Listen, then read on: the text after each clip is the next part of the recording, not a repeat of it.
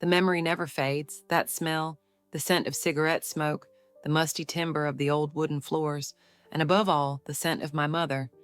She was always there in the corners of the room, lingering like a ghost, never truly present when I needed her most. And I, a child desperate for any shred of affection, could never escape the coldness that surrounded her. At a young age, I understood loneliness in a way most children never should. There were no comforting arms to hold me, no warm words to soothe my restless mind. My mother, she was a stranger to tenderness. Her love was as distant as the sky at dusk, fading into nothing before it could reach me. She existed in the same house, but we lived in different worlds. A house where I was nothing but an afterthought. A presence without purpose. I could remember her face, so pale, devoid of expression, as she moved through the house. There were moments when she looked at me, but it was as though her eyes never saw me. When I cried for her, it was as though my voice was nothing more than an echo in the empty rooms. There was no reply. She would turn away before I could even grasp the slightest hint of her attention. My father, on the other hand, lived in his own bubble, completely oblivious to the needs of the family. He was a man consumed by his own desires, too busy with his own life to care about the broken one at home. His indifference to my suffering was something I learned to bear. It was as though he could not see me, an invisible child in the midst of their hollow marriage. But it was more than indifference. There were times when my mother's coldness turned cruel, and I learned the hard way that love, if it even existed, was something to be feared. She would hit me for things that never made sense, small things, trivial things, a spilled glass of milk, a misplaced toy.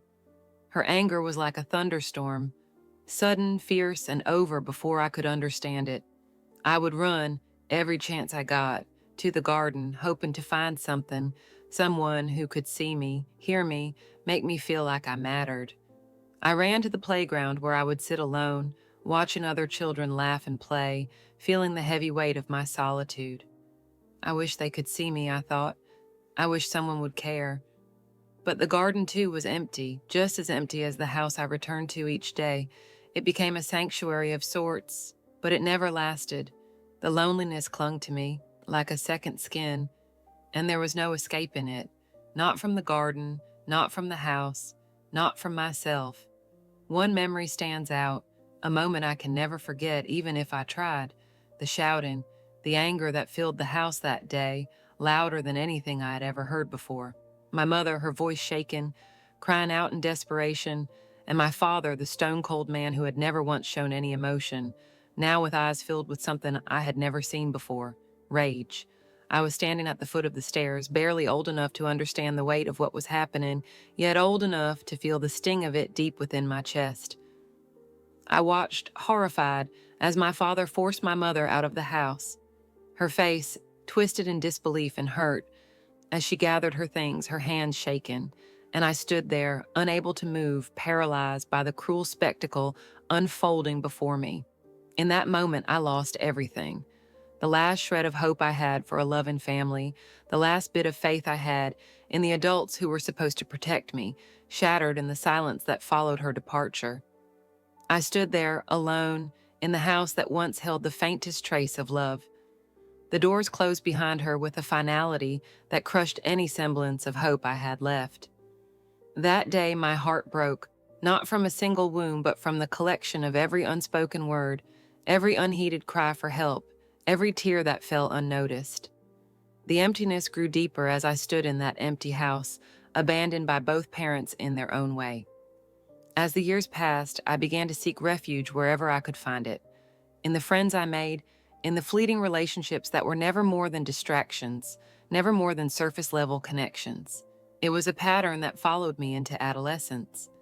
I wanted to be loved, to feel like I mattered, to feel wanted. But even in those fleeting connections, I felt the same emptiness, like I was living a lie. It was never enough, not really. And with each failed attempt to fill the void, I only felt more broken, more hollow. I couldn't escape the loneliness, no matter how hard I tried. And then later, when I was older, I found my first love. It was a soft beginning, a fragile moment of hope that I clung to with all the desperation of someone who had never truly known affection. But as with everything in my life, The light quickly dimmed. My heart, tender and fragile from years of neglect, couldn't withstand the weight of reality for long. I couldn't do it anymore. I couldn't pretend that this was just a phase, that I could forgive and forget. The damage was too deep, and I could no longer trust the man who had once been my everything. I had tried so hard to hold on, to make it work, but now all I felt was emptiness. The love I had once thought was unbreakable was gone, and in its place there was only bitterness and regret. I looked at him one last time, my heart breaking for the life we could have had, but never would. "I can't do this," I said softly. "I can't keep pretending it's okay." He didn't say anything. There was nothing left to say. The silence between us was louder than any words. The love had been replaced by an unspoken understanding. We were done.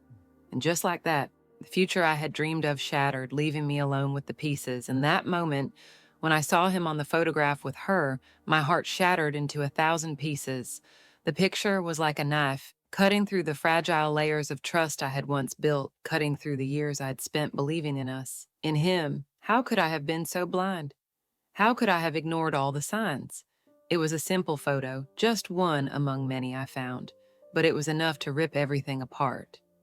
There he was, standing so comfortably beside her, his arm around her waist, a smile on his face. That smile, the smile I had once seen so many times directed at me, was now directed at someone else. The betrayal was not just in the image, but in everything that it represented. The life we had shared, the love I had poured into him, was gone. All of it. Gone. I couldn't breathe. The air in the room felt thick, suffocating, as if the walls themselves were closing in on me. I stared at the photo, my hands shaking. I couldn't stop looking at it, couldn't stop the flood of emotions crashing into me like a tidal wave. The anger, the betrayal, the disbelief. How could he? But the photo wasn't all I found. No, that was just the beginning. The messages were worse. Text after text, letter after letter, each one a cruel reminder of the love he had given to someone else. His words were like poison, each one cutting deeper than the last. "I love you more than I've ever loved anyone. You make me feel alive in ways she never could." Those words stung more than I ever imagined they could. How could he do this to me after everything? After years of promises, of vows? I sank to the floor, unable to hold myself upright any longer. The weight of the truth crushed me, and I let the tears fall, each one a silent scream, mourning the life I thought I had, mourning the love I had so blindly believed in. Everything I had known, everything I had worked for was a lie. And then came the silence, the unbearable silence, where I could hear my heart break over and over again in the stillness. I felt abandoned, alone in a world that suddenly made no sense.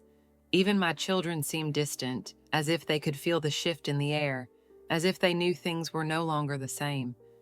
They didn't understand, but I could see the change in their eyes. Their gaze, once warm, now seemed cold. I was losing them too. Everything was slipping through my fingers, and there was nothing I could do to stop it. The realization hit me like a hammer. I was truly alone, and in that moment I felt a deep, gnawing fear, a fear that had been there all along, hiding in the shadows, but now it was glaring in front of me. What would become of me? How would I survive this? I stood up, wiping my tears away, and took a deep breath. I had to get answers. I had to know why. Why had he done this to me? Why had he turned his back on everything we had built, everything we had shared? Was I that easy to leave behind? Did I mean so little to him? And then he showed up. He stood there in the doorway, his eyes full of guilt, his voice shaky as he said, "I'm sorry, I didn't mean for it to happen." I could feel the anger rising in me, boiling up like a storm inside my chest. How dare he? How dare he come here and try to apologize after everything he had taken from me? The years, the trust, the love. How could I ever look at him the same way again? "I don't want your apology," I said, my voice surprisingly calm, though inside I was screaming. "You had every chance to make things right. You had every chance to be honest with me, and you chose her. You chose her over me." His face twisted in pain, But I didn't care. The damage had been done, and no apology could fix it now. "I know I've hurt you," he said quietly, "but please don't throw away everything we had. I'm begging you. I made a mistake." A mistake. That's what he was calling it. A mistake. How could he reduce all of this to just a mistake? A mistake was forgetting to pick up groceries. A mistake was missing an appointment. But this was something else entirely. This was betrayal, and it was far deeper than any mistake. I couldn't do it anymore. I couldn't pretend that this was just a phase, that I could forgive and forget. The damage was too deep, and I could no longer trust the man who had once been my everything. I had tried so hard to hold on, to make it work, but now all I felt was emptiness. The love I had once thought was unbreakable was gone, and in its place there was only bitterness and regret. I looked at him one last time, my heart breaking for the life we could have had, but never would. "I can't do this," I said softly. "I can't keep pretending it's okay." He didn't say anything. There was nothing left to say. The silence between us was louder than any words.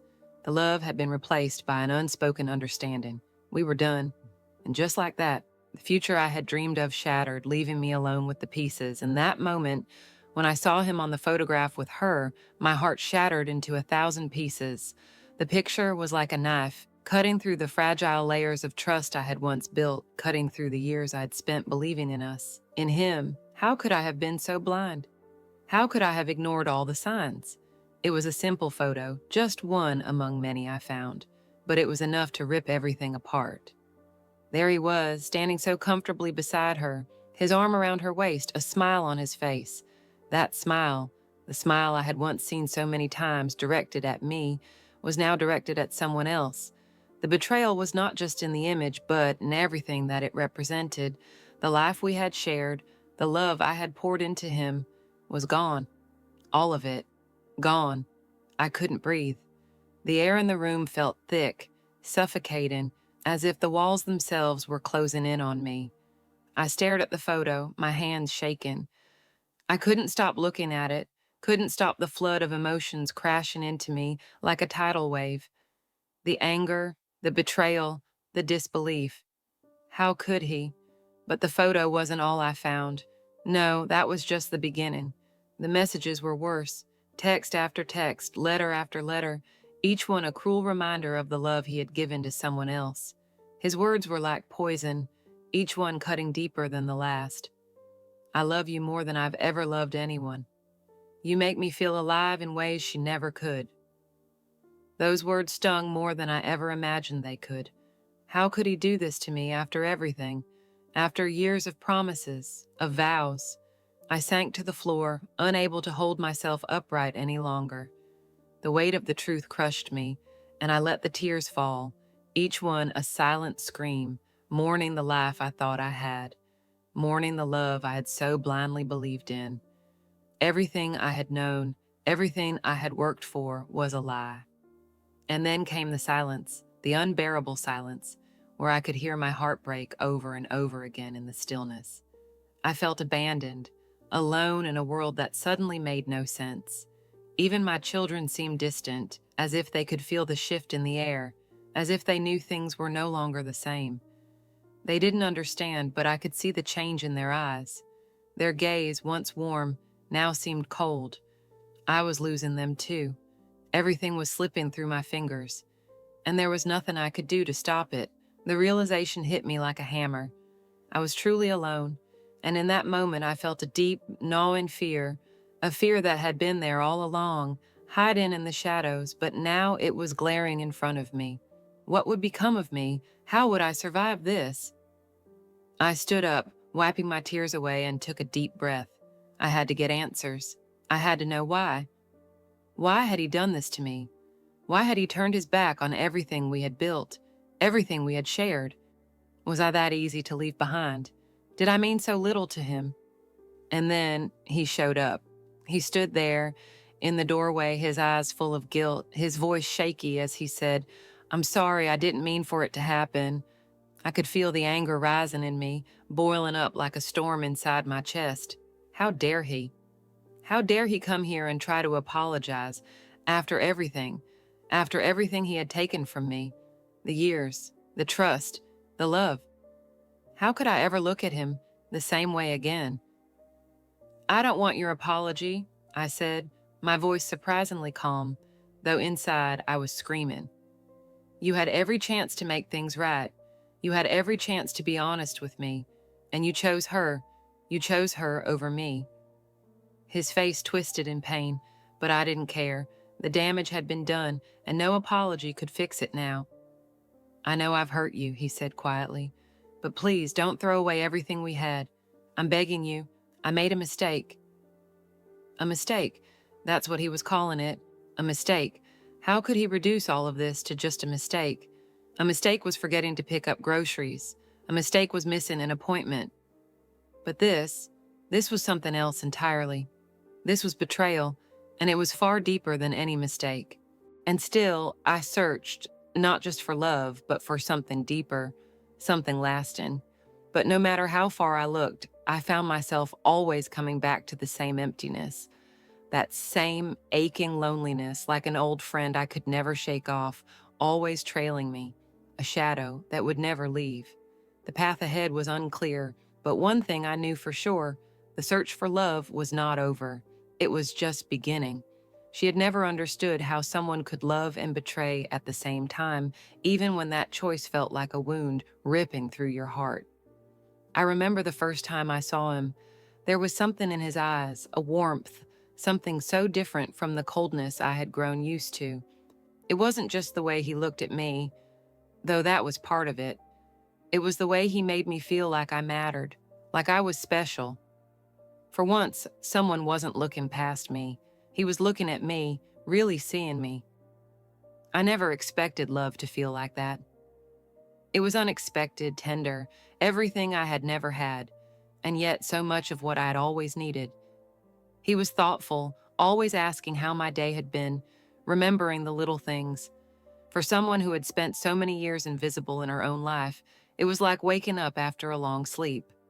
I thought I had found my person, the one who would never make me feel abandoned. We got married not long after, and then children came.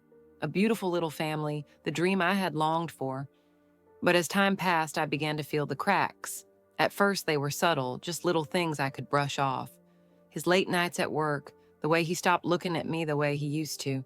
He was distant, yes, but I told myself it was just the weight of responsibilities, the pressure of life. We were building a future together, after all. But then came the moment I wish I could erase from my memory, the one that would change everything. I was sitting in the living room alone, my hands folded tightly in my lap, when he walked through the door. The smell hit me before I even saw his face, a faint trace of her perfume. It lingered in the air, impossible to ignore. My chest tightened, and my mind raced as I watched him step into the room. His shirt had the faintest trace of it, the perfume I had never smelled on him before. It was so unmistakable. I could feel the ground beneath me shift, and for a long moment I couldn't breathe. I wanted to scream, but I couldn't find the words. My heart sank into my stomach as I asked him, my voice trembling, "Where did that smell come from?" He looked at me, his face faltering for just a second, and I saw it. The guilt in his eyes, the way he avoided my gaze, as though he could hide the truth from me. "It's nothing," he said, his voice flat. Just a friend's perfume. Nothing to worry about." But I knew then that something was terribly wrong, and all the pieces started to fall into place. I sat there staring at him, my mind screaming, but my body frozen in place. The room felt too small, suffocating. "Who is she?" I managed to ask, barely above a whisper. He sighed, rubbing his face. The weight of the truth was too much for him to carry, and for a moment, he looked like a man already lost. "It doesn't matter," he said. "I've made a mistake, but I didn't mean for it to happen." I felt the world tilt beneath me, the ground beneath my feet crumbling. I had given everything, my love, my trust, my heart, and he had thrown it all away. For what? For her? For something fleeting? Something that couldn't possibly matter as much as the life we had built together? "I can't believe this," I whispered. "How could you do this to me?" "I didn't mean to hurt you," he said. "But you've changed. You're not the same person anymore. I don't know who you are anymore." Those words stung more than any betrayal. I had always tried to be the best for him, to be the wife he needed, the woman he could depend on. But now I was the problem. I wasn't enough. I wasn't her. The weight of it all crushed me. I wanted to yell, to scream at him for everything he had taken from me. But instead, I sat in silence, my body numb. How could I fix this? How could I make it better? I tried. I really did. I convinced myself that this was just a phase, just a moment of weakness on his part, something we could move past. I begged him to talk to me, to open up, to find a way back to us, but he was distant, unreachable, like a man already gone. The more I tried to salvage what we had, the more I realized he was slipping away, leaving me to watch as everything crumbled to dust. Each attempt to talk, to fix things, was met with cold indifference. It wasn't just the affair that had broken us. It was everything that had been buried beneath the surface for so long. The unspoken words, the unmet needs, the years of silence between us. Now, with a newfound strength, she felt ready to confront the past, to find the answers that had been kept from her for so long. She walked toward the door, her heart lighter than it had been in years, knowing that the journey ahead would be difficult, but it was one she was ready for. The past no longer had the power to hurt her. She was taking the first steps into a new life, a life where she would find the peace she had long deserved. When she discovered the truth, her heart clenched. It was a revelation so unexpected, so far beyond anything she had ever imagined. Her parents had been hiding the biggest secret of all, a secret that could have changed everything she knew about herself, about them, and about the life she had built around their lies. It began with a strange, seemingly insignificant phone call. A distant relative, someone she hadn't heard from in years, reached out, her voice trembling with a kind of nervous excitement. At first, she thought it might just be another casual family update, but as the conversation deepened, the words began to piece together a puzzle she had never even known existed. Her mother, the woman she had spent years trying to understand, had been involved in something much darker than she could have ever imagined. There were whispers of financial schemes, shady deals, and a trail of deceit that had stretched back for decades. Her mother, her protector, her cold, distant protector, had been complicit in crimes she never would have believed possible. How could it be true? How could the woman who had always been so emotionally distant, so incapable of showing affection, be involved in something so illegal? The details were murky at first, vague, but as she dug deeper, the horrifying truth became undeniable. Her mother had been involved in financial fraud, orchestrating deals that had affected the lives of countless people. The weight of this knowledge hit her like a tidal wave, and she could barely breathe as the world she had known began to crumble around her. But it wasn't just her mother. Her father, too, had played his part in this web of lies. He had known, he had seen it all unfold, and yet he had chosen silence. The man she had once admired, the man who had always seemed so distant but fundamentally good, was just as guilty as her mother. He had allowed these secrets to stay hidden, to fester beneath the surface of their family life. This revelation shattered her understanding of everything. The parents she had known, those she had relied on, who had raised her, who had taught her right from wrong, were not who she thought they were. They were not the pillars of morality and integrity she had held them up to be. They had been hiding the truth from her, and now that truth was too painful to ignore. Sitting alone in her room, surrounded by the scattered papers that contained all these secrets, she couldn't help but feel like she was suffocating. Her whole life, the family she had known, was built on lies. She had always felt like an outsider, like something was missing, like she was never truly seen. But now she understood that the disconnect wasn't just in her own mind. It had been a fundamental part of her family's dynamic. The foundation had always been cracked, and now she could see the enormity of the damage. Could she forgive them? Could she ever find it in herself to understand why they had kept these secrets from her? Could she forgive her mother, who had been part of something so ugly? Could she forgive her father for knowing and doing nothing? These questions spiraled in her mind, but the truth was, she didn't know. She didn't know if forgiveness was even possible. And yet, as the hours passed, she began to realize something else. Her pain, the pain that had shaped so much of her life, was not solely her fault. She had always blamed herself, wondering what she had done wrong, why she couldn't make her family love her the way she had always longed to be loved. But now she saw that the burden wasn't just hers to carry. Her parents had contributed to the weight she had been carrying for years, and that knowledge didn't make her feel less alone. It made her feel more whole. She wasn't a victim of her own inadequacies. She had been a victim of their choices. For the first time, she allowed herself to feel the full weight of her own pain. She wasn't weak for feeling hurt, for feeling betrayed. She wasn't flawed for feeling abandoned. She was simply someone who had been hurt, someone who had been lied to by the people she loved the most. And as painful as it was, she had every right to mourn that loss. But through it all, something else was happening. The more she understood the depths of her parents' secrets, the more she realized that her life was still her own to shape. She had the power to choose what to do next. She had the power to decide what her future would look like, whether she continued to allow their lies to define her, or whether she would find a way to build a life that was truly her own. She didn't have all the answers, but for the first time, she wasn't looking for them in the shadows of her past. She was ready to move forward. The weight of the truth was still there, but it no longer had the power to control her. She was taking back her power, and in that moment she knew that she could find healing, not by forgiving them necessarily, but by forgiving herself for not having the answers sooner. This moment was the beginning of something new, the moment when she could finally start to understand her own worth, when she could see herself not as the child of two flawed, broken people, but as a person who had the strength to survive, to thrive, to create a future that was entirely her own. And for the first time, she felt free, free from the past, free from the secrets. The truth had set her free, and she was ready to embrace whatever came next. She no longer sought answers from the past. All her questions remained behind, a part of her that was now distant, like a faded memory. Now she stood at the threshold of a new life filled with determination, ready to move forward, no matter what had come before. The decision had come slowly but surely, like the quiet breaking of dawn. It wasn't easy, but it was clear. She would leave behind the pain, the past, the disappointments, all the broken parts of her life, the betrayals, the lies, the hurt had shaped her, but they would not define her future. It was time to rebuild, to create something new with the fragments of her past, a mosaic of strength and resilience.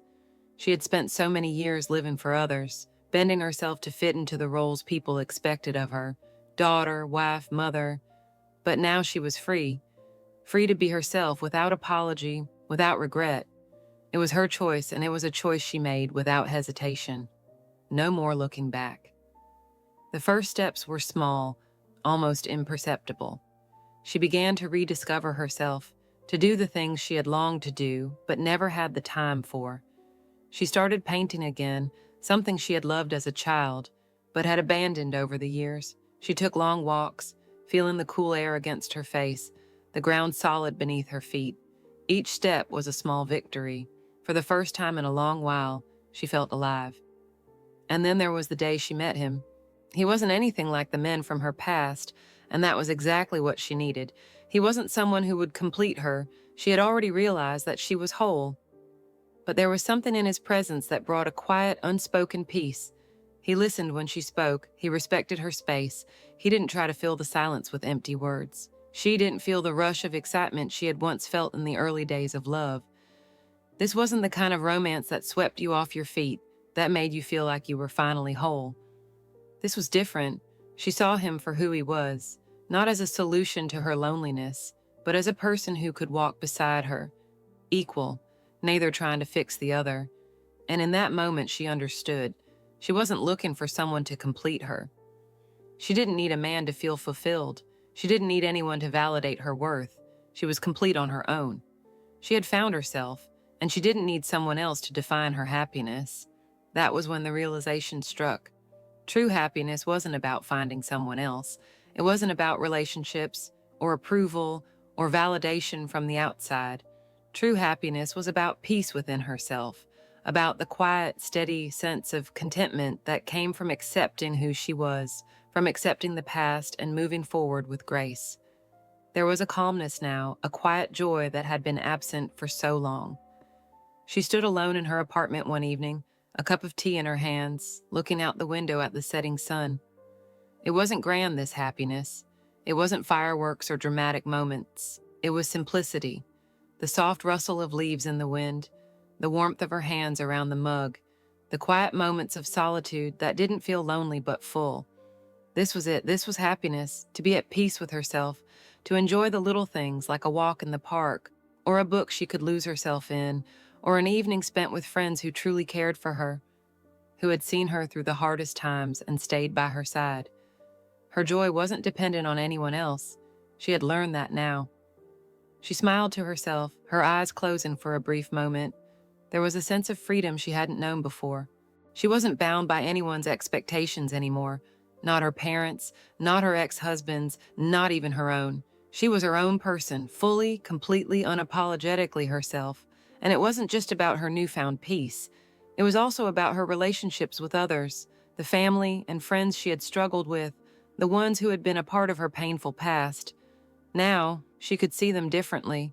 She could forgive them, if only in the sense that she no longer let their actions hold power over her. She understood them now, not as perfect beings, but as flawed humans, just like her. They had their own struggles, their own pain, and she no longer carried that burden. Her phone rang. It was her mother, someone she hadn't spoken to in months. For the first time, she didn't feel the need to pick up, didn't feel the weight of obligation, but she did. And when they spoke, it wasn't the same. There was no anger, no bitterness, just a calm acceptance of what had been. They spoke as equals now, with the understanding that their relationship didn't have to be perfect to be meaningful. For the first time in years, she felt the full power of her freedom. She had let go of her past, of her pain, of the people who had tried to define her. And in letting go, she had made space for something new, for peace, for joy, for her own version of happiness.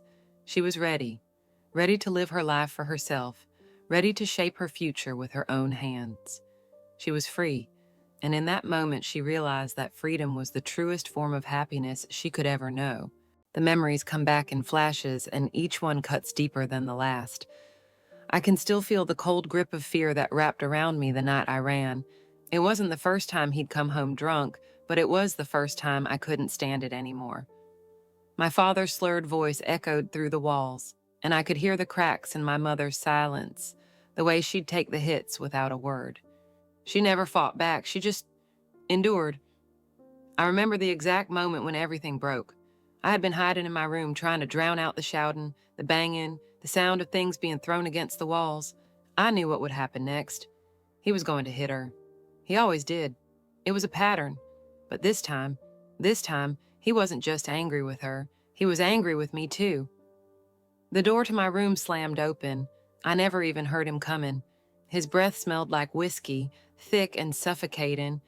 And before I could react, his hand grabbed my wrist, pulling me out of my safe space. "Get up," he growled. His voice was a low, dangerous growl. "You're coming with me." I didn't have time to protest. He was dragging me through the house, the floors creaking under our feet, his grip tight and unforgiving. I wanted to scream, but I couldn't. My voice felt trapped, caught somewhere deep inside me. And then, just like that, I was outside, on the cold concrete of the driveway, the chill of the night biting at my skin. The park was close by, just a few blocks down. I didn't even think, I just ran. The streetlights blurred as I moved past them, each step taking me farther away from the place I had once called home. My heart was pounding in my chest, my breath coming out in ragged gasps. The tears blurred my vision, but I didn't stop. I couldn't. I was finally free, but it felt like the world was closing in on me, all the same. I could still hear the echo of my father's voice, still feel the sting of his anger, and somewhere deep down, a part of me couldn't let go. A part of me still felt like I was leaving something behind. It wasn't just the house, or the broken windows, or the faded walls. It was everything. It was my mother's silent suffering, my father's rage, the life I had known. All of it felt like it was chained to me, holding me back even as I ran. I reached the park, my breath steadying as I slowed to a walk. The moon hung low in the sky, casting long shadows across the empty swings and benches. I could hear the distant sound of cars passing, but otherwise the park was quiet, peaceful even. But peace wasn't something I knew, not really. I sat on a bench, my hands shaking as I hugged them to my chest. It was the first time I was truly alone, and the weight of it was crushing. I'd always felt like I was living in someone else's shadow, like I was just a bystander to my own life. But here, in this empty park, it was different. I had made a choice. I had left. I was on my own now. But was it freedom, or was it just another kind of prison? I closed my eyes, the weight of the world pressing down on me. I could still feel the warmth of my mother's arms, even though I hadn't felt them in years. I could still see her standing there, a silent witness to everything, always so small, always so fragile. I wanted to protect her. I wanted to fix everything. But I knew I couldn't. Not then, not now. When I opened my eyes, I saw a figure approaching from the shadows. I stiffened, instantly wary. It was a man, someone I didn't recognize, but there was something about the way he moved that made me pause. He wasn't threatening, not in the way my father had been, but the wariness in me refused to let go. I had learned long ago that people couldn't be trusted. My parents had shown me that. They had taught me that trust was something to be given sparingly, and even then it was a dangerous thing to offer. But this man, he looked kind. His eyes were soft, and he didn't seem to have any ill intentions. Yet, I couldn't let myself believe it. Not yet. "Are you okay?" he asked, his voice gentle, but laced with concern. "I saw you sitting here alone, and you don't look too good." I could feel the weight of his gaze on me, like he was trying to see into me, to understand what I was going through. It was too much. I turned away, pulling my knees up to my chest, hiding my face in the folds of my arms. "I'm fine," I muttered, the words tasting bitter in my mouth. They were a lie. I wasn't fine, but I couldn't let him see that. I couldn't let anyone see how broken I really was. "You don't look fine," he said softly, his voice not judgmental, just honest. "If you ever need someone to talk to, I'm here." I heard him walk away, but his words lingered in the air. They hung there, like a promise, like a lifeline that I didn't know how to grab onto. I didn't trust him. I didn't trust anyone, not anymore. The only person I could rely on was me. And that thought, as lonely as it was, felt like the only truth I could hold on to. For the first time in my life, I realized that my survival didn't depend on anyone else. It depended on me, and maybe, just maybe, that would be enough. But even as I made that promise to myself, the scars of my past were still there, and they weren't so easily forgotten. Each step I took away from my family felt like it was pulling me further from the person I used to be. But at the same time, it was pulling me closer to something I had never allowed myself to see before, the possibility of a life that was mine. It wasn't easy, stepping into the world after everything that had happened. But I told myself that I had no choice. I couldn't go back to the life I had known. I couldn't be the person I used to be, the one who ran and hid whenever things got too hard. No, I was determined to make something of myself. I was going to find my place in this world, even if it meant doing it alone. I found a job at a small office, handling administrative tasks. It wasn't glamorous, but it was enough. I'd wake up early, get dressed in clothes that felt like a uniform, professional, but nothing more than that. There was a kind of cold comfort in the routine. I would go through the motions, do my job, go home, and do it all again the next day. For a while, that was enough, but I couldn't shake the feeling that something was missing. Work became my escape, my way of proving to myself that I was capable of more than what I had been given. It wasn't just about the paycheck. It was about showing the world, and more importantly, showing myself that I was worth something. I wanted to be independent, to prove that I wasn't like my parents. I wasn't weak. I wasn't helpless. I had dreams too. There were moments when I thought I was getting somewhere. I was promoted, given more responsibilities. My boss even complimented me on my work. But there was always this nagging feeling that it wasn't enough. No matter how much I achieved, it never seemed to make me feel whole. I'd come home to an empty apartment and the silence would swallow me whole. I would lie in bed at night, staring at the ceiling, wondering if this was it. Was this the life I had fought for? Was this the life that would make me happy? I began to seek comfort in new people. I met a colleague, Alex, who seemed different. He was warm, easy to talk to, and he made me laugh. For the first time in a long while, I felt like I could connect with someone. He listened to me in a way that no one had before. We would talk for hours after work, sharing stories about our past, our hopes for the future. It felt like a lifeline, something to cling to.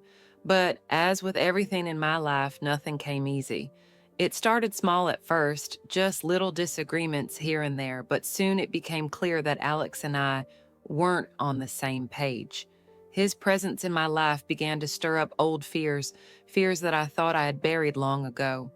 I wanted so badly for things to work out, for us to be a team, but every time I felt like I was getting closer to him, I would find myself pulling away. It wasn't long before the tension between us spilled over into my personal life. I would come home from work exhausted, only to find myself caught in an argument with him about something insignificant. I'd try to explain myself, but nothing I said seemed to matter.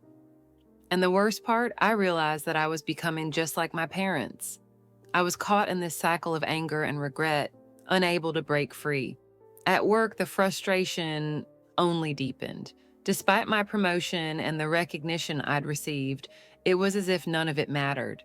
My ideas were constantly overlooked, my achievements dismissed. The more I tried to prove myself, the more invisible I felt. It was as if I was screaming into a void and no one was listening. I couldn't understand it. How could I give everything I had and still feel like I was failing? I tried to push through, but the weight of it all was becoming too much. The person I thought I was becoming, the strong, independent woman, felt so far away. I was drowning in my own uncertainty, unsure if I had the strength to keep going. Each failure felt like a confirmation of everything I feared. Maybe I wasn't good enough. Maybe I wasn't meant to be happy. And then I'd look at Alex. I'd see his smile, his laugh, the way he made me feel like I wasn't alone. And I'd think that maybe he was the answer. But even then, I was terrified, because with every step closer I took to him, I knew that I was giving a piece of myself away. The problem wasn't just the mistakes I was making in my personal life or the frustration at work. The problem was me. I couldn't shake the feeling that I was always running, always searching for something I couldn't quite define. It felt like happiness, true happiness, was a distant dream, one that was always just out of reach. As I sat in my apartment that night, staring at the walls that felt so much colder than they had before, I realized how far I had come, but I also realized that it wasn't enough. I had built a life, yes, but I had built it on a foundation of cracks. Every time I thought I was close to finding peace, I found myself pulled back into the chaos.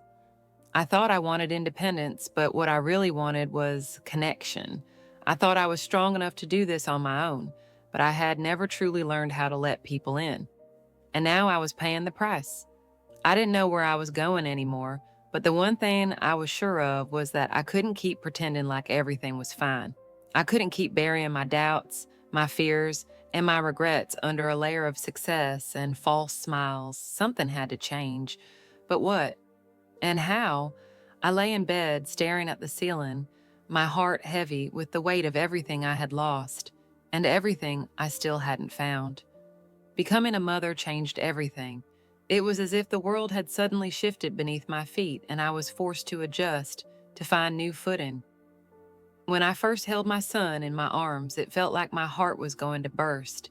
He was tiny, fragile, and so innocent, and in that moment I made a promise to him that I would give him everything I had never had.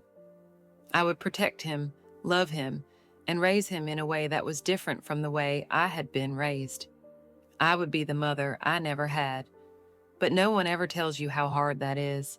No one tells you how difficult it is to love someone so completely, yet feel so utterly lost in the process of trying to do everything right. I thought I had it figured out at first. I read every book on parenting, joined every parenting group, and tried to surround myself with people who seemed to have all the answers. But nothing prepared me for the overwhelming weight of it. Every decision felt like it carried the weight of the world. Should I breastfeed longer? Should I introduce solids at a certain age? Was he developing at the right rate? Was I being too overprotective, too lenient? It was constant, this internal dialogue, this fear that I was somehow failing him before he even had a chance to grow. Every time I looked at him, I saw my own shortcomings reflected in his face. I saw the mistakes my parents had made with me, and I promised myself I wouldn't make them. But the pressure to be perfect was suffocating. It was as if I had to be everything at once: the caring, understanding mother, the disciplinarian, the provider, the friend, and I didn't know how to balance it all. There was no handbook for this, no clear instructions on how to navigate the sea of fear, doubt, and love that came with motherhood. I would sit in his nursery at night watching him sleep, and I would wonder if I was enough for him. Was I doing this right? Would he grow up and remember the nights I spent soothing him, or would he remember the moments when I was too tired, too overwhelmed to give him the attention he deserved? The constant cycle of doubt and guilt gnawed at me, and I couldn't shake the feeling that I was always falling short. But despite all the struggles, there were moments of joy too. The way his face would light up when he saw me, the sound of his little giggle as I tickled him, the way he reached for my hand as he took his first steps. Those moments made it all worth it. They were a reminder that, despite everything, I was doing something right. But it wasn't long before things started to change. As my son grew older, I started to notice small things that worried me. He wasn't always the happy, easygoing child I had imagined. He would have temper tantrums, act out in ways I didn't know how to handle. I could feel my frustration building, the same frustration I had experienced as a child when I didn't understand my parents' expectations. But I had promised myself that I wouldn't repeat their mistakes. I wouldn't be like them, so I pushed harder. I tried to be more patient, more understanding, but it felt like I was always one step behind him, trying to fix something that I couldn't quite understand. And then, the first big conflict happened. It started with something small, a disagreement over something insignificant, like which TV show to watch. But before I knew it, it had spiraled out of control. He refused to listen to me, and I couldn't understand why. Why wasn't he doing what I asked? Why was he so stubborn? Why couldn't he just follow the rules I set for him? I could feel the frustration rising within me, the same way I had felt when I was a child, trying to make sense of my parents' rules. But I wasn't my parents. I couldn't be like them. I couldn't let this conflict destroy what we had built. But no matter how hard I tried, nothing seemed to work. The more I pushed, the more he resisted. It wasn't just about the conflict. It was about the fear. The fear that I was losing control, that I was failing as a mother. And as much as I tried to convince myself that I was doing the best I couldn't shake the feeling that maybe I wasn't. Maybe I wasn't the mother I wanted to be. The strain began to show in my marriage as well. My husband and I, who had always been partners, began to clash over how to handle our son. He would tell me I was being too hard on him, that I needed to loosen up, but I couldn't help it. I couldn't let go. I had to make sure everything was perfect for him, just like I had promised. And yet, no matter how hard I tried, things only seemed to get worse. We argued more often, and it became clear that we were no longer on the same page. My ideal of a perfect family, the one I had built in my mind, was crumbling, and I didn't know how to fix it. I tried to reach out for support. I made an appointment with a therapist, hoping that someone would help me understand why I couldn't get it right. But when I arrived, I was met with indifference. The therapist didn't seem to understand me, didn't seem to get the depth of what I was going through. She offered general advice, but nothing that felt real, nothing that could help me navigate the maze of my own fears and doubts. I was left feeling more alone than ever, and then I turned to my friends. But they, too, seemed to have their own lives, their own problems. They didn't understand what it was like to feel like you were constantly failing. They didn't understand the pressure to be perfect, the fear that you were damaging your child, that you were repeating the same mistakes that had been made with you. It was in those moments when I felt like no one understood that the isolation set in.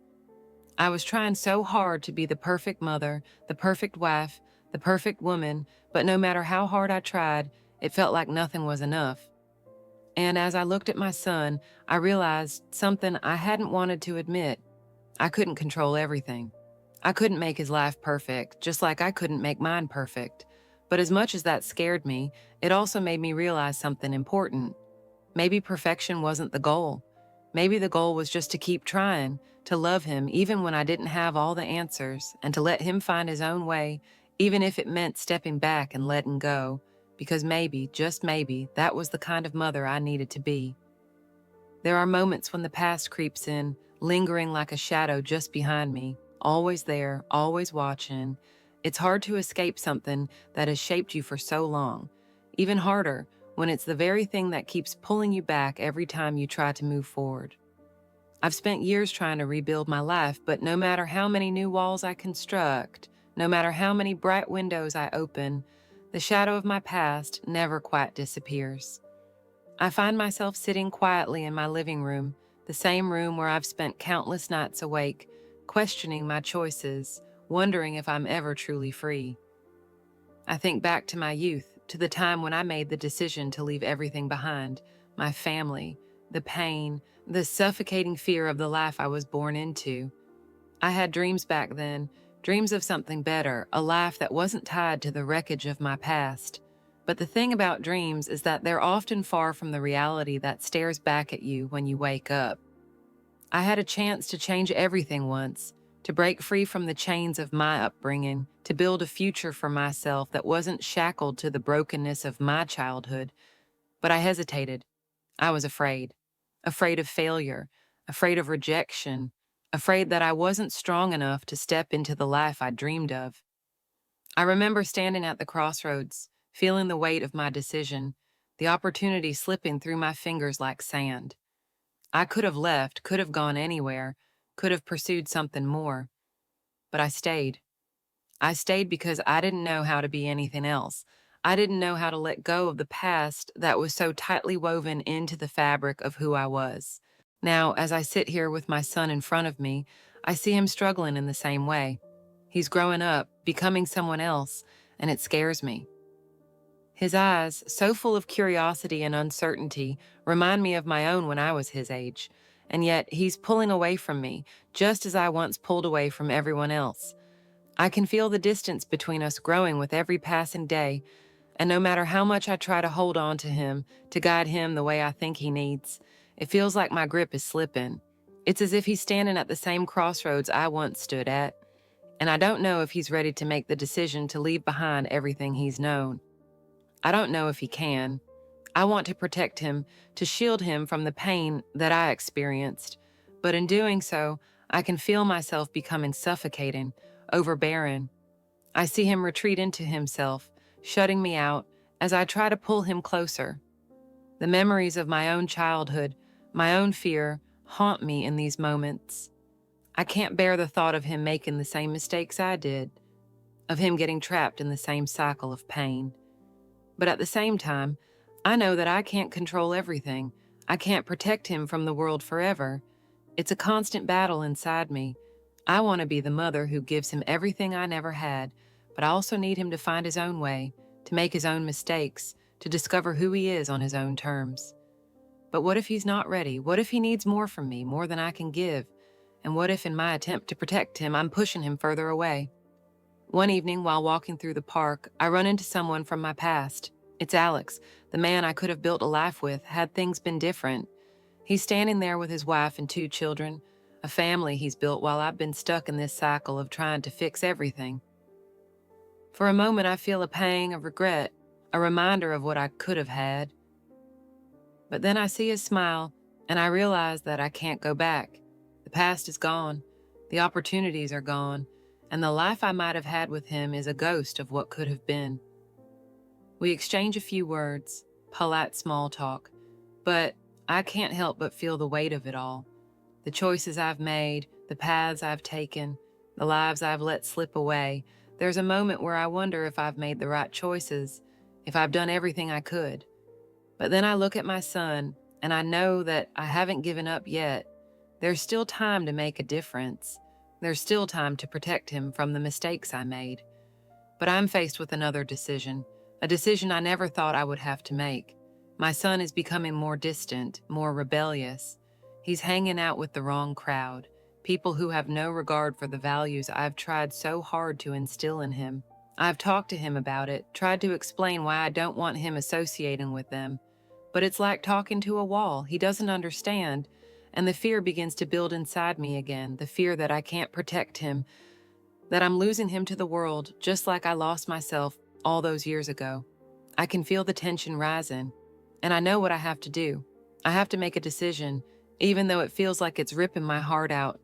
I have to send him away to another city to live with relatives where he can escape the influences that are pulling him down. I hope it will help, hope that the distance will give him a chance to figure things out. But as I make this decision, I feel the weight of it all.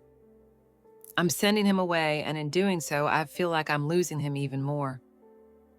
I'm afraid that this is the final straw, that once he's gone, he'll never come back.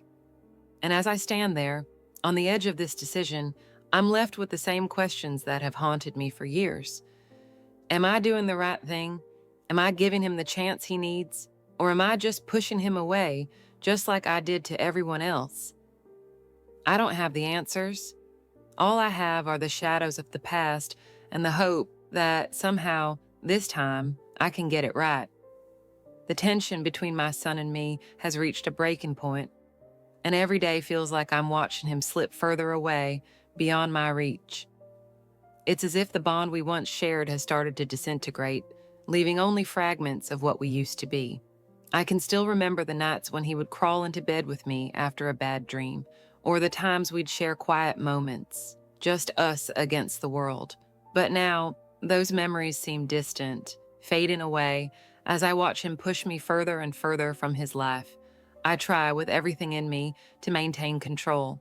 I tell myself that if I can just be more patient, if I can just give him the right kind of support, he'll come around, but it's not working.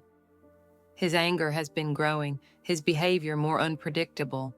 He snaps at me over the smallest things, slams doors when he's frustrated, and retreats into himself when I try to reach out.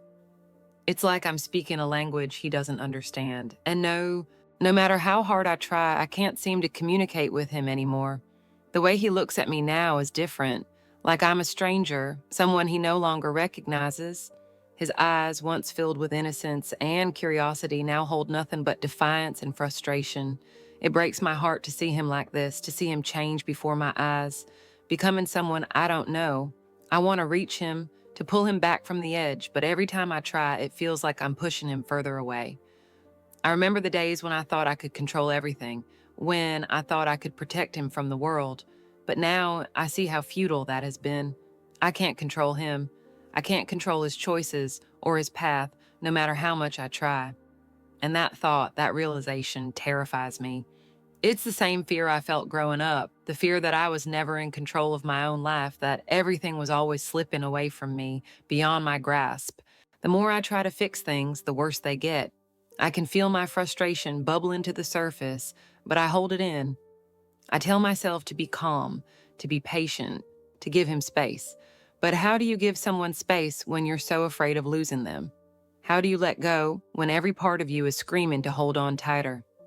Then, one night, after another argument, it happens. I come home from work to find a note on the kitchen table. My heart sinks as I read the words that feel like a punch to the gut. He's leaving. He's decided to live on his own, to take control of his life as if he's already made up his mind about what kind of person he wants to be. I can feel my breath catch in my chest, my hands shaking as I clutch the note. He's not even asking for my permission, not even giving me the chance to understand why he's doing this. He's just gone. And with that, something inside me breaks. All the control I thought I had, all the plans I thought would keep us together, are suddenly gone. In one moment, I've lost him.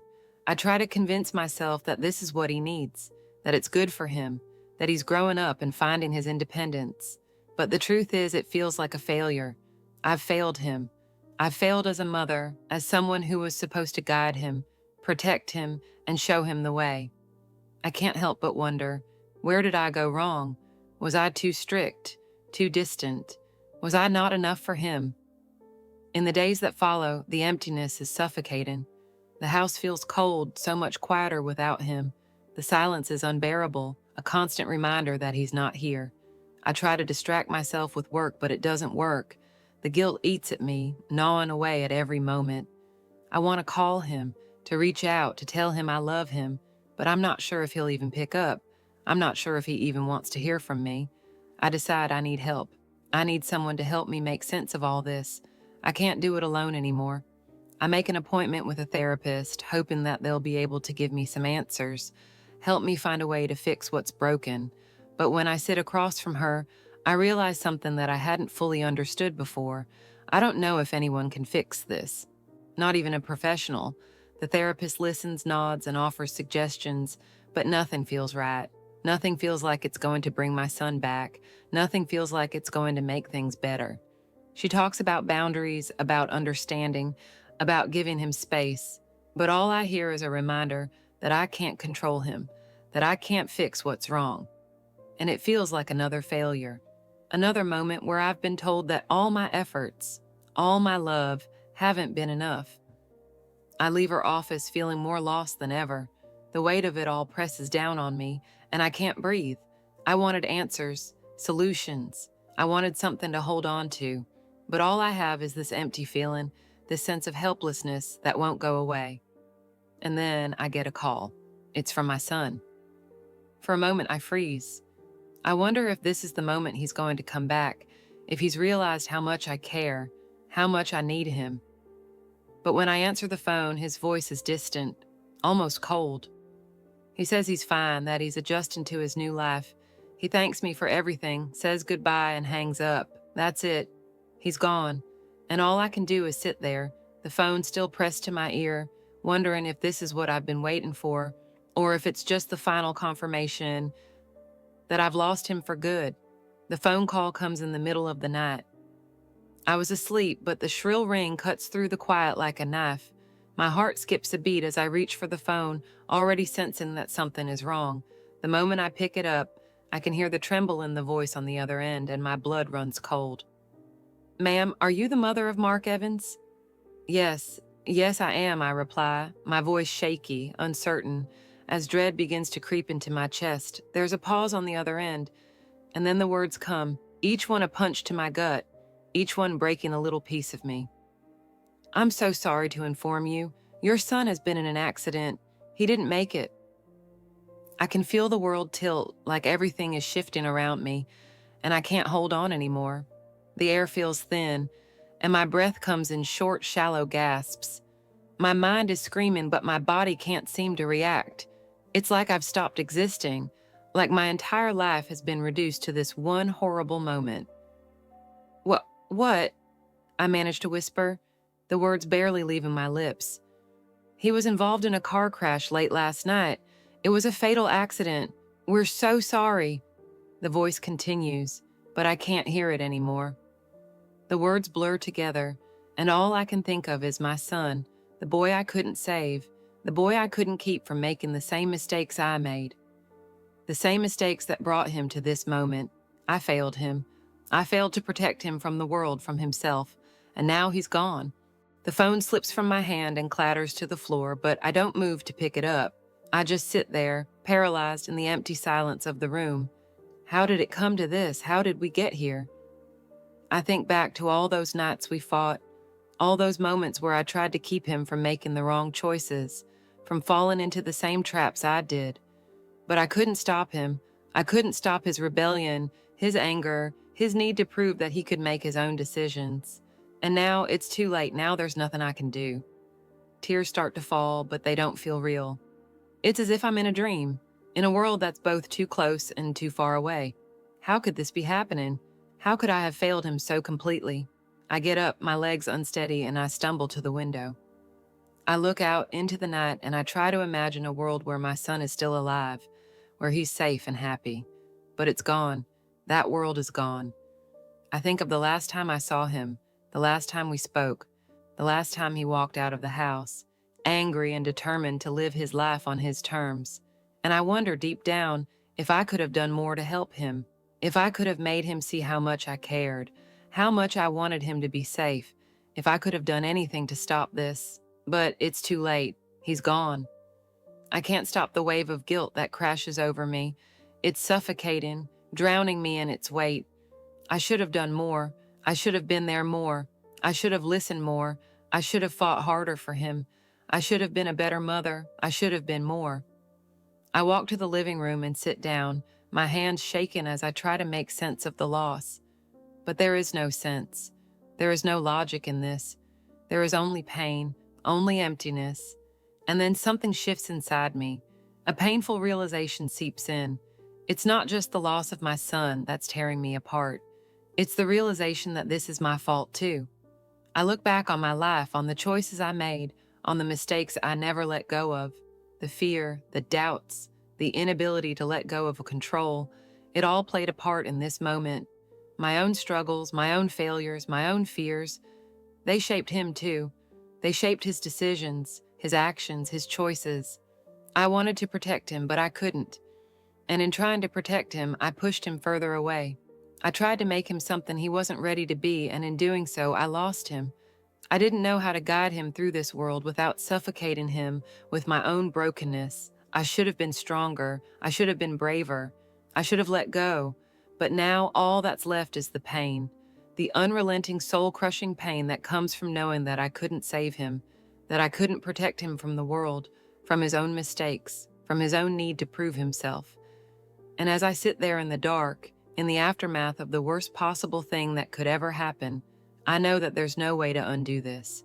There's no way to bring him back, no way to fix the mistakes we made. There's only the realization that my son is gone, and all I have left are the memories of what could have been. I don't know how to move on from this. I don't know how to pick up the pieces of my shattered heart and try to make sense of it all, but I know that I have to.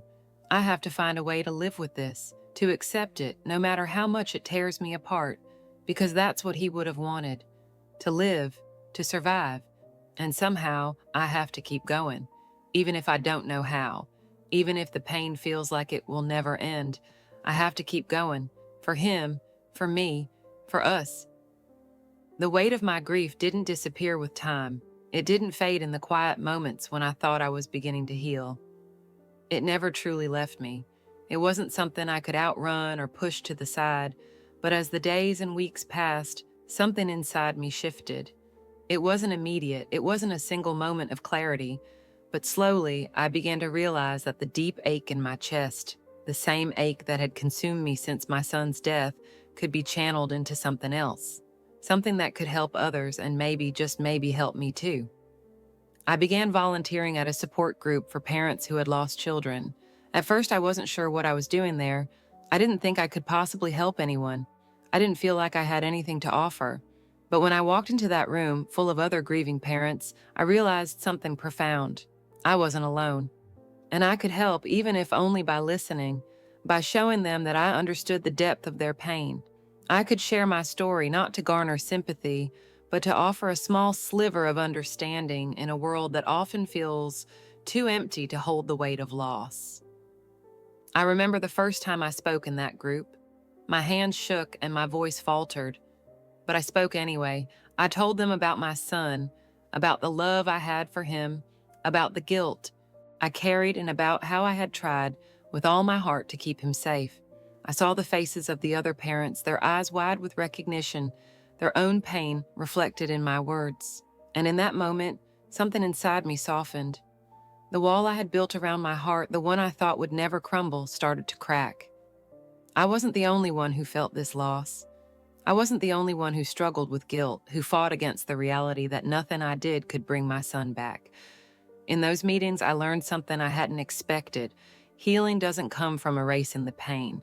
It comes from sharing it, from letting others carry it with you for a while. It comes from allowing yourself to feel, to be vulnerable, to admit that you are broken, and that it's okay to be broken. Over time, I began to find comfort in those shared stories. Every tear shed, every memory shared, every hand held, those were the things that started to heal me. They gave me the strength to face another day, to face the reality of my loss without letting it completely consume me. And then something shifted again. I found myself wanting to do more. The desire to help others grew, and with it came a new sense of purpose. I wasn't just helping parents who had lost their children. I was helping myself. But I also began to think about the young people in my life, the ones who were still on the edge of making decisions that could change the course of their futures. I had seen the consequences of those decisions in my own life and in my son's. I had seen how one mistake could send everything spiraling out of control. I decided I wanted to be a mentor. I wanted to speak to young people, to share my story, to show them that life wasn't just about the mistakes you made, but also about the choices you could still make. I wanted to help them understand that there was always another chance, that they didn't have to fall into the same traps I did, that even when you think you're too far gone, there's always a way back.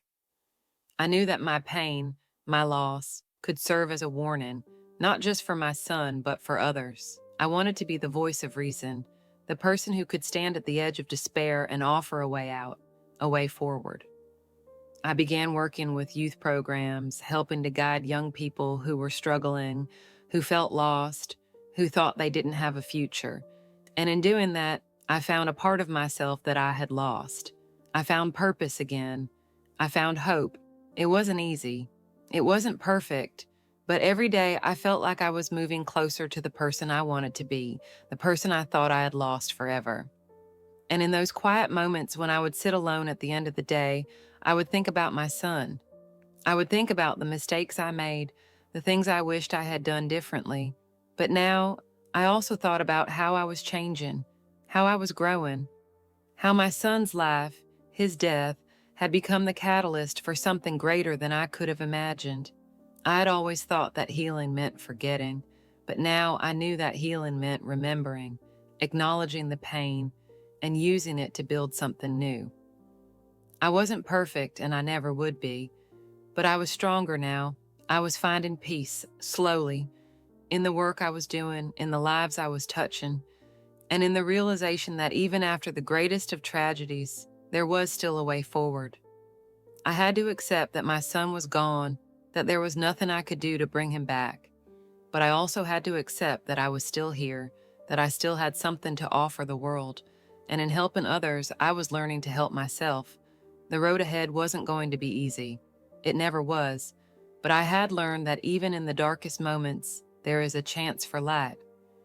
Even in the aftermath of loss, there is a way to rebuild, to heal, and to move forward. And for the first time in a long time, I felt like I had the strength to do just that. I couldn't change the past. I couldn't undo the mistakes I had made, but I could make a difference now in the present. And that, in itself, was a kind of redemption. It was a long road ahead, but it was mine to walk. And for the first time in a long time, I wasn't afraid.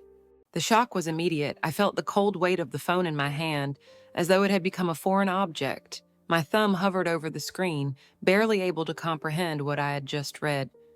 The message was clear, detached, and final. "We don't want anything to do with you anymore. You made your choice." My heart stopped. My breath caught in my chest, thick and suffocating. The phone slipped from my hand and hit the floor with a sharp crack, echoing in the silence of my living room. I couldn't breathe. I couldn't think. I stared at the screen, willing it to change, to make sense, to somehow offer me a way out of this nightmare. But there it was, in cold black text, my children, the ones I had given everything to, telling me they no longer wanted me in their lives. I grabbed the phone from the floor, trembling. My fingers shook as I tried to dial their numbers. I had to hear their voices. I needed an explanation, anything that would make sense of this. But the phone rang and rang, unanswered, as if they had already erased me from their world entirely. My chest felt tight, as if the walls of the house were closing in around me. I leaned against the counter, my head spinning. How? How did this happen? I thought I was doing everything right. I had given them everything I had, spent years sacrificing, building a future for them. I had taken the difficult steps, made the tough choices, all for them. And now this devastating betrayal. I stood up straight, trying to steady myself, but my legs were weak. I had to see them. I had to understand. I grabbed my coat and left the house without a second thought, the chill of the evening air doing little to soothe the burning fire of panic inside me. I arrived at my son's apartment, breathless, my pulse still racing. I knocked, my knuckles tapping against the wood of the door with a hollow sound. There was no answer. I knocked again, harder this time. Finally, the door opened a crack. His face, so familiar, looked at me through the sliver of space. His eyes cold, distant. "Mom," he said, his voice flat, no warmth, no love. I tried to speak, my voice shaking with desperation. "Please, just tell me what happened. What did I do wrong?" He stepped back, his expression never softening. "You really don't get it, do you?" he asked, his words cutting through me like a blade. "You sold us your love, Mom. You made it about money, about your savings. We didn't need that. We needed you." I felt the world spin around me. Sold? I was confused. I I did it for you, for us. I thought you'd be happy. Why can't you see that?" "No, Mom," he snapped, his voice hardening with anger. "We don't want your money. We wanted a mother, not a business partner. You chose them, not us."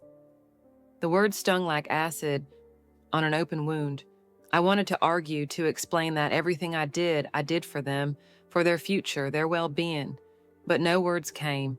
I was left standing there, speechless, the overwhelming weight of their accusations suffocating me. I tried to reach out to him, desperate, but he took a step back, as if my very presence disgusted him.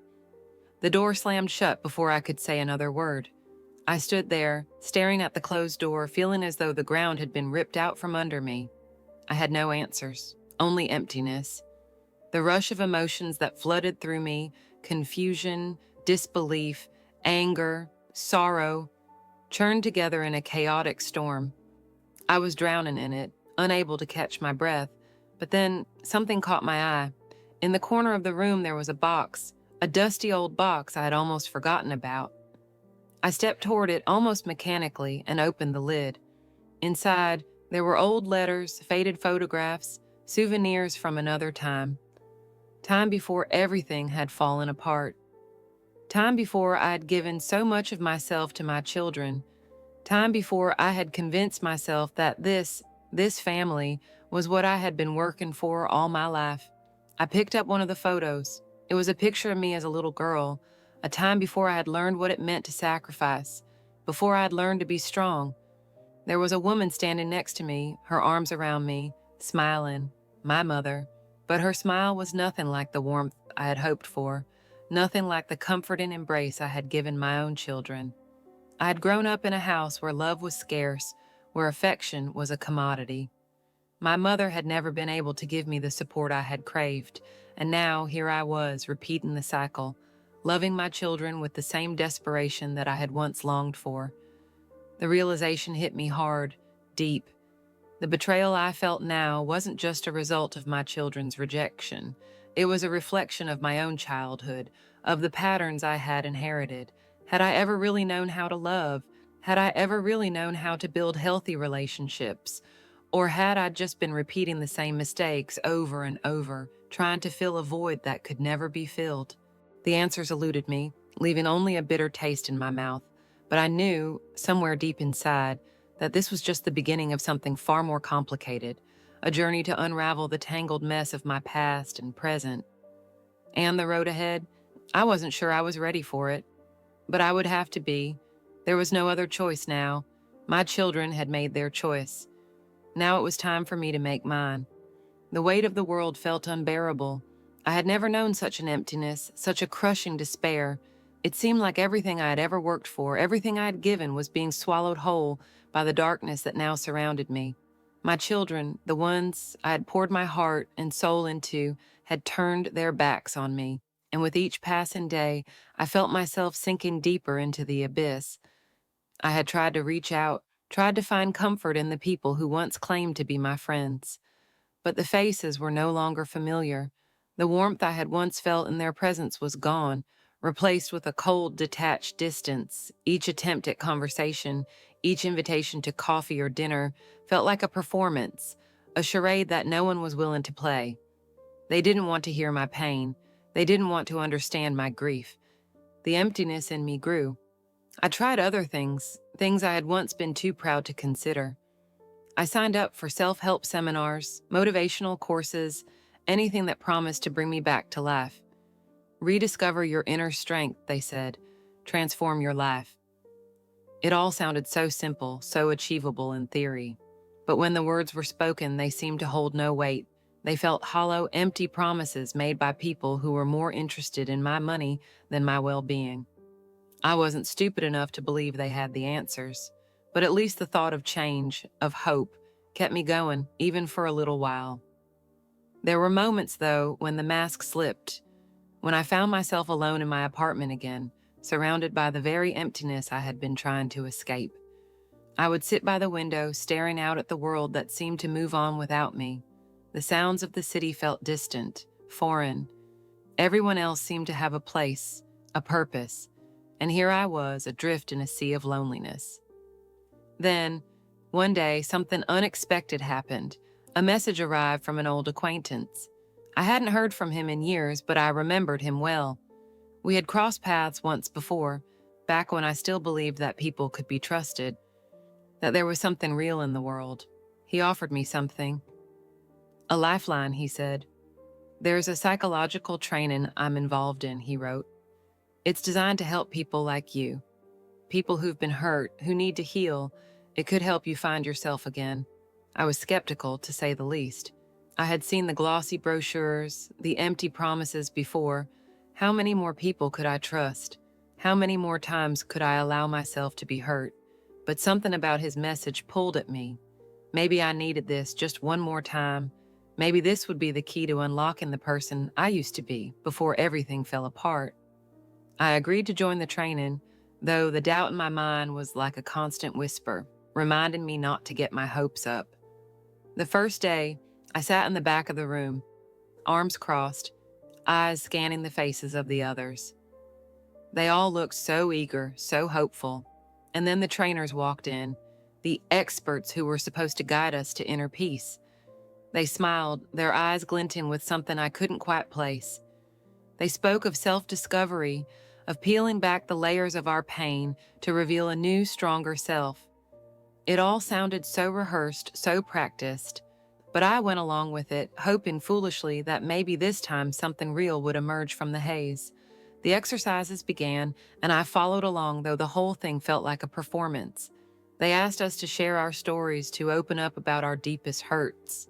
I spoke hesitantly at first, but then with more passion, explaining how my life had fallen apart, how my children had turned away from me. I poured out my pain, expecting understanding, support, anything that would make me feel less alone. But what I got in return was nothing more than a sales pitch. They handed me pamphlets, talked about exclusive sessions, the next steps in the process, and it hit me all at once. This wasn't about healing, it was about money. These people didn't care about me. They cared about selling me more hope, more courses, more promises. It was a business, just like everything else in my life had become. I left that day feeling more betrayed than ever, my heart heavy with the realization that once again I had been deceived. I had reached out, only to have my hopes dashed against the jagged rocks of reality. This wasn't the answer. It never was. The days that followed blurred together. I went through the motions, trying to convince myself that something would change, that I would find a way out of this spiral. But every step forward felt like a lie, a shadow of the hope I once held. And then, during one of the last training sessions, something caught my attention. I had just finished another empty exercise when I noticed her. A woman sitting across from me, her eyes filled with the same emptiness I had seen in the mirror. She looked familiar. Her sadness mirrored mine. She too seemed to have been broken, torn apart by the same kind of betrayal. We made eye contact for a moment, and without a word, I could feel the unspoken understanding between us. We started talking after the session, sharing pieces of our stories. Her name was Linda, and like me, she had been abandoned by those she loved. She spoke of her family, her children, her failed attempts to rebuild her life. And for the first time in weeks, I felt a spark of connection, a thread of understanding that I hadn't felt with anyone else. But as we continued to talk, something shifted. Linda's words began to sound less like comfort and more like a carefully crafted pitch. She too was selling me something, her own brand of hope, her own way of healing. It became clear that she wasn't here to offer support. She was here to take advantage of me, just like everyone else. I walked home that day feeling more alone than ever. The weight of the betrayal, of the manipulation, pressed down on me with crushing force. I had hoped that Linda might be my salvation, my chance at rebuilding what I had lost. But in the end, she was just another person trying to use me. And just as I was beginning to lose all hope, my phone buzzed in my pocket. It was a message from my son. "We need to talk." The words hit me like a punch to the gut. My heart skipped a beat, my hands trembling as I held the phone. Could this be the beginning of something new? Was this the chance I had been waiting for? I didn't know, but for the first time in a long time, I felt a flicker of hope. The weight of my past still clung to me like a heavy fog, but I knew I had to keep moving forward, even if I wasn't sure where I was headed. The chaos of my emotions, the anger, the sorrow, the disappointment, all of it was still there, swirling inside of me. Yet, beneath it all, there was a small, flickering light, a tiny whisper that told me there was a way out.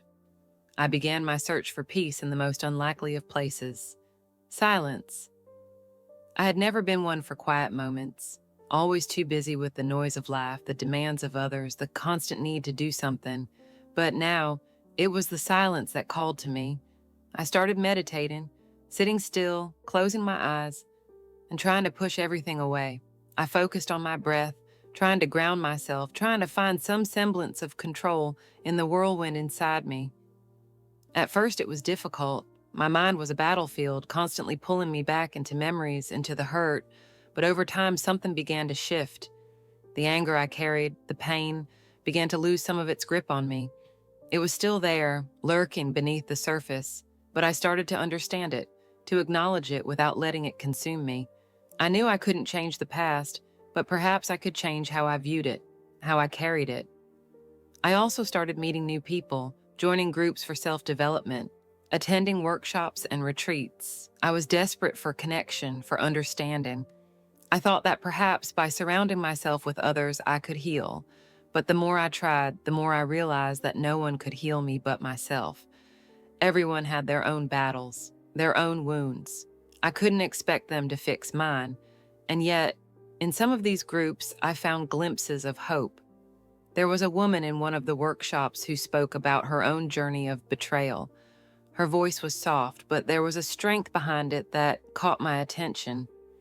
She spoke of how she had lost everything, her family, her friends, but had eventually found her way back to herself. Her story touched me in a way I hadn't expected.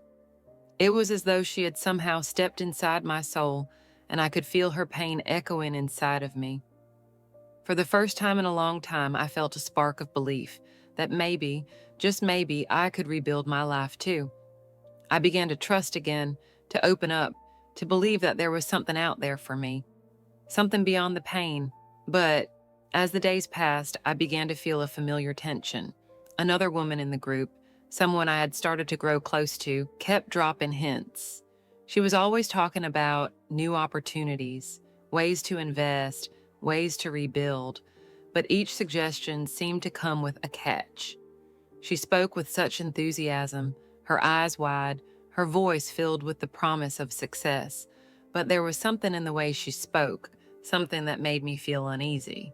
She didn't just want to be my friend, she wanted something else, and I could feel it. Her interest in me wasn't entirely about helping me, it was about what I could offer her.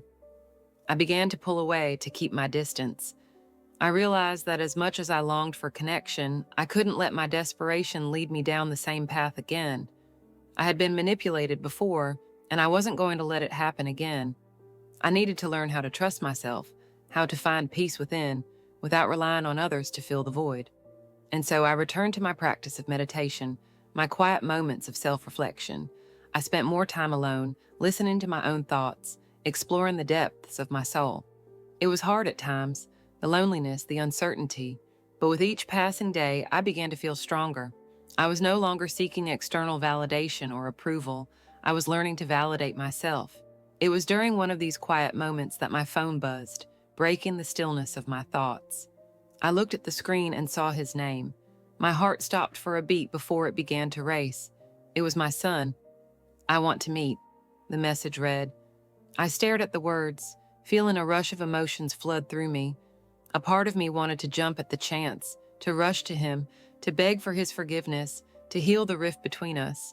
But another part of me, the part that had fought so hard to rebuild myself, felt something else, a sense of calm. I didn't need him to fix me anymore. I didn't need him to validate my worth. For the first time, I understood that I could face whatever came next without losing myself. Whether he came back into my life or not, I had already found something more important, peace within myself. I took a deep breath and replied, "I'll meet you." But this time it wasn't a plea. It wasn't desperation. It was simply a step forward, one more piece of my journey. And whatever came from it, I knew I was strong enough to handle it. The sun had barely begun to dip below the horizon, casting a soft golden light across the park bench where I sat, my hands wrapped tightly around the warmth of my coffee cup. It had been years since I'd seen these people, the old friends, the ones I had once been so close to, but now I wasn't sure what to expect. Would they still see me the way they had before? Would they remember me as I was, or had I changed too much for them to recognize? I felt the weight of my past pressing on my chest again, but I tried to push it away. This was supposed to be a new chapter, a chance to reconnect, to look back on what had been, and move forward, stronger. And yet, even as I tried to convince myself that I was ready for this, doubt crept in.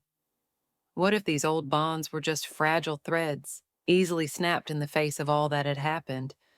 One by one, they arrived. The faces were familiar but weathered, their smiles a little more guarded than I remembered. It wasn't just me who had changed. Time had done its work on all of us. We spoke of old memories, laughing about things that once seemed so important, like a shared secret no one could ever forget.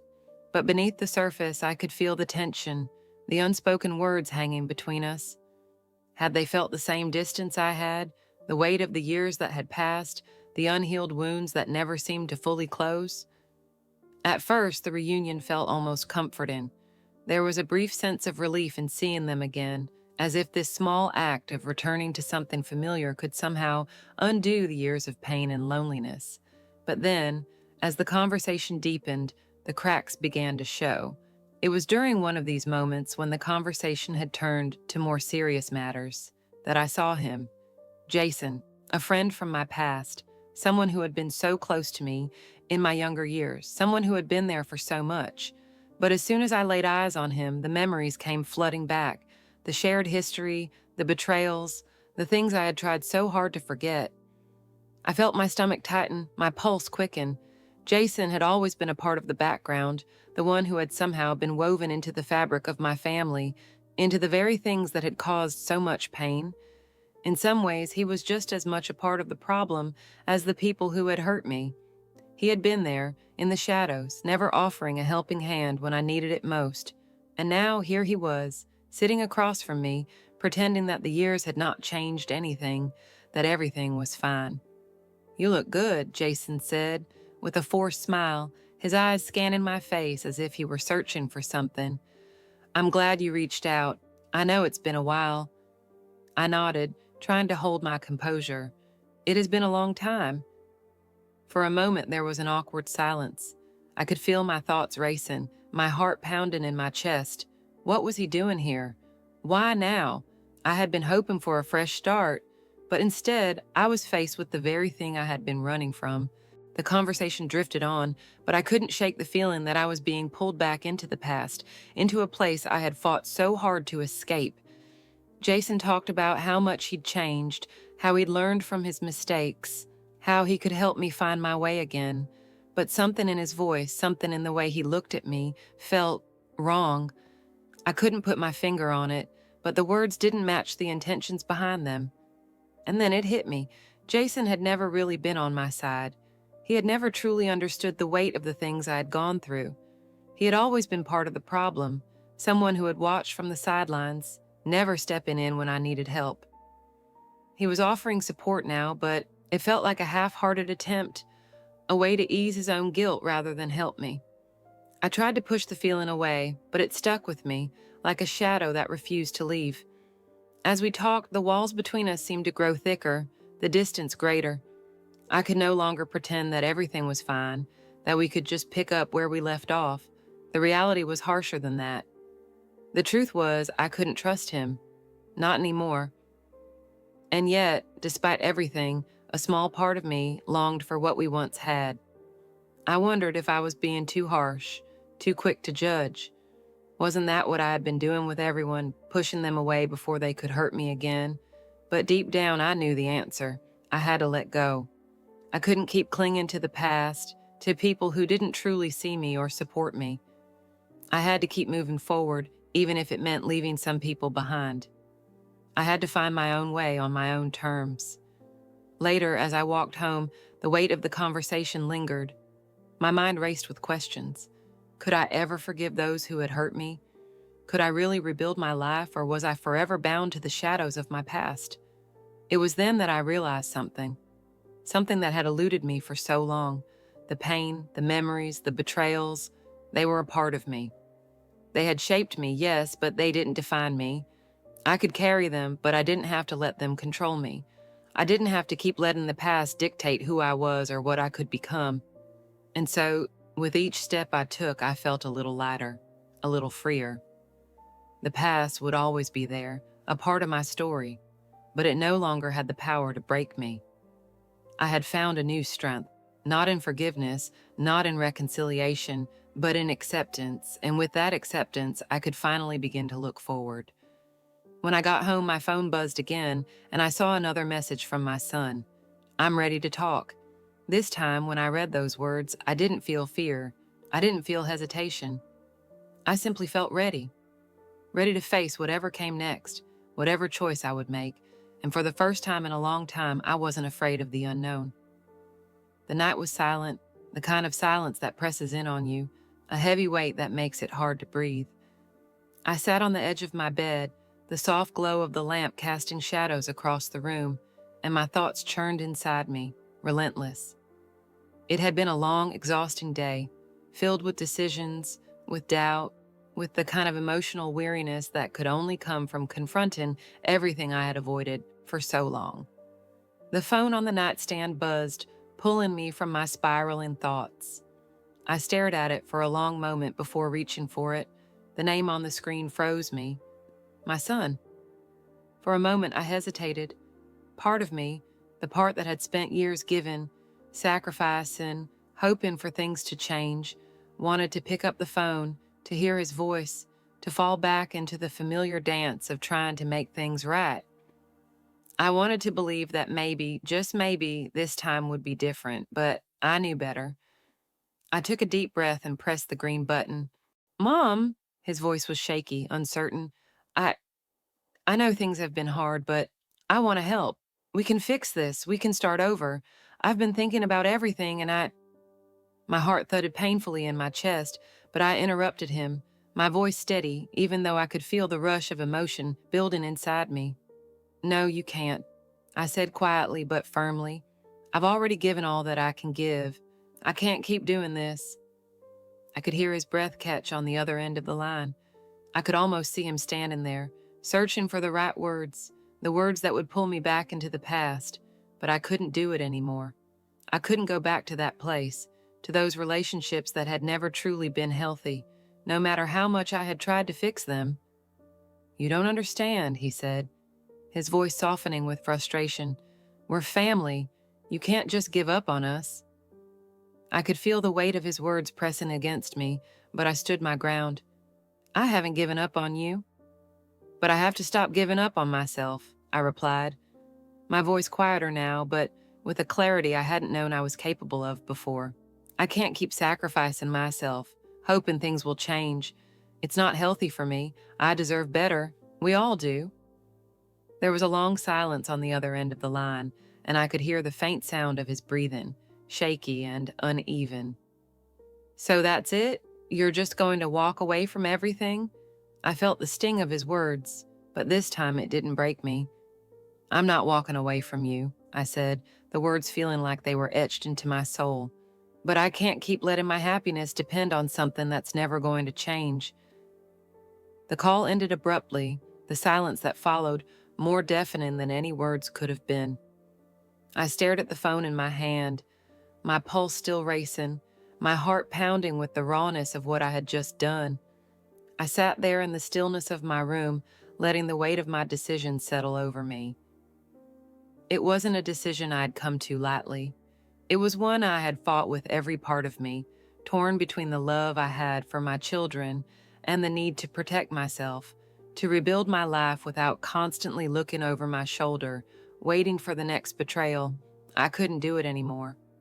And as much as the guilt gnawed at me, as much as I wanted to believe that I could have done more, that maybe I could have been a better mother, I knew deep down that this was the only way forward. I couldn't keep giving pieces of myself to people who didn't see me, who didn't appreciate me. For the first time in a long time, I felt the stirrings of something I had almost forgotten: peace. It wasn't the kind of peace that came from resolution, from fixing things. It was the peace that came from knowing I had finally made the right choice for myself. I wasn't perfect, and I hadn't been the perfect mother, but I had been trying to make it work, even when it was clear that I couldn't fix everything. The peace I felt wasn't complete, though. There was a sorrow deep in my chest, an ache that wouldn't go away. I mourned the loss of the family I'd hoped for, the relationships I had once believed would sustain me. And yet, I knew that this was the only way for me to move forward. I had to let go. I had to stop living in the shadows of what might have been. And so, in the quiet aftermath of that call, I sat with myself, not as a mother, not as someone who had been betrayed, but as a woman who had finally found the courage to choose her own happiness.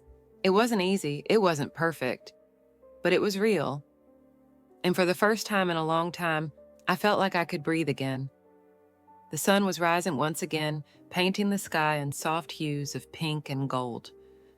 I stood by the window, looking out over the city below, feeling a strange sense of calm wash over me. It had been months since I had made that final decision, the one that had completely turned my life around. Every day since then had felt like a new chapter, one I had written for myself, free from the chains of guilt, the fear of judgment, and the endless struggle to please everyone around me. I had begun to build something new, a life that was mine with no obligations other than to myself. I had started small, taking each day as it came, finding the courage to step out of my comfort zone and embrace the unknown. At first, it was just the little things: going to the local cafe and ordering my favorite coffee, taking walks in the park, reconnecting with the parts of myself that I had forgotten in the chaos of the past. And then, as I found my footing, I began to reach out to others, people who didn't know my story, people who saw me for who I was now, not who I had been. One day I met a group of women who had experienced their own struggles, their own heartaches. We met through a community gathering, a place for women to share, to listen, to heal. At first I was hesitant, unsure if I was ready to open up again, but when I listened to their stories, their pain and their hope, something inside me shifted. They weren't just strangers to me, they were reflections of my own journey, and in them I found support, understanding, and encouragement. They helped me see that the pain of my past wasn't something to be buried or forgotten. It was part of who I was, and it could be used as a source of strength, not weakness. They encouraged me to embrace the lessons I'd learned, to transform my hurt into something positive, something that could propel me forward instead of holding me back. With their help, I began to believe that my past had shaped me, yes, but it did not define me. For the first time in a long time, I felt truly supported. I felt like I belonged, like I wasn't alone in this. These women helped me see that I didn't need anyone's approval to be happy. I didn't need anyone to validate my worth. I was enough just as I was. And then, just when I thought I had finally found my balance, I got the call. My phone buzzed, breaking the calm I had so carefully built. I picked it up, and there it was. My daughter's name on the screen. My heart sank, a wave of unease crashing over me. It had been so long since I had heard from her, and the distance between us still felt too raw, too fresh. I stared at the screen for a moment, unsure whether to answer. A part of me wanted to ignore it, to protect the peace I had found. But another part of me, the part that still loved her, still hoped for reconciliation, reached for the phone. "Hello?" I answered, my voice steady but cautious. "Mom," she said, her voice shaky as if unsure of how to continue. I need your help. Something's happened and I don't know who else to turn to." I could hear the desperation in her voice, the old familiar pull that had always made me drop everything for her. My heart tightened, the old patterns threatening to take hold again. I wanted to rush to her, to fix everything, to be the mother I had always tried to be. But this time, something was different. This time, I wasn't the same person I had been. I had learned to put myself first, to protect my peace. "Mom, please," she begged, her voice almost breaking. "I don't know what to do. I need you." I took a deep breath, steadying myself. I had been here before, caught between the desire to help and the need to protect myself. I had been here too many times, always giving, always sacrificing, always expecting something in return that never came. "I'm sorry, sweetie," I said, the words feeling like they were cutting through me. "I can't help you this time. I can't keep doing this for you.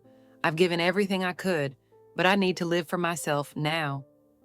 There was silence on the other end of the line, and I could hear her trying to process my words. "You're serious, aren't you?" she whispered. "Yes," I replied softly. "I'm serious. I've done everything I could, and now it's time for me to live for me. You need to find your own way, just like I had to." I hung up the phone, the finality of my words ringing in my ears. It wasn't easy. The guilt, the love, the memories of everything I had sacrificed for her, they all threatened to pull me back, but deep down I knew I had made the right choice. I had learned that I couldn't pour from an empty cup. I had to be whole, for me, before I could help anyone else.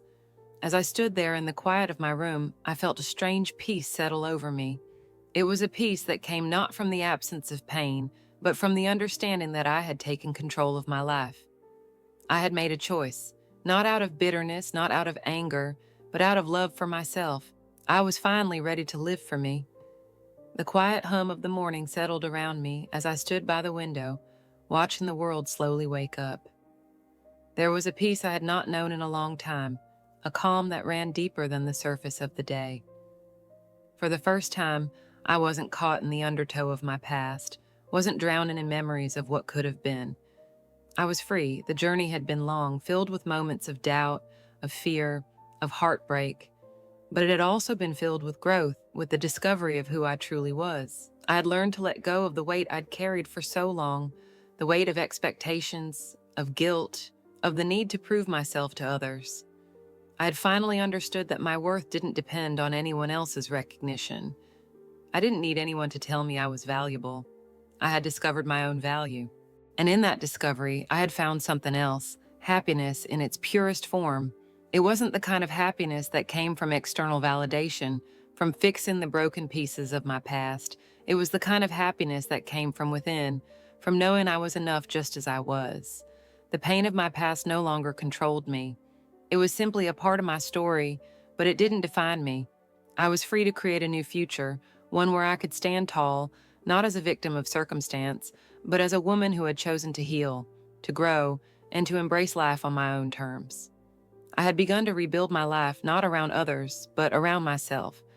I made choices based on what felt right for me, without fear of disappointing anyone, without worrying about what others thought. I had started over, and the world felt vast with possibility. Every new day brought a chance to explore, to learn, to discover new things about myself, about what I wanted, about what truly brought me joy. But then, just as I was beginning to feel stable, to feel like I was truly standing on solid ground, the phone rang. The name on the screen made my heart skip a beat. It was my son. I stood frozen, the phone pressed to my ear. I hadn't heard from him in months, and the silence between us had felt like a permanent gap, one I hadn't known how to bridge. And now, here he was, reaching out. My heart ached with the weight of it, the pain of years lost, the unspoken words between us. I had worked so hard to let go of the idea that I needed him to complete me, to validate my existence. But now, in the space between the ring and the voice on the other end of the line, I felt everything I had buried start to surface again. "Mom," his voice was hesitant, unsure. I've been thinking a lot. I'm sorry for everything, for how I treated you. I know I hurt you, but I want to make it right. Can we talk? Can we try to fix things?" His words were like a flood, rushing back all the emotions I thought I had buried, the longing for reconciliation, the hope that maybe, just maybe, things could be different. My mind raced, my heart pounding in my chest. I had worked so hard to rebuild myself, to live without the weight of my past. And now, here he was asking for another chance. I took a deep breath, trying to steady myself. I could feel the old patterns pulling at me, the old need to fix, to give, to sacrifice for someone else. But this time, I didn't feel that desperate need. I had learned too much about myself, about my own worth, to fall back into those old traps. I don't know if I can do that, I said, my voice quiet but firm. I've been through too much to go back to what we had. I can't keep repeating the same mistakes. I've learned that I can't keep sacrificing myself, hoping things will change. I've found peace, and I can't let you take that away from me. There was a long pause, and I could hear the pain in his voice. Mom, I'm sorry, I was wrong. Please don't shut me out. I closed my eyes, feeling the weight of his words settle in my chest. It wasn't easy. It wasn't the decision I had wanted to make, but in that moment I knew it was the right one. I can't do it anymore, I whispered, more to myself than to him. I can't keep allowing myself to be hurt. I need to live for me now. The call ended, and the silence that followed was profound. For a moment, I simply stood there, the phone in my hand, feeling the echo of the words that had just been spoken. It wasn't a rejection of him, not truly. It was a rejection of the pain, of the endless cycle of betrayal and sacrifice that had kept me tethered to a past that no longer served me. And then something shifted inside me. It wasn't a feeling of regret or sorrow. It was a feeling of peace, of clarity. I had made the right choice. I had chosen myself. I had finally learned that my happiness, my peace, couldn't come from anyone else. It had to come from within me. The weight that had been pressing on my chest, the weight of guilt, of longing, of fear, suddenly lifted. I was free. Free from the need to fix the broken pieces of my past, free from the desire to prove my worth to anyone. I had found my own worth, my own strength. As I stood there, I thought about the future, about the possibilities that lay ahead. I was no longer burdened by the past. I had let go, and in that moment I knew that I was ready for whatever came next. I've finally taken back my life, I thought to myself, standing on the threshold of a new beginning, and with that thought, I took the first step forward into the future, leaving behind the pain, the doubts, and the fears. I was ready to embrace the unknown, to write my own story, and to live a life that was truly mine. I could feel the vibration of the phone in my hand, but it wasn't the usual kind of notification. It was different, colder somehow. My fingers hesitated for a second before swiping across the screen. The words hit me like a slap. "We don't want anything to do with you anymore. You made your choice." I stared at the message, blinking, trying to comprehend the gravity of what it said. My heart raced, my breath became shallow as if the air had suddenly turned dense, pressing against my chest. I could feel my fingers trembling, the phone slipping ever so slightly in my grip. How was this possible? Was I reading it wrong? I quickly dialed her number, hoping, praying that this was some kind of misunderstanding. But after the first few rings, there was no answer. I tried again and again and again. Each time it rang louder in the silence, mocking me. No one was on the other side. The phone dropped from my hand, crashing onto the floor. For a long, terrible moment, I didn't move. I just sat there staring at the dark screen, unable to process it. My mind raced through 1,000 thoughts. How could she do this? After all I'd done for her, after everything I had sacrificed, this was the thanks I got? My mind flashed back to all those sleepless nights when she was a child, the endless hours I spent in doctors' offices, the sacrifices I made to ensure she had everything she needed. I poured every ounce of love, every last bit of energy into raising her, giving her what I never had. I loved her as my own, even though she wasn't. I thought, I knew, I believed that she saw me as her mother. Yet here I was, a stranger to her, abandoned without a second thought. A searing mix of anger and despair surged inside me, burning my chest. Why had I done it all? Why had I given everything for someone who had so easily discarded me? I couldn't breathe. I couldn't think. The emptiness inside me felt hollow, like a dark, endless void that swallowed every ounce of hope, leaving nothing behind but a numb ache. I grabbed the phone again, my fingers slick with sweat. The urge to call her once more surged up, but my throat tightened. I couldn't. There was no point. She didn't want me. She didn't care. The realization hit me harder than anything. I had been used. All those years, all those resources, they hadn't been enough. I'd given her everything, but it wasn't enough. She had used my love as a means to her own ends, never once looking back at the woman who had given her everything, including the last of my babies. I could see it now, clearer than ever before. The lavish trips she'd gone on, the designer clothes I'd paid for, the cosmetic procedures that drained my hard-earned money, all for her vanity, all for her selfish desires. It had all been a lie. She had taken from me, drained me dry, and never once did she offer anything in return. I had been a tool for her to climb higher, a stepping stone to her dreams that didn't involve me. I let out a strangled breath, my chest tightening even more. I couldn't move, I couldn't think. The cold reality of what I had just discovered hit me like a tidal wave. The phone dropped from my hand again, and this time I didn't bother picking it up. I stood up shakily and stumbled to the window, the dim light from outside barely penetrating the heavy curtains. The room felt suffocating, the air thick with the weight of what had just happened. I felt invisible, as though all my efforts, all my sacrifices meant nothing, nothing at all. The silence in the room was oppressive, and I realized that it wasn't just the room that felt dark, it was me. I was alone, I had nothing left. Not her, not anyone. I sank to the floor, my back pressed against the cold wall, my head in my hands. How had I gotten here? How had I let myself become so utterly lost in someone else's world that I forgot to live for myself? I closed my eyes, hoping the darkness would swallow me whole. But the darkness didn't comfort me. It didn't offer the relief I craved. Instead, it mocked me. And then, without even realizing it, my mind began to drift. It drifted back to my childhood, to the things I had been taught, to the woman I once was. What had shaped me into this? What had led me down this path of self-sacrifice? The silence around me seemed to press closer, drawing me deeper into my thoughts. This was just the beginning, I realized. It was only now that the real journey, the real test, would begin.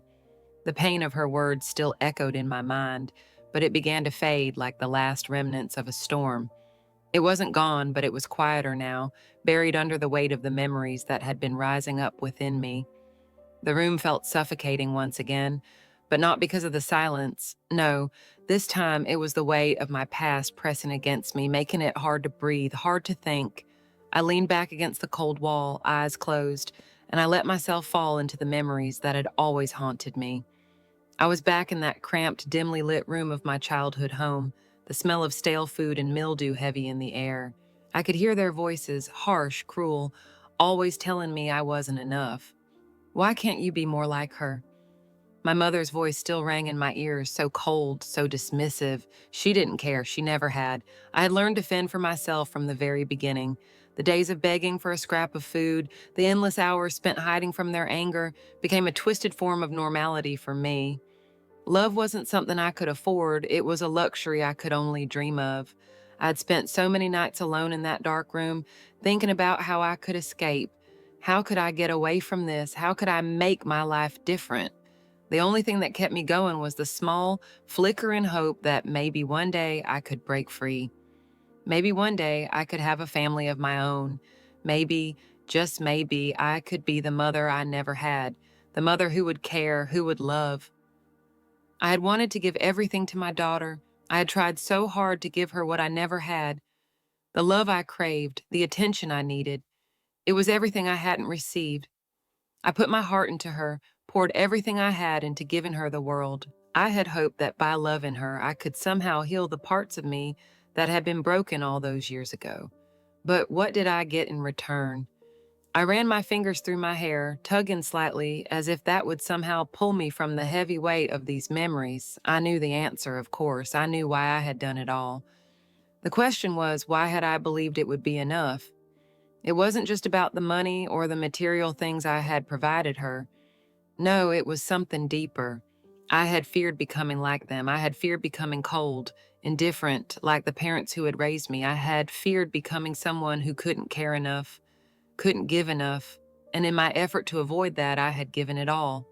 I had poured my soul into her, hoping she would reflect that love back. But as the memories swirled around me, something else became clear, something I hadn't wanted to admit. I wasn't just trying to avoid becoming them. I was afraid of becoming someone who could turn their back on another human being as they had done to me. I was terrified of being that cold, that distant. I had lived my whole life battling that fear, trying to ensure it never became part of me. But there it was, staring me in the face. The same coldness I had feared, the same distance. It was all coming back. I had tried to give her everything, and she had discarded me like I was nothing. I pulled my knees to my chest, wrapping my arms around them as I sank lower to the floor. The emptiness inside me felt even deeper now, gnawing at my insides. I looked at the phone, still lying on the floor, shattered and useless. I felt the weight of every moment I had spent loving her. I thought about the friends I had reached out to, the ones who had tried to offer words of comfort. But none of them could understand, none of them could fill the void she had left in me. I had tried to hold on to hope, to believe that something, anything, could heal the scars of my pup, but here I was alone, alone in a way I had never been before. The memories of my childhood seemed to suffocate me, their shadows creeping into my present. I wasn't just losing her, I was losing myself. I'd always promised myself I wouldn't be like them, that I wouldn't become someone who abandoned others. But was that even possible now? Was there any way forward from here? A deep breath escaped me, shaky and uncertain. I couldn't stay here. I couldn't stay stuck in this endless cycle of pain and regret. I had to do something, anything to break free from it. I stood up, feeling the weight of everything settle around me. But as I moved to the window, I paused. Something in me shifted. The years of hurt, the memories, they weren't all that defined me. I had worked too hard to get to where I was, to let them rule me now. I was stronger than this. I had to be. But as I gazed out of the window, something else stirred within me, something more than just the pain of my past, something tied to the present, to my daughter. I couldn't escape it. No matter how much I tried, no matter how far I ran, the ties that bound me to her were too strong. I couldn't let go, and maybe that was the problem. But then a strange feeling washed over me. What if, just maybe, this was my chance to rebuild? What if this wasn't the end? I closed my eyes, a fleeting sense of clarity washing over me. I couldn't let the past define me. I had to move forward. I had to, but how? Before I could think any further, something pulled me back to the present, something that felt even heavier than my past. I knew I couldn't ignore it anymore. The thought of it, of what my daughter had left behind, tugged at me, more insistent than anything else. I had to face it. But could I? Was I strong enough? I didn't know the answer yet, but I knew one thing for sure. It wasn't over, and I wasn't done fighting. Not yet. I couldn't shake the feeling that something was off. The silence around me, the emptiness of the room was suffocating. My mind kept circling back to her, my daughter, the love I had poured into her, the sacrifices I had made. But the more I thought, the more the pieces started to fall into place, each one heavier than the last. I'd been so blinded by my need to love, to fix the broken parts of myself through her. I thought that if I gave everything, my time, my money, my energy, I would build something stronger than my past. But the truth, the harsh, bitter truth began to crawl under my skin like a venomous serpent. It wasn't that she needed help. No, that was the lie I'd been feeding myself. She didn't need me. She had never needed me. What she needed was a source, a way to keep her life moving forward without ever feeling the weight of the consequences, a way to use my love, my care, my resources as a tool for her convenience. And I had let it happen. The sickening realization hit me like a slap to the face. She had used me. She had taken everything, my money, my heart, my life, and turned it into something disposable, something she could take without a second thought, without ever looking back, and I had allowed it. I had been so eager to be the mother she needed that I ignored the fact that she never wanted a mother at all. I found myself standing, pacing the floor, trying to make sense of it all. But there was no making sense of it. There was only the sting of betrayal and the crushing weight of self-deception. That's when I found it. I had been sifting through her things, desperate for some clue, some reason that could explain this. My fingers moved over her phone, which I had carelessly left on the table, and without really thinking, I unlocked it. I never expected to find what I did. A message, a conversation, one I wasn't supposed to see. The words were harsh, I'm almost mocking. It's so easy with her. She'll never say no. She doesn't even know she's being used. I felt the blood drain from my face. There it was, a confession, a cold, calculated admission of everything I had feared. She had been using me all along. She had manipulated me, taken advantage of my love, and I had been so blind to it. The feeling of being duped, betrayed by my own flesh and blood, was almost too much to bear. How could I have been so stupid? How had I allowed it to go on for so long? There was no remorse in her words, no guilt, no explanation. Just the simple, blunt reality that she had used me for her own selfish desires, and that was all I would ever be to her. I sat down, stunned, unable to move. My hand shook as I put the phone back down on the table. I stared at it, my mind struggling to process what had just unfolded in front of me. She didn't care. She never had. I had spent years, giving everything to someone who didn't even see me as a person, just a tool, just someone to exploit. The mother I had always longed to be, the mother who would protect, who would give, had become nothing more than a source of convenience. I had allowed myself to be used, and now I was paying the price. The tears threatened to come, but I held them back. I refused to cry over this. I refused to let her see how much I had been broken. I had been broken enough by others in my life. This would not be the thing that shattered me. I stood up, pushing the chair back from the table with a force I hadn't known I had. My mind raced as I tried to make sense of it all. But I knew one thing for certain. This was the end. This was the moment when everything changed. I couldn't do this anymore. I couldn't keep giving. I couldn't keep sacrificing myself for someone who would never understand what I'd done for them. I'd given up so much of myself, so much of my life just to be cast aside. I had to stop. It wasn't just about her. It wasn't even about me anymore. It was about my own survival. I needed to heal. I needed to find myself again, to rebuild the parts of me that had been lost in the process of loving her. I couldn't keep going down this path. I couldn't keep letting my life be defined by someone else's selfishness.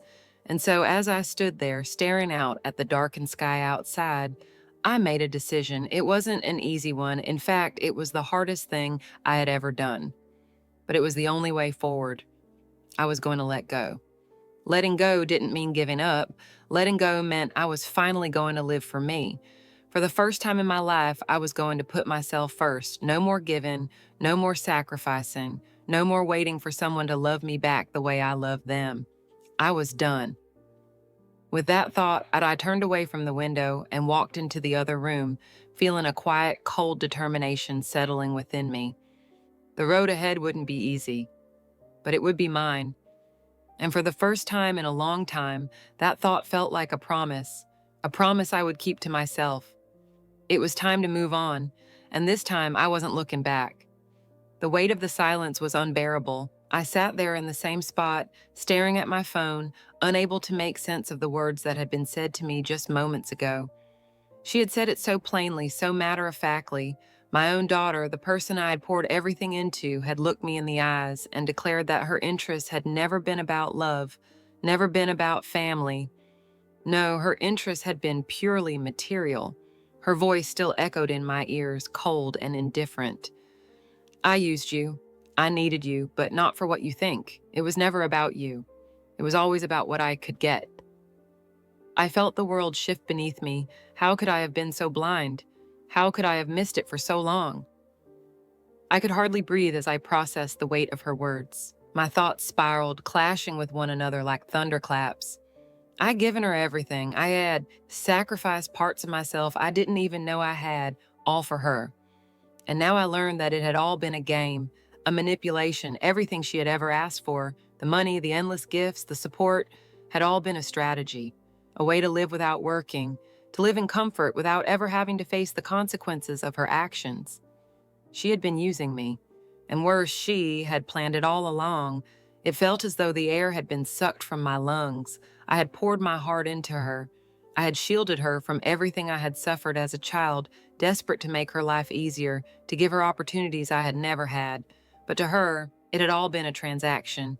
She never cared about me. She only cared about what she could take. And then the truth, like a knife in my chest, cut even deeper. I had thought she was just naive, or maybe just lost. But no, she had been playing me, weaving a web of lies so intricate that I hadn't even seen the strands. I dug through her things, desperate for some explanation, something that would help me understand why she had turned out this way. I opened her laptop, hoping to find something, anything that could make sense of the chaos in my mind. But what I found wasn't an explanation, it was worse. A series of messages between her and someone I didn't even recognize. The words jumped out at me. I'm leaving. I've got everything set up. I'll go to the city, start fresh, and live my life without her. My heart skipped a beat. It was real. She was already gone. She had left just like that. All my sacrifices, all my love, and she had walked away without a second thought, without even a hint of remorse. It wasn't just the material things that had mattered to her. It was the complete abandonment of everything I had ever tried to build with her. She didn't even need me anymore. She was off to create her own life, one that didn't involve me in any way.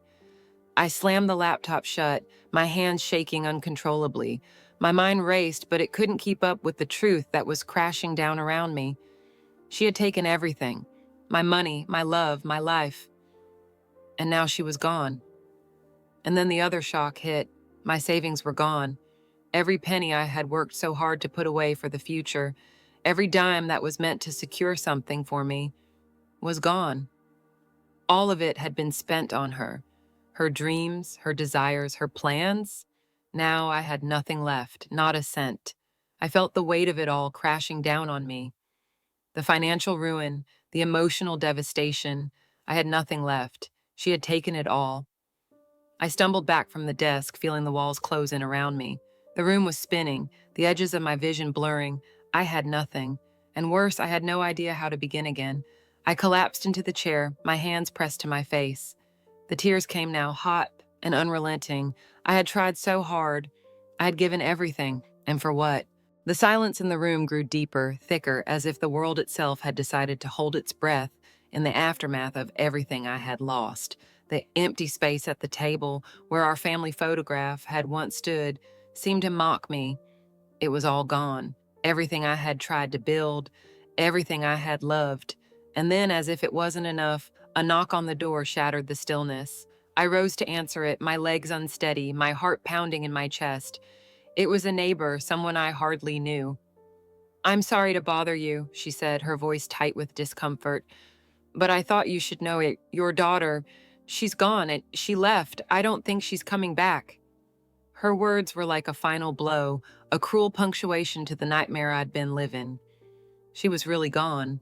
I was really alone. I closed the door slowly, the weight of it all pressing down on me.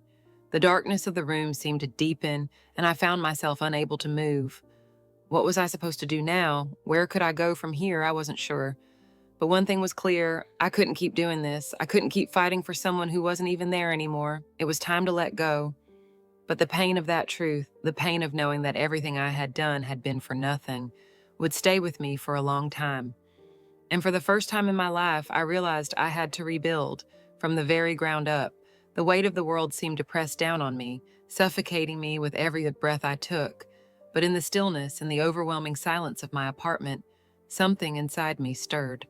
A small flicker of defiance, a spark that had been buried deep for so long, began to awaken. It wasn't much, but it was enough. It was enough to tell myself that I wasn't done. Not yet.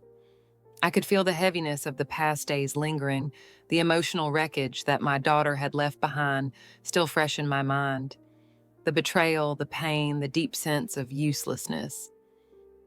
They clung to me like a thick fog.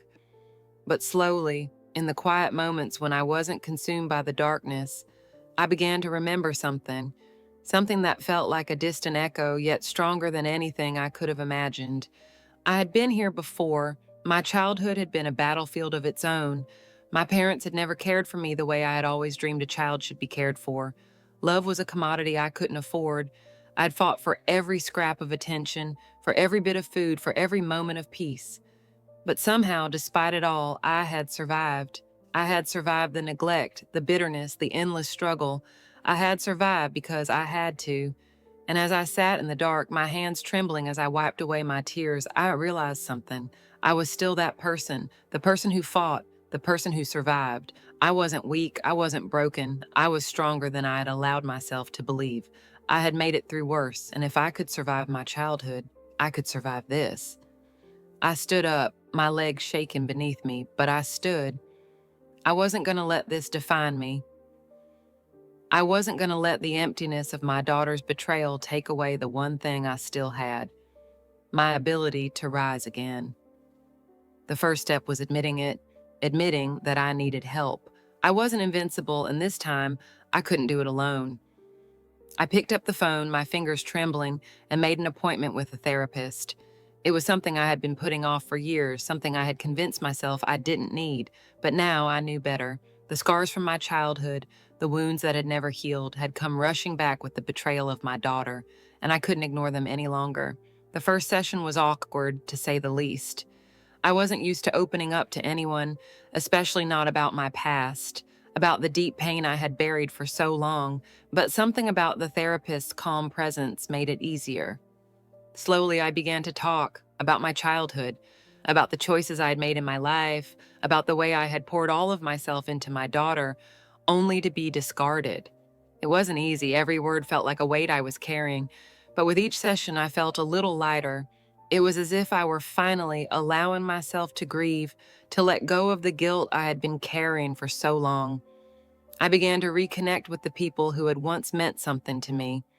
I reached out to old friends, to acquaintances, to those who had been there for me in the past. It wasn't about asking for help. It was about reminding myself that I wasn't alone.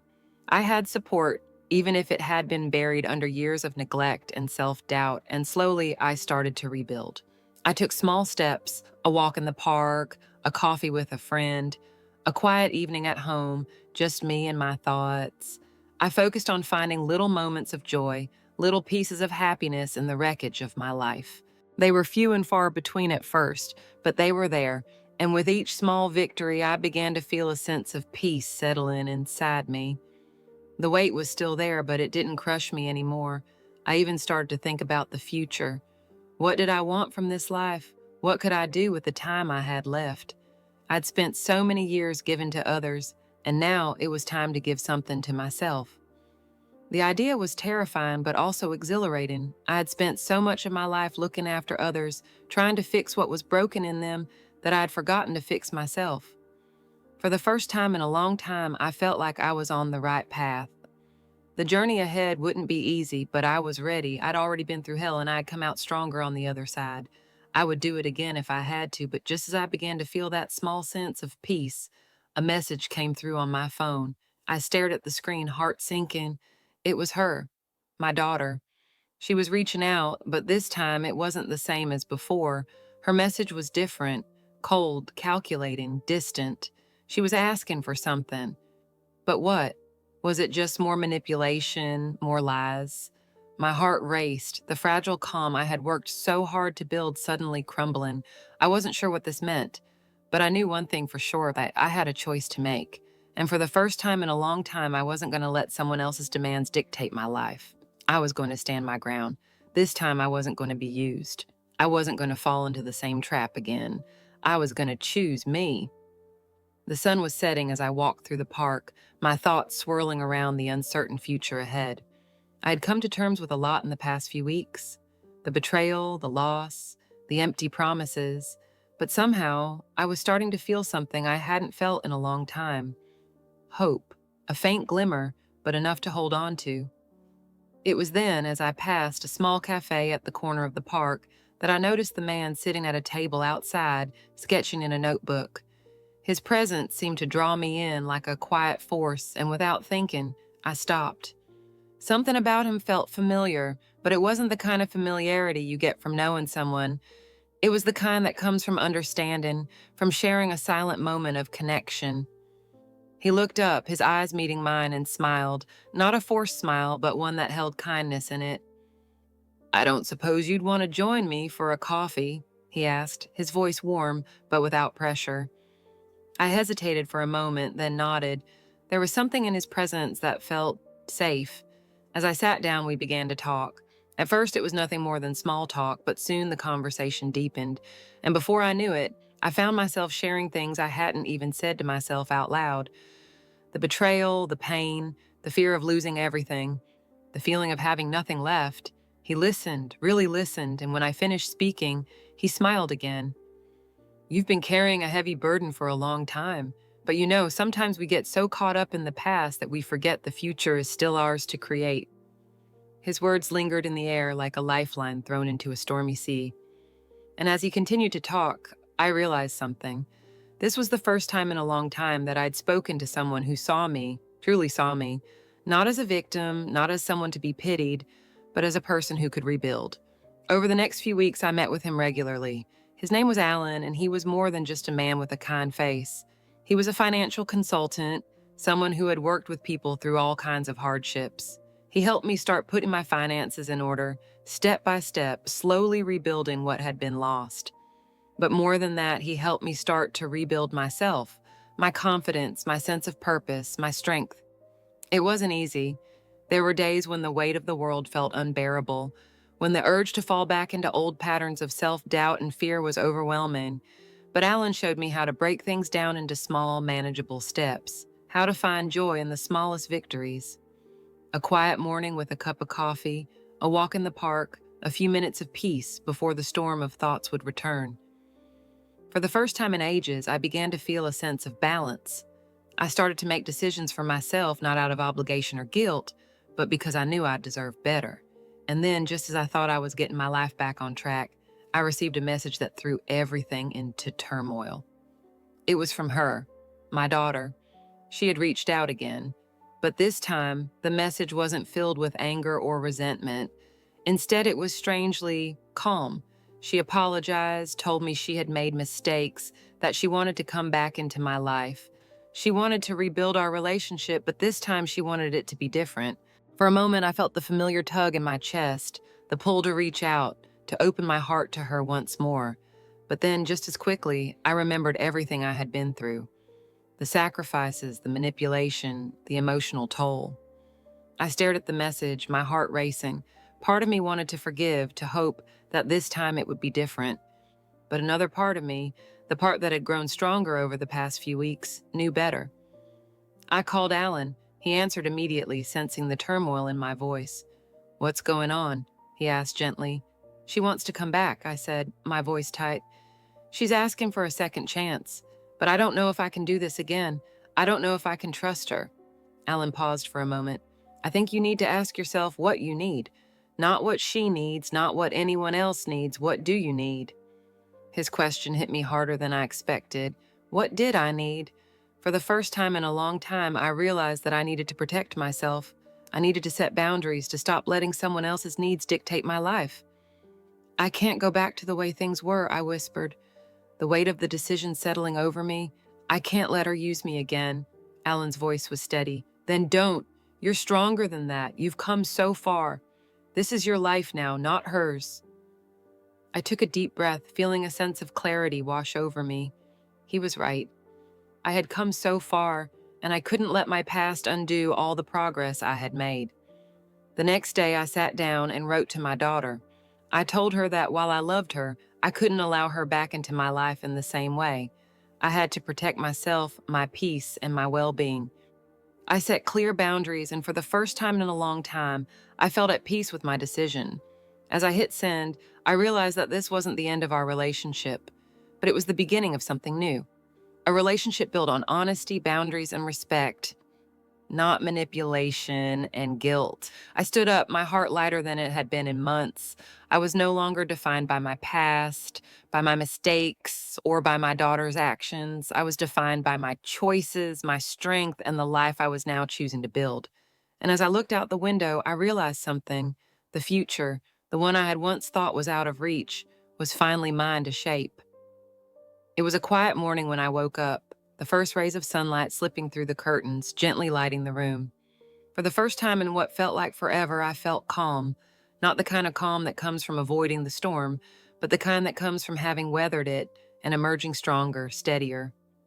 I sat up in bed, the weight of my past lifting just a little more each day. I had spent so long trying to fix everything and everyone around me, thinking that if I just gave enough, loved enough, I could make things right. But in the silence of that morning, I realized that it wasn't my job to fix anyone.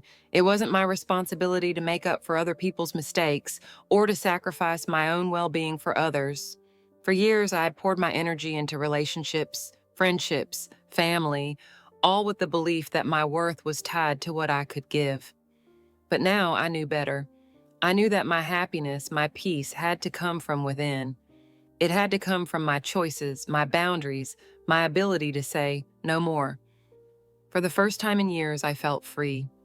Free from the guilt, free from the expectations, free from the burden of trying to save someone else. I stood up and looked at myself in the mirror. The woman looking back at me was not the same person I had been when this all started. She was stronger, wiser, and more resilient. She had learned how to protect herself, how to love herself, how to put herself first. And for the first time in years, I smiled. I smiled because I realized that I was enough. I had always been enough. As I started my morning routine, I felt something shift within me. It was as if I had finally stepped into my own life. I no longer saw myself through the lens of past mistakes or the actions of others. I saw myself for who I truly was. A woman who had fought, who had survived, who had the power to create her own future. Then, just as I was settling into this new sense of peace, my phone rang. I looked at the screen and there it was. Her name. My daughter. I hesitated, my heart skipping a beat. I had spent so many years hoping for this moment, hoping she would come back, hoping she would apologize, hoping she would realize the depth of my love for her. But now I wasn't sure what I wanted. I had worked so hard to rebuild my life, and the thought of letting her back in, without knowing if she had truly changed, filled me with uncertainty. I answered the call, my voice steady but guarded. Hello? She sounded different this time. The anger and resentment from before were gone. Mom, I've been thinking a lot about everything. I know I hurt you and I'm sorry. I want to fix things. I want to come back into your life if you'll let me. My heart tightened, and for a brief moment, the old feelings of hope and longing surged within me. But I didn't allow myself to fall into that trap. I'd been down this road before, and I knew better now. I couldn't let her back in without boundaries, without protecting myself. I appreciate your apology, I said, my voice firm, but not unkind. But I've changed too, and I can't just go back to the way things were. I've worked hard to find peace, and I need to keep that. I can't allow myself to be hurt again. There was a long silence on the other end of the line. I could hear her breathing, the weight of my words sinking in, and then quietly she said, I understand. I nodded, even though she couldn't see me.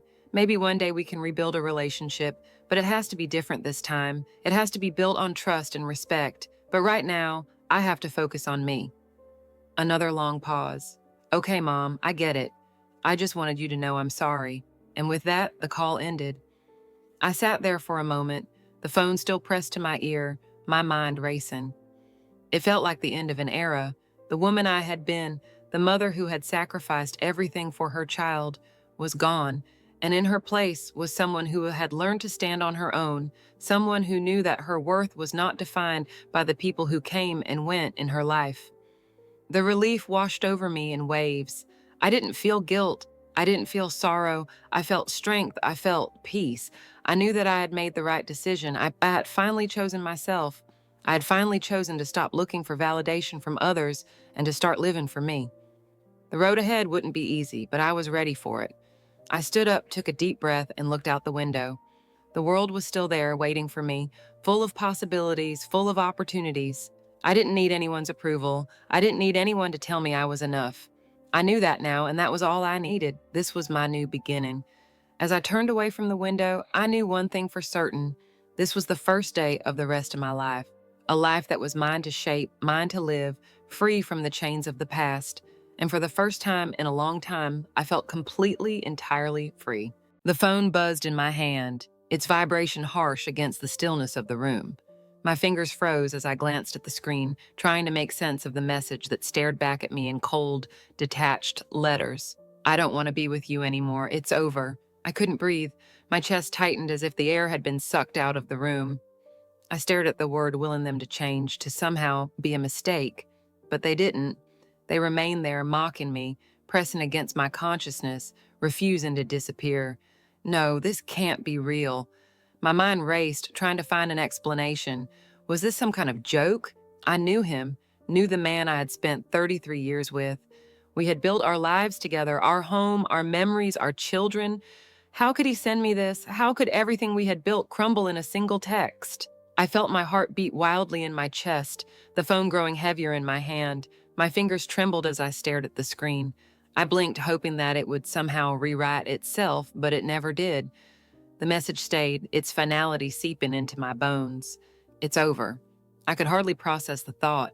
The world around me seemed to tilt, as though the very foundation beneath my feet had shifted.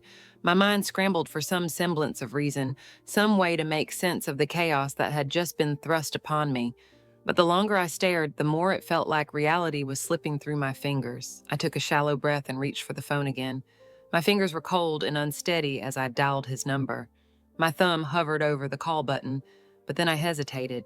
Would he answer? Would he explain? Would he tell me this was all a mistake? The phone rang once, twice. Nothing. The sound of the phone ringing echoed in my ears, and with each passing second, the weight of the silence grew heavier. A part of me wanted to scream, to demand an answer, but another part of me already knew. I could feel the walls of my reality crumbling. All the moments of the past 3 decades, the laughter, the arguments, the promises, the shared dreams, flooded my mind in a dizzying rush.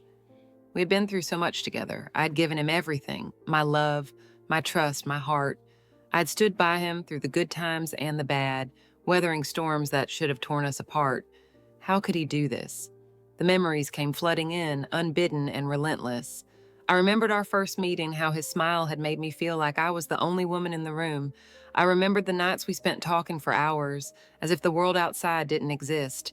I remembered the first time he said he loved me, and how those words had felt like a promise, a bond that would never break. But now it all seemed so distant, like a dream I was desperately trying to hold on to. How could he just throw it all away? I dialed his number again. The same empty silence greeted me. I pressed my thumb against the screen, the cold glass biting into my skin. My mind was a whirl of confusion, my thoughts spinning in chaotic circles. What had happened? Where had we gone wrong? But there were no answers, just silence. I couldn't understand it. And how could someone you trusted, someone you loved, do this to you without a single word of explanation? My mind refused to accept it. It wasn't like him. This was a mistake. This had to be a mistake. But what if it wasn't? My stomach twisted as that thought settled into my mind. What if it was real? What if this was really the end? I felt the tears welling up, threatening to spill over, but I pushed them down. No, not yet, not like this. I wouldn't cry over a message, over something I couldn't even understand. I would not let this break me, not yet, not until I knew the truth. I stood up, my legs shaky, and walked toward the door. I didn't know where I was going, but I knew I had to do something. I had to find him, to hear his voice, to know why. I had to make him explain. But as I grabbed my coat and hurried toward the door, the weight of the decision settled in. There was no turning back now. I had to know what was going on, and I wasn't going to stop until I had answers. I would find him. I would find out the truth, no matter what it cost me. The door clicked shut behind me, and I stepped out into the cold night, the sound of my footsteps echoing in the empty street. Every step I took felt like it was pulling me deeper into something I couldn't yet understand. But one thing was certain, I wasn't going to let him go without a fight, not without the truth. And so, as I walked into the unknown, I couldn't shake the feeling that this was just the beginning of something far darker, far more complicated than I could ever have imagined. The shock of his words had barely begun to settle before something else began to stir inside me. I couldn't stop thinking about what he'd said, or more precisely what he hadn't said. The message had been cold, a finality I couldn't ignore, but now I found myself consumed by a different kind of fire. If this was the end, if our life together truly was finished, I had to know why. The questions began to gnaw at me. Had I missed something? Had I been so blind, so wrapped up in our routine, that I hadn't seen the cracks forming beneath our feet? I could feel the sting of betrayal deep in my chest, but with it came a fierce need for answers. I couldn't let this be the end, not without understanding. What happened? How did we go from decades of shared history to this cold, emotionless finality? I started with his phone, the one thing that had been the catalyst for all of this. It had buzzed in my hand with the message, but I hadn't looked at anything else. Hadn't thought to check for more signs, more clues that might point to what had been hidden. I had to be sure, even if I didn't want to find the truth. My fingers trembled as I unlocked his phone, the feeling of guilt and desperation mixing in my stomach. Should I be doing this? The thought flashed through my mind, but I pushed it away. I wasn't doing this out of some vindictive impulse. I needed answers. I needed to understand why he had chosen to destroy everything we had built. There were texts, endless threads of conversations with someone whose name I didn't recognize. The words were casual at first, almost harmless. But then I found something that made my heart drop. I can't wait to see you again. I miss you more than I can put into words. The words blurred together as I read them over and over, my hands shaking so violently I could barely hold the phone steady. Who was this woman? What was she to him? The pieces of the puzzle began to fit together in a way I didn't want to believe. I scrolled through more messages, the gut-wrenching truth starting to settle into my bones. He'd been seeing someone else. For how long? It felt like the world around me was closing in, the air heavy in my lungs. I wanted to throw the phone across the room, but I couldn't. I couldn't look away from the evidence. This was it, the truth that I had been dreading, the truth I wasn't ready to face. The more I read, the more I realized it wasn't just physical. He wasn't just seeing her, he was emotionally invested in her. He'd been there for her, comforting her through her struggles, offering her something I hadn't even known was missing from our own marriage. I'd given him everything, my loyalty, my love, my trust, and he had shared it all with someone else. How could he? I thought, my chest tightening as I fought to keep my emotions in check. How could he betray me, not just with his body, but with his heart? I dropped the phone on the table, the screen still lit up with the damning messages. My mind raced, trying to make sense of it all. I felt like I was drowning in a sea of confusion and disbelief. What did I miss? I had been there beside him through everything, supporting him through thick and thin. Had I been that blind to his needs, that unaware of his feelings? How could he have gotten so close to another woman without me noticing? I could feel the rage building in me, a hot, suffocating wave that pushed against my chest. How could he do this? How could he lie to me all these years pretending everything was fine when he had been with her? Was I nothing to him? But then came the other side, the voice that urged me to hold back, to be patient, to think before acting. Maybe I'm overreacting.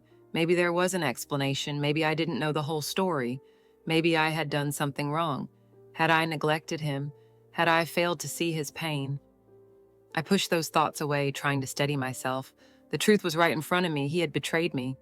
I could feel the weight of it crushing down on me, but still, part of me wanted to deny it. No, it couldn't be this simple. I stood there for a long time, frozen in the silence of our home.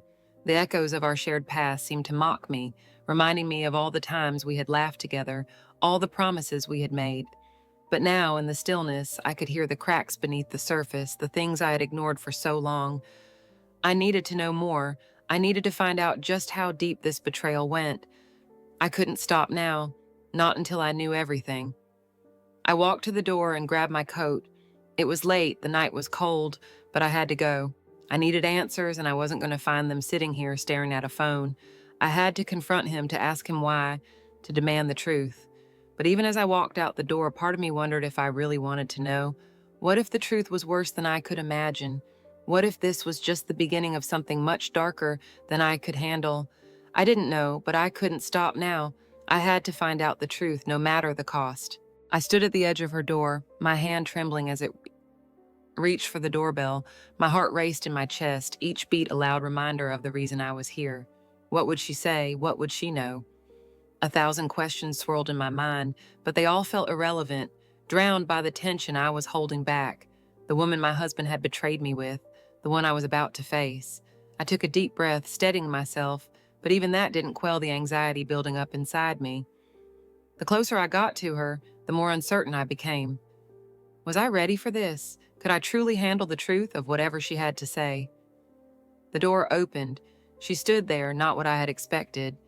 I had imagined someone stronger, perhaps more defiant or even arrogant, someone who had known exactly what she was doing.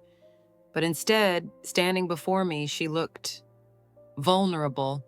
Her eyes were tired, her posture slumped in a way that made her seem smaller than I'd imagined. "Can I help you?"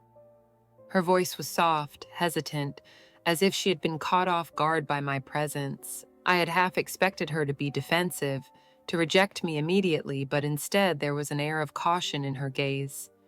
Something in her face suggested that she wasn't the enemy I had built her up to be in my mind. "I need to talk to you," I said, my voice wavering despite my attempt to sound confident. "About him." My words were direct, cutting through the uncertainty like a sharp knife. "I need to understand. I need to know what happened, how long it's been going on." She hesitated, then stepped aside, silently inviting me in. I walked past her, my mind racing with the implications of the conversation I was about to have. As I sat across from her, the air thick with unspoken tension, I studied her carefully. I had expected anger, defiance, maybe even smugness, but what I saw was something entirely different. There was a sadness in her eyes, a weariness that mirrored my own. "I never meant for this to happen," she said, her voice barely a whisper, as if confessing some long-held guilt. "I didn't know. At first, I didn't realize who he really was." Her words hit me harder than I'd anticipated. I stared at her, trying to process what she was saying. Did she not know? Was she not aware of his manipulation? "You're telling me that you didn't know?" My voice broke as I tried to piece it all together. I couldn't make sense of it. How could someone be so blind to what was happening? How could she not see the lies? The manipulation? "I thought he was just, I don't know, someone I could lean on," she said, her eyes welling up with tears that she quickly blinked away. "He told me you didn't love him anymore, that you didn't care. He made me believe that, and I trusted him." I stared at her, feeling my anger rise. He made her believe that? My mind raced back to all the years we had spent together, the countless moments I had given him my love and trust, only to realize that he had been using those same words with someone else. How long had he been playing us both? But there was something in her voice, something that made me pause. She wasn't just a willing participant in his lies. She had been a victim too. It dawned on me then that this wasn't just about my betrayal. It was about his manipulation of both of us. I felt my emotions twist and turn inside me. Part of me wanted to lash out at her, to accuse her of knowing what she was doing, of being complicit in the destruction of everything I had worked so hard to build. But another part of me understood. Her pain, her confusion was real, and as much as it pained me to admit, it was not solely her fault.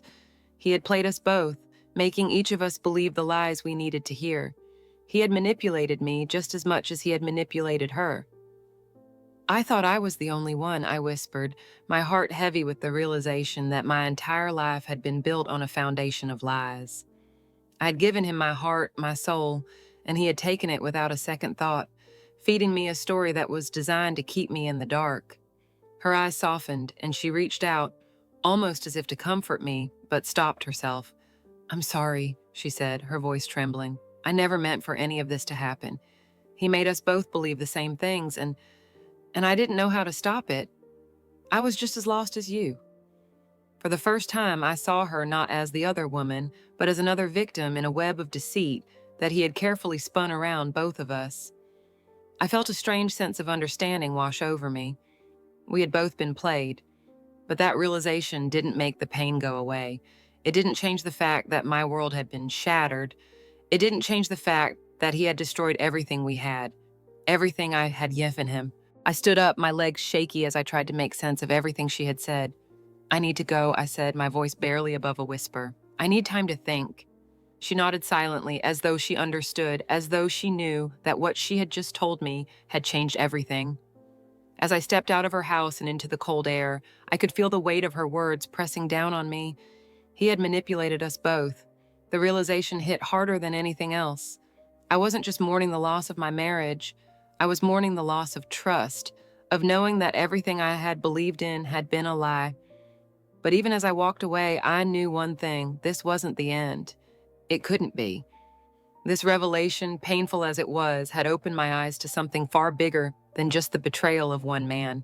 It had opened my eyes to the realization that I wasn't just a victim of his lies. I was someone who could rebuild from the ashes of everything he had destroyed, and the silence in the house had never been louder. I sat at the kitchen table, staring blankly at the cup in front of me, the steam rising from it, but I felt nothing. The room felt cold, the walls pressing in on me, The betrayal I had suffered from my husband was unbearable, but now the real torment was coming from my own children. They knew. They had found out, and everything that once felt solid in my life was crumbling. My children were the ones I had fought for, the ones I had dedicated my life to, but now, as I looked at them, I saw something unfamiliar in their eyes. They were angry. Why was I angry? Why was I so upset? How could I possibly not understand their disappointment? To them, my pain didn't make sense. They were looking at me with judgment, with a sense of bewilderment, as if I'd failed them. You know, my oldest son, Alex, said one afternoon, his voice dripping with frustration, "If you'd just talked to Dad, things might not have ended this way. You were always so distant. You never cared enough." I could feel the words stab through me like a knife, each one a fresh wound. I had expected sadness, perhaps sympathy, but what I got instead was cold accusation. What did they know about what had happened? What did they know about how much I had given? I wanted to scream, but I held it in. I didn't want them to see me break, but deep down I could feel the cracks in my heart spreading wider, a chasm I couldn't ignore. "Alex, you don't understand," I started, trying to explain, but he cut me off. "You didn't fight for us, Mom," he continued, his face flushed with anger. "You didn't try hard enough. You just let it happen. And now you're going to blame him for everything? He's your husband. You should have been there for him." I could feel my world spinning out of control. The person I had raised, the child I had held in my arms for so many years, was now turning on me. How could this be happening? How could my son, of all people, be standing there justifying his father's actions? He was supposed to stand by me, wasn't he? I opened my mouth to respond, but the words wouldn't come. How could I explain the depth of my hurt? How could I make him see that I wasn't just reacting to a single act of betrayal, but to a lifetime of lies and manipulation? But it seemed too late. His eyes, once full of love and trust, were now clouded with disappointment. Was this how he saw me now? As weak? As a failure? I could feel the sting of his words deep in my chest, each one a reminder of how far I had fallen in their eyes. My children, the very people I had given everything for, were now distant. They were looking at me not with the understanding I needed, but with a sense of disgust, as if I was the one at fault for this entire tragedy. My youngest, Lena, said little, but her silence was perhaps more painful than any words. She kept her distance, withdrawing into herself. Every time I tried to talk to her, she would turn away, her eyes avoiding mine, as if she couldn't bear to see the hurt in them. It was as though I was becoming a stranger to her, and I didn't know how to fix it. But it was Alex's words that echoed the loudest in my mind. "You didn't try hard enough." How could I respond to that? How could I make them understand that, for years, I had given my all to this family, that I had sacrificed pieces of myself, fought through every storm, only to have it all come crashing down because of one man's selfishness? I I tried, I whispered, but even I wasn't sure if I was trying to convince him or myself. My voice broke as I realized that, in their eyes, I had failed, not just as a wife, but as a mother. My heart ached as I watched the door close behind them. They didn't see me, didn't understand the woman who had loved them so fiercely, and now I was losing them too. The betrayal didn't stop with my husband. It had now seeped into the very core of my family.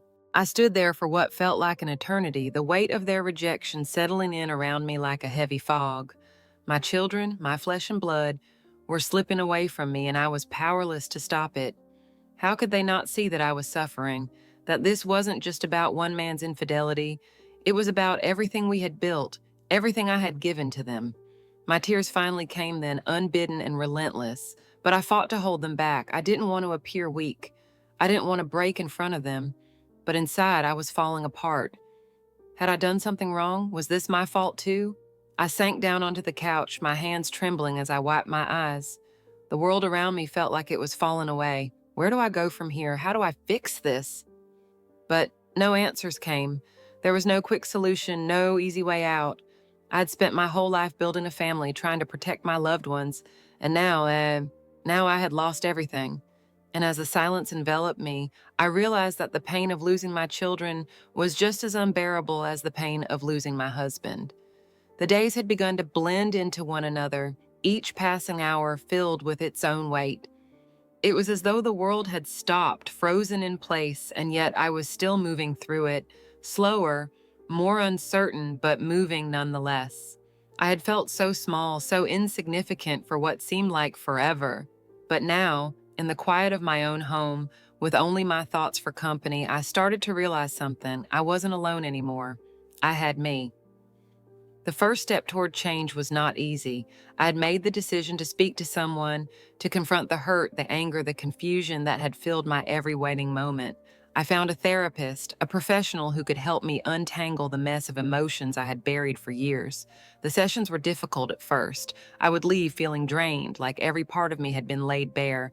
But with each conversation, I started to feel a shift. It was slow, almost imperceptible at first, but it was there. I began to find peace in the small things. A walk through the park became a ritual, the cool air filling my lungs, the simple joy of watching the leaves fall, noticing the beauty in the smallest details, the sky, the birds, the sound of footsteps on the pavement.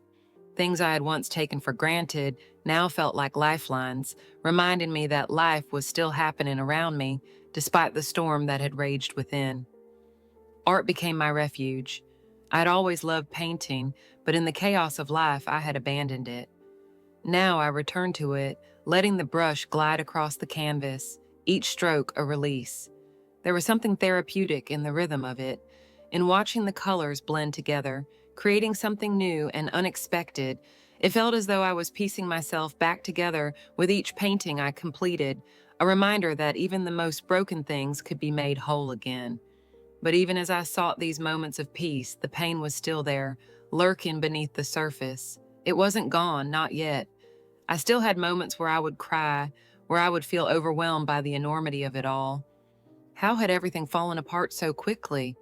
How had I let myself believe for so long that I wasn't enough? But then something began to shift within me. I started to realize that I wasn't trying to fix myself for anyone else. I wasn't doing it for my children or for him. I was doing it for me. I wasn't trying to prove my worth or fight for a relationship that had already shattered. I was learning to stand on my own, to embrace the woman I had become, to find strength in my own being. And in that, I began to discover a freedom I had never known before. The more I let go of the need for validation, the more I found myself. It wasn't about forgiveness or revenge. It wasn't about him at all anymore. It was about me reclaiming my own life. I began to see the truth for what it was. I didn't need him to complete me. I didn't need my children's approval to be whole. I had my own value, my own worth, and I was beginning to understand that. As I went through the motions of daily life, meeting new people, reconnecting with old friends, rediscovering hobbies I had abandoned for so long, I felt a sense of empowerment growing within me. Each small victory felt monumental. I was regaining my dignity, my sense of self. I could smile again, laugh again, and for the first time in months, I began to think about the future with something resembling hope. It was still hard. The nights were the hardest, when the silence felt like a weight pressing down on me. But even then, I could feel the shift. I was stronger now, more resilient than I'd been before. I wasn't the woman I had been when I first found out about the affair. I was someone new, someone who had learned to stand on her own. There were times when I wanted to scream, to rage against the unfairness of it all, but instead, I chose to focus on what I could control. I could control my happiness. I could control my healing. And every day I was healing bit by bit. But then, one evening, as I sat in my living room with a glass of wine in hand, there came a knock on the door. I didn't need to answer it to know who it was. I opened it, and there he stood, my husband. His face was drawn, his eyes tired, as though he had been carrying a burden he could no longer bear. And then he spoke the words I had feared. "I'm sorry," he said, his voice trembling slightly. "I made a mistake. I want to come home." I looked at him, standing there on the threshold, asking for forgiveness, and for a moment I didn't know what to say. The doorbell rang again, the sound of it slicing through the silence of my evening. I had just gotten comfortable, settled into the familiar routine of being alone. When I heard the knock, I knew before I even moved to answer it who it was. My heart twisted as I reached for the handle. There, standing before me once more, was the man who had torn my world apart. He looked different somehow, tired, worn down, like a shadow of the man I had once known. His eyes were full of something I couldn't quite place, regret, perhaps, or was it guilt? "I need to talk to you," he said, his voice low, almost pleading. Please, just hear me out. I stepped aside without a word, my mind whirling. What could he possibly say? What could he offer now that would change anything? He walked in, his presence filling the room, and for a moment it felt as though time itself had stopped. His voice cracked as he began. I've made a terrible mistake. I don't deserve your forgiveness, but I need you to know how sorry I am. I'll do whatever it takes to make things right. The words hung in the air, heavy and hollow.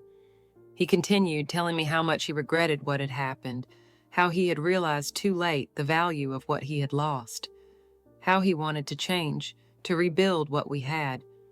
But with each word, I felt a growing sense of unease. I wanted to believe him. I wanted to hear him, to be convinced that everything could somehow be salvaged. But I couldn't ignore the voice in my head, the one that kept reminding me of the past, the betrayal, the lies, the deceit. How could I let this man back into my life? How could I believe him when everything he had done had shattered the very foundation of our relationship? I looked at him, searching his face for something, anything, that might convince me to take him back, to believe that he could change. But I found nothing. His words were just words. His apology was just an attempt to undo the damage that had already been done. You're asking me to forget everything, I said, my voice barely above a whisper, to just erase the hurt, the years of betrayal. How can I do that? How can I trust you again? He stepped closer, his gaze earnest, almost desperate. I don't expect you to forget, but I want to show you that I can be better, that I can make things right for us, for everything we've lost. I closed my eyes, the pain rushing back in waves. For a moment, I let myself think about it, the life we had built, the memories we had shared. And for a moment, I wondered if I could forgive him, if I could find it in my heart to let go of the past, to give him another chance. Could I really let him back in? Could I forgive him? But as the silence stretched between us, I felt the weight of the decision. This wasn't just about him. This was about me, about what I needed, what I deserved. And then it hit me. Forgiveness didn't mean I had to let him back in. It didn't mean I had to allow him to control my life anymore. I didn't need him to be whole. For the first time in what felt like forever, I realized that I was the one who had the power here. Not him. I didn't need his validation, his apology. What I needed was my own healing, my own path forward. I can't do this anymore, I said, the words coming out as a relief rather than a burden. I can't live in the shadow of this betrayal, constantly wondering if you're going to hurt me again. His face fell, his shoulders slumping, as though I had physically struck him. I'm sorry, he whispered again, but I could see it now. His apology wasn't for me. It was for himself, for the loss of what he had taken for granted. I took a deep breath, steadying myself. I had made my decision and I had to own it. I couldn't keep holding on to something that had already been destroyed. And in doing so, I realized something profound, something that had been buried beneath the hurt and anger.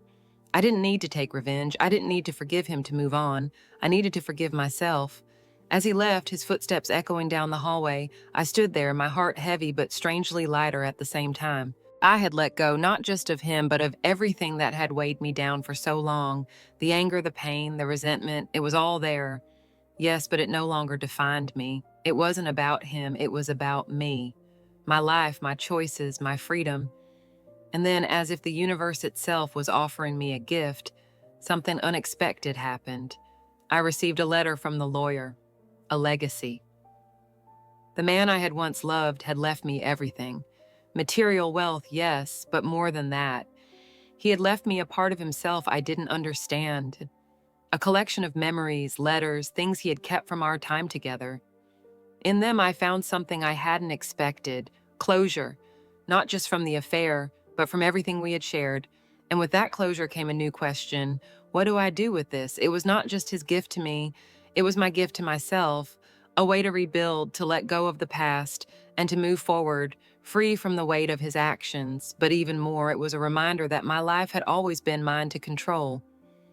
As I stood there holding that letter, I felt a strange sense of calm wash over me.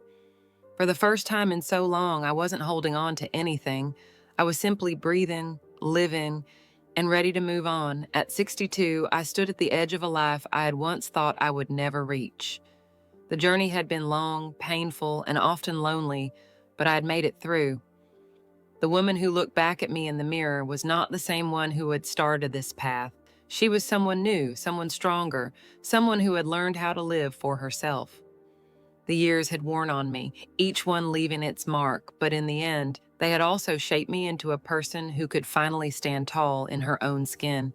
My days were no longer filled with the weight of regret or the burden of waiting for something to change. I had accepted what had happened, not because it didn't hurt, but because I had learned that healing begins not in forgetting the past, but in accepting it and choosing to move forward. I had spent the last year learning to rediscover myself. It started small, simple things like taking long walks in the park, letting the cool air fill my lungs, feeling the earth beneath my feet.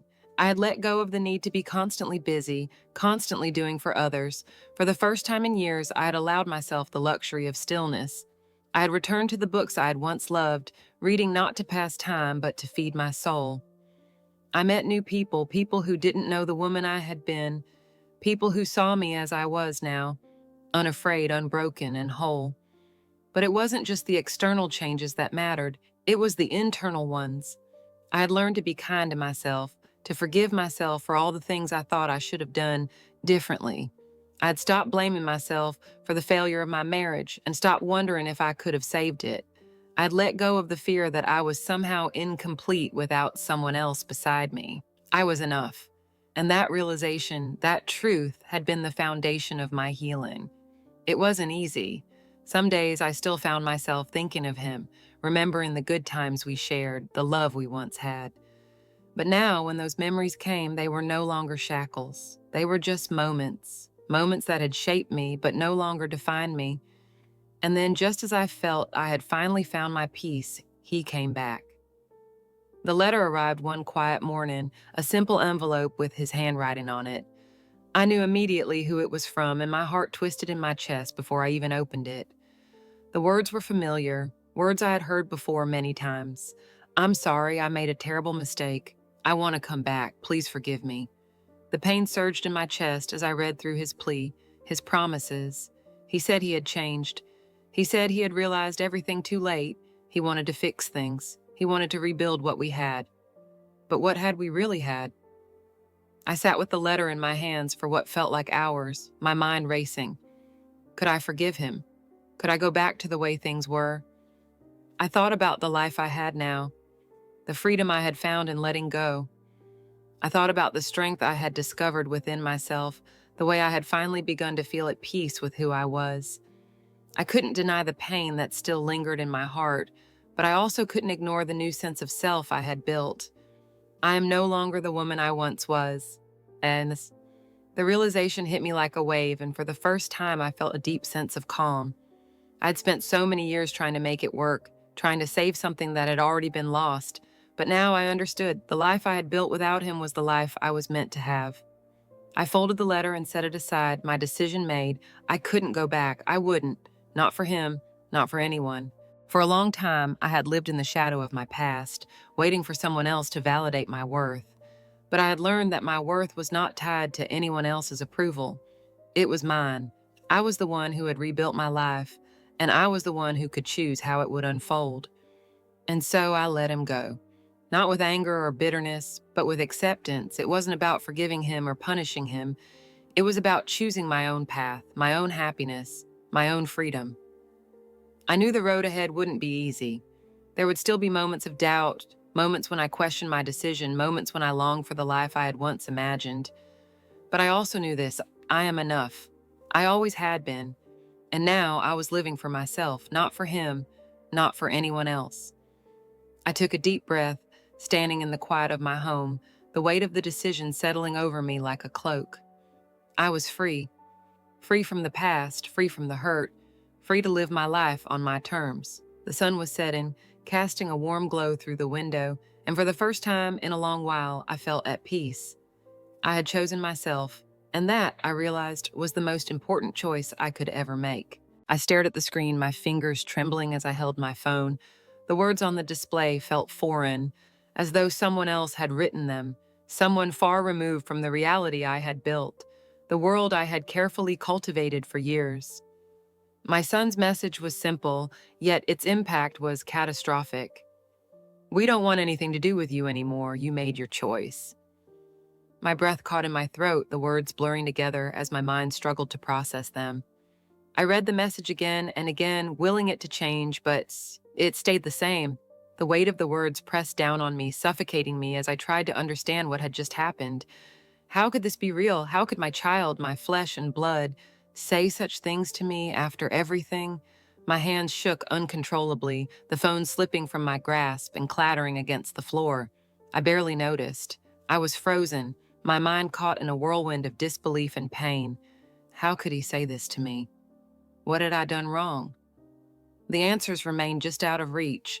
Like a distant whisper in the dark, I bent down slowly, my knees shaken, and picked the phone up.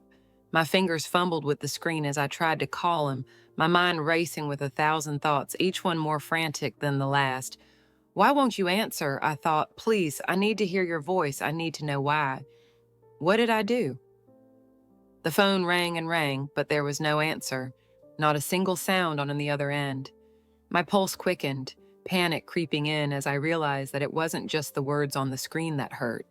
It was the silence that followed, the cold, unyielding silence that filled the space where my love for him had once resided.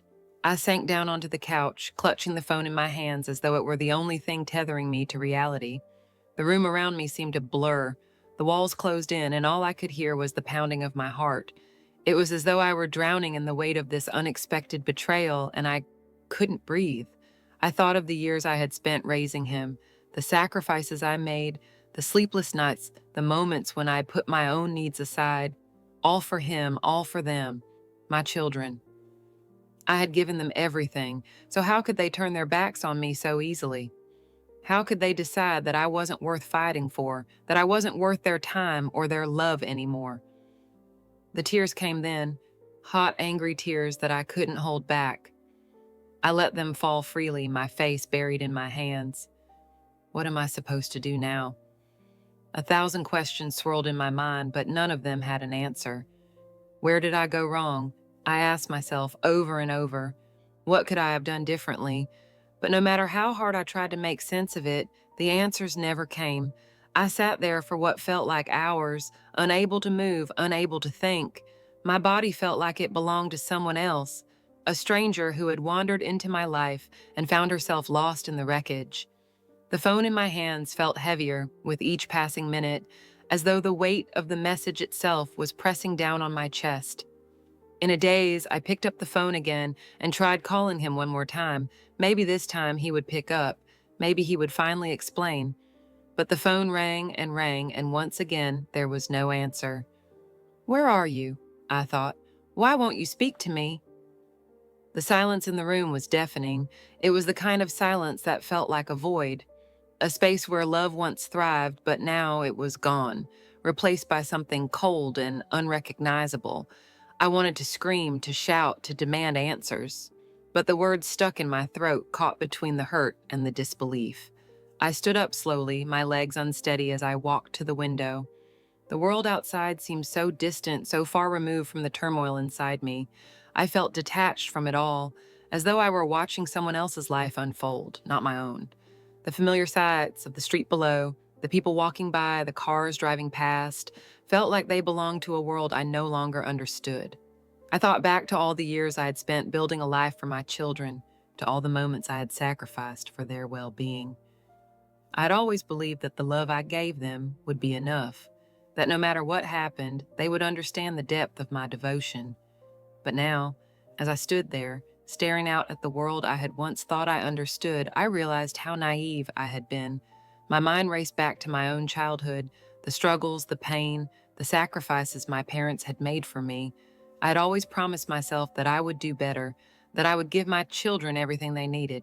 But now, standing here in the aftermath of their rejection, I couldn't help but wonder if it had all been for nothing.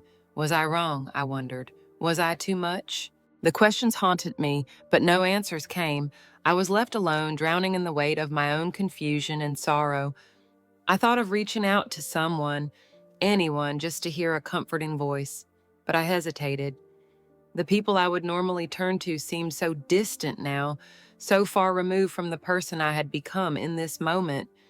Even my closest friends, my family, felt like strangers, so I stood there in the silence of my home, feeling the crushing weight of abandonment. The world outside continued to move, but inside I felt frozen in place, trapped in this moment of unrelenting pain. And yet, as I stood there, staring out into the unknown, something inside me began to shift. A small, quiet voice deep within whispered, "You have to keep going. You have to find a way through this." It was the first hint of something resembling hope, but it was faint, so faint that I wasn't sure if it was real or just the echo of a memory from a time when things were simpler. As I stared out into the world, I realized that the answers wouldn't come today. They wouldn't come tomorrow either. But I had to start somewhere. I had to begin understanding what had gone wrong, what had led me here. And with that thought, the first cracks of something new began to form within me, a quiet resolve buried beneath the shock, the pain, and the loneliness. I didn't know where it would lead, but I knew one thing for sure. I wasn't going to give up. Not yet. But as I turned away from the window and walked back into the silence of my home, I couldn't help but wonder, where had my children gone? And why was I the one left standing here alone? The pain of the unknown was almost unbearable, but it was all I had. And so I let it fill me. For now, the phone still sat there, the words from my son echoing in my mind. Even after all this time, the sting hadn't faded. It hadn't even begun to dull. My hands were no longer shaking, but the emptiness that had settled in my chest felt like it was growing, consuming everything. I thought I had spent years preparing for a life of unconditional love and sacrifice for my children, but in the wake of his rejection, I found myself questioning everything. I could no longer remember the face of the woman I thought I had become. My reflection in the mirror seemed like a stranger now. As I sat there, the silence pressing down on me, my mind wandered back, not to the present, but to a time long before the message, a time when I had first learned the weight of rejection. I was young then, too young to understand that love wasn't something to be earned through endless giving, but I didn't know that then. I spent my childhood chasing something that seemed impossible to grasp, my parents' attention. It wasn't that they didn't love me, it was that their love felt like an abstract concept, something they gave only when it suited them. My mother, always lost in her own world of troubles and her own pain, never seemed to have room for mine. My father was distant, a man who worked tirelessly, but never once paused to look me in the eyes and ask how my day had gone. My siblings, too wrapped up in their own lives, barely noticed the small girl in the corner, always trying to be good, trying to be perfect. I was young, but I quickly learned that perfection was the only currency in my house. If I could be perfect, if I could be what they wanted, perhaps I could make them notice me. I thought that if I got straight A's, if I did everything they asked without question, they would love me. That was the kind of love I knew, conditional, transactional. I had to work for it. I had to deserve it. But no matter how hard I tried, it was never enough. There was always a new standard, a new bar set impossibly high. And as I grew older, the reality settled in like a cold blanket. I would never be enough. I would never be loved in the way I wanted, in the way I needed. It wasn't until later, much later, that I understood what had been missing. I had spent my entire childhood striving for a love that was never truly mine to claim. My parents, lost in their own emotional struggles, couldn't give me what I so desperately needed: affection, attention, validation. They didn't have it in them, and I didn't have the words to ask for it. By the time I was a teenager, I had learned the hard way that love wasn't something that just appeared. It had to be fought for, and even then it was fragile. I found myself in relationships, my first relationships, where I thought I could find what was missing. But those relationships were just reflections of what I already knew. Love, when it came, was fleeting. It was a fantasy I could never quite touch. I remember my first boyfriend. He was everything I thought I needed: gentle, kind, and full of promises. I poured all my love into him, hoping that he would fill the empty spaces inside me. I gave him everything, just like I had given my parents everything. But he couldn't see me, not really. And when the time came, he left, leaving behind only the wreckage of yet another broken dream. It felt familiar, like the love I had always chased, always given, only to watch it slip through my fingers. And so I learned. I learned that no matter how hard I tried, no matter how much I gave, love didn't always return the way I needed it to. When I had my own children, I promised myself that I would be different. I promised myself that they would never feel the way I had felt as a child. They would never feel invisible. They would always know how much I loved them. I swore that my love would never be conditional. It would be enough no matter what. And so I gave everything to them. Everything. I worked hard to provide them with a comfortable life, to ensure they never wanted for anything. I didn't want them to experience the loneliness I had felt. I didn't want them to ever feel like they had to earn my love. I wanted them to feel secure, to know that they were worth everything. But somewhere along the way, something shifted. Maybe it was when I started to neglect myself, my own needs, my own desires, in the pursuit of giving them everything they could possibly want. Maybe it was when I forgot that love wasn't just about giving, it was about receiving too, about balance. I look back now and I realize that in my desperate attempt to give them everything, I became invisible to myself. I lost pieces of who I was, pieces I had never learned to love. I gave and I gave and I gave. But what I didn't realize was that love, true love, couldn't just be one-sided. It couldn't just be about what I was willing to sacrifice. In my efforts to ensure they never felt the pain I had known, I inadvertently created a different kind of pain. I had allowed them to take me for granted, to think that my love was something they could count on without ever truly seeing me. And now, standing in the aftermath of their rejection, I couldn't help but wonder, did I go too far? Had my love, my devotion made them blind to the woman I had become? Did I lose myself in the process of giving everything to them? I could feel the weight of it heavy on my chest. The past, with all its struggles and sacrifices, came flooding back. I wasn't just a mother to them. I was someone who had once been a little girl, longing for love, longing to be seen. Now, as I watched my children pull away, I couldn't help but ask myself, had I done enough? The doubt settled in, not just about my children, but about everything. Everything I had done, everything I had given. Was I just chasing shadows, hoping for a love that would never come? And as the memories of my childhood lingered, I realized that perhaps my greatest mistake was thinking I could give my children the love I had never received. Because in trying to give them what I lacked, I had forgotten to give them what they truly needed, to see me, to love me, not just because of what I gave, but because of who I was. In that moment, the truth began to sink in. Perhaps it wasn't just them I had failed. Maybe it was me too. And with that thought, I felt a shift, a deep, painful realization that maybe, just maybe, my own history was repeating itself. But the question remained, could I change it? Could I somehow rewrite the story before it was too late? As I drifted deeper into my memories, the answer seemed further away than ever. The feeling of disbelief lingered in my chest, growing heavier with every passing day. It wasn't just the rejection from my son anymore. Something more insidious had begun to take root in my life. I began to notice small changes, things I hadn't quite understood at first, but which, upon reflection, were becoming increasingly hard to ignore. It started with the little things, the comments that weren't really comments, but veiled jabs. "It must be nice to have so much free time," my daughter said one afternoon, her voice dripping with a bitterness I hadn't heard before. "I wish I had the luxury of just sitting around." Her eyes met mine for a brief moment before she quickly looked away, as though she had said nothing at all. But I could feel the sting, the weight of her words pressing down on me. At first, I told myself I was overreacting. I chalked it up to stress, to the inevitable struggles every family faces. But it wasn't just that one remark. It kept happening. Subtle digs here and there, a silent judgment that hung in the air, suffocating me. They didn't need to say much to hurt me. The silence between us spoke louder than any words ever could. Then came the first real blow, a financial request that would mark the beginning of my gradual unraveling. My son, who had been distant for so long, called one evening. I answered, half expecting him to ignore my calls again. But this time his voice was urgent, almost pleading. "Mom, I need some help with my rent, and I've been short on cash this month, and you know I can't get by without your help." His voice was calm, controlled, but there was an underlying expectation that I would help him, that I had no choice.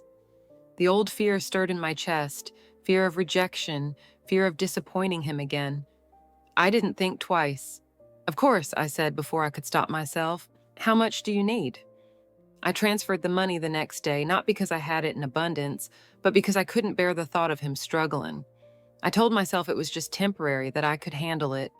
After all, wasn't this what I had always done? Didn't I spend my life giving everything to my children, even if it meant sacrificing my own peace of mind? But the next time he called, it was with the same tone, the same subtle expectation. Hey, I need a little more. This time it's for a car repair. Can you help me out? At first, I hesitated. I'd already given so much, and yet it never seemed enough. But I couldn't say no. The old pattern, the need to prove my worth, to be the mother who always came through, drove me to transfer the money once more. In the back of my mind, I felt the first stirrings of doubt buzz. Why was this so easy for him? Why was I the one who always had to give? But the question was buried beneath layers of guilt and the instinctive desire to avoid confrontation. Then came the silent treatments, the moments when they would withhold their affection, using silence as their weapon. My daughter wouldn't answer my texts for days, leaving me anxiously waiting for her to acknowledge me. My son, when I tried to call, would let the phone ring until it went to voicemail. They didn't have to say a word to hurt me. The silence was enough to make my chest tighten, to make me feel invisible, useless. The more I gave, the less they seemed to care. And yet, they would demand more attention, more time, more money, more of me. I began to see the subtle manipulation taking shape. They were using my love for them against me, weaponizing my emotions to keep me in a perpetual state of giving, of self-sacrifice. I felt like I was slowly losing control of my life. Every act of kindness, every gesture of love seemed to be met with an insatiable demand for more, and I was powerless to stop it.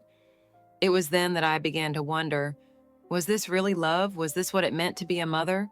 To give endlessly, only to be taken for granted, to be used until I was empty. But the worst part wasn't the money or the silence, or even the manipulation. It was the growing sense of isolation. They didn't need me, that they didn't care about me in the way I'd cared about them. The realization hit me like a brick wall. I was alone. I tried to reach out, tried to find solace in friends or distant relatives, but every attempt seemed to fall short. No one truly understood.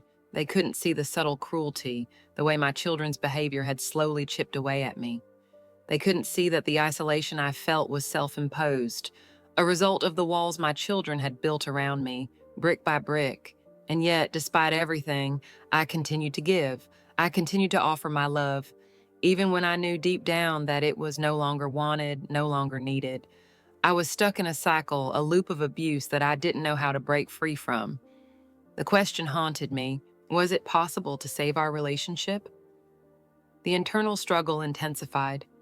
Part of me wanted to fight for them, to fight for the family I had envisioned, the one I had worked so hard to build. But another part of me, one that had started to wake up to the truth, realized that maybe it was time to let go. Maybe they needed to find their own way without me constantly enabling them, without me constantly sacrificing myself for their benefit. I couldn't keep living in this toxic environment where my love was used as a bargaining chip. I needed something more. I needed peace. And as the weight of that realization began to settle in, I found myself at a crossroads. The choice wasn't clear yet, but I knew one thing. I couldn't keep going like this. Something had to change. And so, with a heavy heart, I began to explore the possibility of a new path. A path that didn't involve constant giving, a path where I could learn to love myself without guilt, without fear. It was terrifying to even consider, but deep down I knew it was the only way forward. The weight of my heart's rupture was unbearable. It felt as though my soul was unraveling, thread by thread, and no matter how hard I tried, I couldn't seem to stitch it back together. The betrayal from my children had cut deeper than I ever imagined possible. The once warm, nurturing love I had given them had now turned into a blade that pierced through my very core. The emptiness I felt in the wake of their rejection was all-consuming, and everything I had ever believed about family, love, and sacrifice seemed to be slipping away. I tried to reach out to friends, acquaintances, anyone who might understand, but their reactions were as cold as the silence I had grown so accustomed to from my children. Some of them offered words of comfort, but they felt hollow, distant. It was as though they were all too afraid to get involved, too unsure of how to navigate the mess that my life had become. It was the same sense of isolation I had felt from my children, only now it stretched beyond the walls of my home and surrounded me like an invisible fog. The loneliness seemed to get worse each day. I spent countless hours lying awake at night, my thoughts spiraling into darkness. How had it come to this? How could they do this to me? The questions kept coming, but they offered no answers. There were no apologies, no explanations, only silence, only rejection. I'd given everything I had, and yet it was never enough. I needed help. I needed someone to talk to, someone who could help me make sense of all this pain. So I made the decision to seek professional help. I made an appointment with a psychologist, hoping that perhaps speaking to a stranger, someone who was trained to understand such deep wounds, would offer me the relief I so desperately needed. The first few sessions were uncomfortable. The words I tried to express tangled up in the mess of emotions I couldn't even begin to untangle. But slowly, the psychologist started to peel back the layers, asking me questions that forced me to confront the raw, painful truth. Why had I allowed this to happen? Why had I given so much of myself only to be discarded? As I spoke, I began to realize something. I'd always believed that love was enough, that if I just loved my children enough, they would return that love unconditionally. But love, I was learning, wasn't something that could be demanded. It wasn't a currency to be exchanged. And yet, I had spent so many years giving, without ever asking if it was what they truly needed. But even after several sessions, there was no relief. The pain hadn't dulled. If anything, it was growing sharper. The guilt I felt only intensified. I had been trying to fix everything for so long, to keep my family together, to create the love that I had never received. But what had I missed in the process? What had I overlooked in my desire to give everything to them? The more I thought about it, the more I realized I had made a terrible mistake. My love, my devotion to them had become overwhelming. It had become a cage, both for me and for them. I had smothered them with it, and they had responded not with appreciation, but with rejection. The physical toll of all this stress began to manifest in my body. I hadn't slept properly in days, maybe weeks. The constant worry, the constant heartache wore me down until I couldn't even recognize myself. I was always exhausted, my body ached, my energy reserves were completely depleted. Every morning it felt like it took every ounce of strength just to get out of bed. And even then I couldn't shake the heaviness that clung to me like a second skin. In the midst of all this pain, I started to question myself, my actions, my choices, everything. Could I have done something differently? Could I have been a better mother, a better person? Had my love for my children been too much, too overwhelming for them? These thoughts gnawed at me relentlessly, pulling me deeper into the darkness. I couldn't escape them. I couldn't escape the feeling that I had somehow failed, not only as a mother, but as a human being. My sense of self-worth was crumbling piece by piece, and I felt like I was spiraling out of control. I was losing the battle, losing myself. The guilt weighed heavily on me, and yet a part of me wondered, is this what they wanted? Was I supposed to just give up and let them be free of me? Let them live their lives without the burden of my expectations, my love? But then another realization hit me like a jolt of electricity. No, I couldn't just disappear. I couldn't simply fade into the background and let them decide for me. I'd given so much, and yet I still had more to give, to myself. I started to imagine a different path, one where I didn't have to keep fighting for their love. A path where I could learn to love myself, where I could stop pouring my energy into people who didn't appreciate it. It wasn't going to be easy. The pain was still raw, the scars still fresh. But as I sat in that psychologist's office, I realized something. I couldn't keep living like this. I couldn't keep holding on to something that wasn't coming back.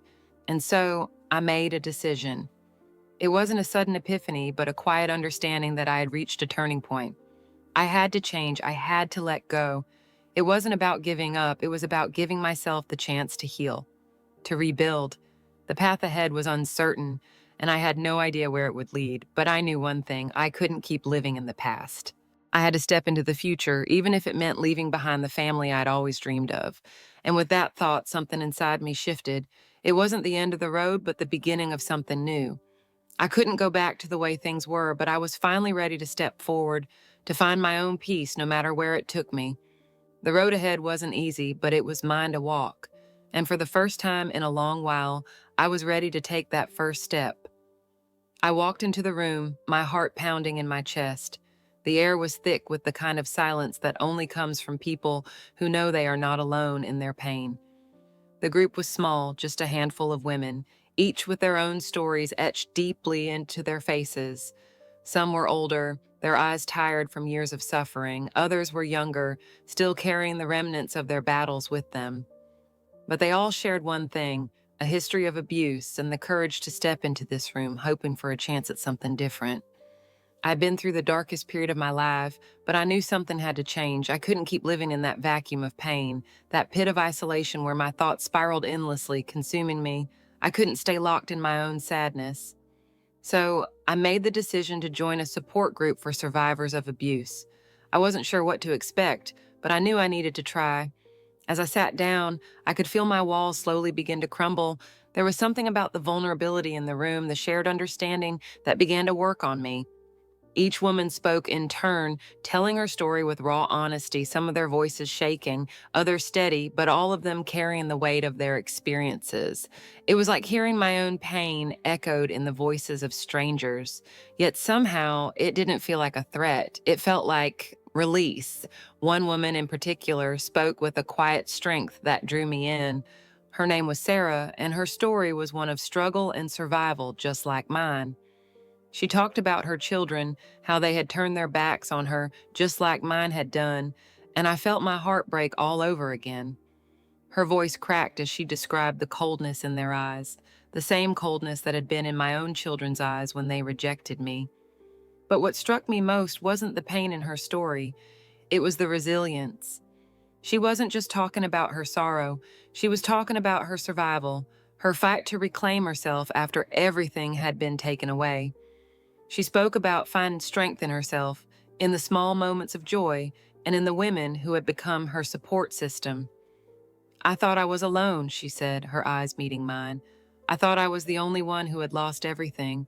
But then I found people who understood, people who saw me, and it wasn't easy, but it was a start, and that's what we have to hold on to, a start. Her words sank deep into me, like a seed planted in the soil of my despair. I hadn't realized how badly I needed to hear them until they echoed in the quiet of my own mind. A start. That's all I had needed. A starting point, a tiny spark of hope to reignite the possibility of healing. And here, surrounded by these women, I saw that hope beginning to take shape. As the weeks passed, I found myself returning to the group, drawn not only by the support they gave, but by the strength that came from knowing I wasn't alone. We began to share more about our past, our scars, our hopes. Slowly, I started to rebuild myself piece by piece. The bitterness of my children's betrayal, the isolation I'd felt for so long, started to soften, even if just a little. I was no longer fighting to prove something to anyone. For the first time, I was fighting for myself. But even in this space of support and healing, I found myself facing another challenge. One of the women, Elena, became a close friend. She was quiet, reflective, and had a deep sense of kindness about her that had made her easy to talk to. But as we spent more time together, I realized that her situation mirrored mine in some ways. Her children, like mine, had distanced themselves from her, and she too felt the gnawing pain of rejection. It was like watching my own fear mirrored back at me. One afternoon after our group meeting had ended, Elena and I sat together in the quiet room, sipping coffee. She looked at me with a sadness in her eyes that I knew all too well. "I don't know if I can forgive them," she said softly, her voice trembling. "I've given everything. I've always been there, and now they're just gone. I don't know how to make sense of it." I nodded, the ache in my chest growing as I thought about my own children. Can I forgive them, I thought. Can I really forgive them for all they've done? "I don't know if I can either," I replied, my voice just above a whisper. "But I'm learning that it's okay not to have all the answers right now. I'm learning that maybe I don't have to have it all figured out. I can just exist, and in time, maybe I'll understand." Elena smiled at me, a small, sad smile, but it was a smile nonetheless. "You're stronger than you think," she said. Her words lingered with me long after I left that day. Stronger than I think. Could it be true? Could I really be stronger than I thought? Could I find the strength to heal, to move forward, to let go of the past and embrace a future that wasn't defined by my children's rejection? In the days that followed, I found myself questioning everything. I thought about the lessons I had learned in the group, the resilience, the importance of self-love, the understanding that healing was not a straight path, but a winding, complicated journey. But there was still that nagging fear, the thought that I couldn't escape, the thought that I was destined to repeat the same cycle of rejection. My mind kept returning to the image of my children, their cold faces, their indifference. And then one evening, as I sat by the phone, contemplating whether I should try to reach out to them again, it rang. My heart skipped a beat as I saw the caller ID. It was my son. I hesitated before answering, my hand trembling as I lifted the phone to my ear. "Mom?" His voice was quiet, tentative. I, I've been thinking. I'm sorry for everything. I don't know what to say, but I miss you." My breath caught in my throat, the words I had waited so long to hear. But even as they filled the space between us, I felt the weight of the moment. It wasn't a resolution, not yet, not fully, but it was a start, and maybe that's all I needed. As I sat there, hearing the cracks of a potential reconciliation, I realized something. Perhaps healing wasn't about waiting for my children to come back to me fully. Maybe it was about letting go, about finding peace within myself, even before I had all the answers. The road ahead was still uncertain, the pain was still raw, but for the first time in a long while, I allowed myself to feel something else, a glimmer of hope. The days that followed my son's call were filled with quiet reflection. I'd allowed myself to breathe again, to embrace the faintest glimmer of hope that perhaps things could be different. Perhaps this time things would work out. But even as I moved forward, even as I built a new life for myself, the shadow of my past still lingered. And I couldn't escape the truth. Nothing had been resolved. My children were still out there, and I had no idea where we stood. Months passed, and with each new day, I felt stronger. I found comfort in the support of the women who had become my closest allies. I began to feel like I could finally be whole again, like I wasn't defined by my past mistakes or by the failures of my family. I had forged new connections, built new bridges, and in the process, I discovered a part of myself I had long since buried, the woman who deserved to be happy, who deserved to be loved and supported. But one evening, as I was sitting in my living room, my phone rang. I didn't recognize the number, but something inside me told me to answer. As I did, I heard his voice. "My son. Mom, it's me." His voice sounded uncertain, fragile. "I know it's been a long time and I don't know how to start this, but we've been talking and we want to come back. We want to be a family again." My heart skipped a beat. I had been waiting for this moment, hoping for this moment. But now that it was here, I felt a coldness creeping in, an instinctual hesitation. It wasn't just relief, it was confusion, fear, uncertainty. I had spent so long rebuilding myself, trying to break free from the chains that had bound me to them. And now they wanted to come back, but the words that followed made my stomach churn. "I know things have been hard, but if we're going to make this work, you'll have to leave the support you've found. You can't keep those relationships with those women. They're not your real family. You need to let them go if you want us back in your life." The words hit me like a slap. I felt the room close in around me. I hadn't realized until that moment how much I had come to depend on the women in my support group. Their kindness, their understanding, their unspoken bond. They had become my family, the people who saw me, the people who held me up when I felt like I was falling apart. And now my son was asking me to give all that up, to choose him, to choose the family that had already betrayed me over the support and connection I had built from scratch. I felt a wave of nausea wash over me. Could I really do that? Could I really cut myself off from the people who had helped me heal?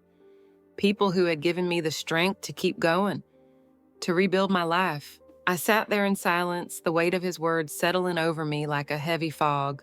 I wanted to believe that this was the beginning of something beautiful, that this was my chance to fix what had been broken. But deep down, I knew this wasn't the same as before. The family I had once known, the relationship I had desperately tried to hold on to, had changed. It wasn't just my children who had changed, it was me. I was no longer the same woman who had poured herself into them, willing to sacrifice everything for their love. But this felt like a test, one I wasn't sure I could pass. I thought about the pain, the rejection, the years of giving, and given until there was nothing left for me. I thought about the isolation, the fear, the loneliness that had consumed me when they turned their backs. How could I go back to that? How could I erase the growth I had fought so hard for, the people who had helped me see my worth again? And yet, how could I ignore the pull of my children? How could I turn away from them again, knowing that part of me still loved them, still wanted them in my life? I was torn. I wanted to believe that this could be the moment I had waited for, the moment I could forgive them, heal our broken relationship, and rebuild what had been lost. But I wasn't sure I could make that sacrifice again, not after everything I had been through, not after everything I had learned. The internal battle raged inside me, each side pulling me in a different direction. One side, the old familiar side, told me to take them back, to offer my forgiveness, to try once again to make my family whole. But the other side, the side that had fought so hard to rebuild itself, to find new relationships, to protect my own peace, was telling me something different. It was telling me that I couldn't give up my happiness for the sake of people who had already shown me they didn't value me. The phone call ended, but the decision remained. I sat there in silence, the weight of my choice hanging over me. Would I choose the family that had rejected me, the family that had never truly understood me, or would I choose the life I had worked so hard to build, the new people who had become my support system, my lifeline? As the days passed, I continued to reflect. Every moment seemed like a crossroads, every decision fraught with consequences. But something inside me told me that I couldn't go back. I had to choose myself. I had to choose the peace I had found, the happiness that had slowly started to bloom within me. And if that meant saying goodbye to the dream of a perfect family, then so be it. Finally, after what felt like an eternity, I made my decision. It wasn't easy and it wasn't without pain, but I knew it was the right choice. I sent a message to my son. It wasn't filled with anger or bitterness, but it was firm. I love you, but I can't give up the life I've started to build. I can't erase everything I've worked for, everything I've found. I'm sorry. It was the hardest thing I had ever done, but in that moment, I felt a weight lift off my shoulders. It wasn't a perfect resolution. It wasn't the reunion I had once dreamed of, but it was my truth. And for the first time in a long while, I felt a sense of freedom. There are moments in life when the weight of a decision is so heavy, it feels like it might break you. Yet, in the same instant, there is a glimmer of something else, a strange, unfamiliar sense of freedom. That was the moment I stood at the crossroads, finally realizing that to heal, to truly move forward, I had to let go. Not just of my past, not just of the pain, but of the people who had caused me the most harm. It was the hardest thing I had ever done. I had spent so many years trying to keep my family together, trying to make things work despite the manipulation and betrayal.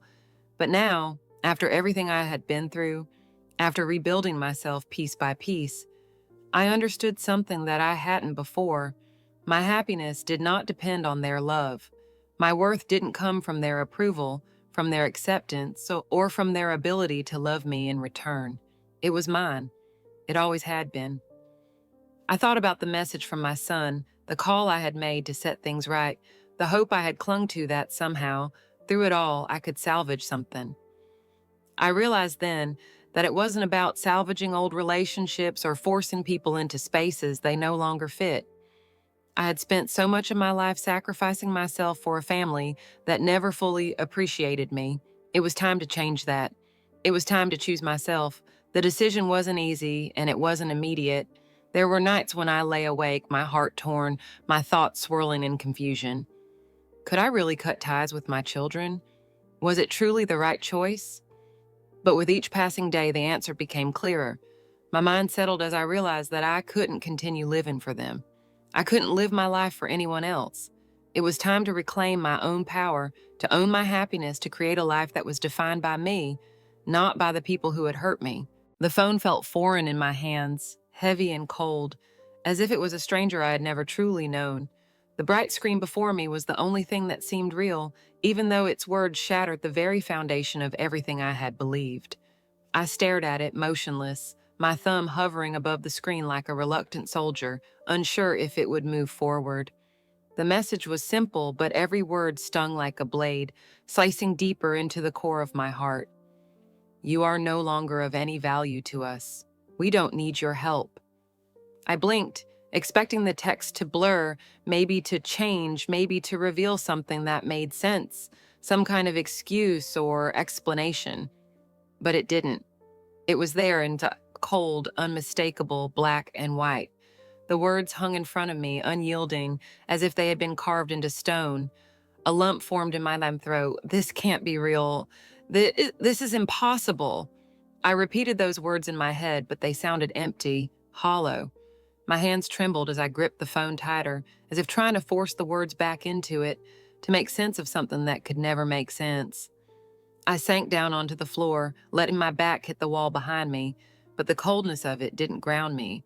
Instead, it made the room feel even more distant, as though I was no longer connected to anything or anyone. I stared at the phone, my mind swirling with disbelief.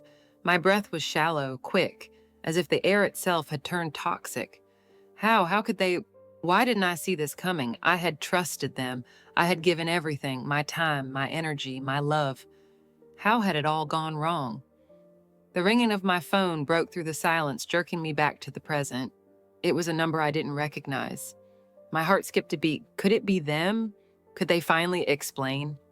I answered, but the voice on the other end was cold, distant, nothing like the ones I had known so well.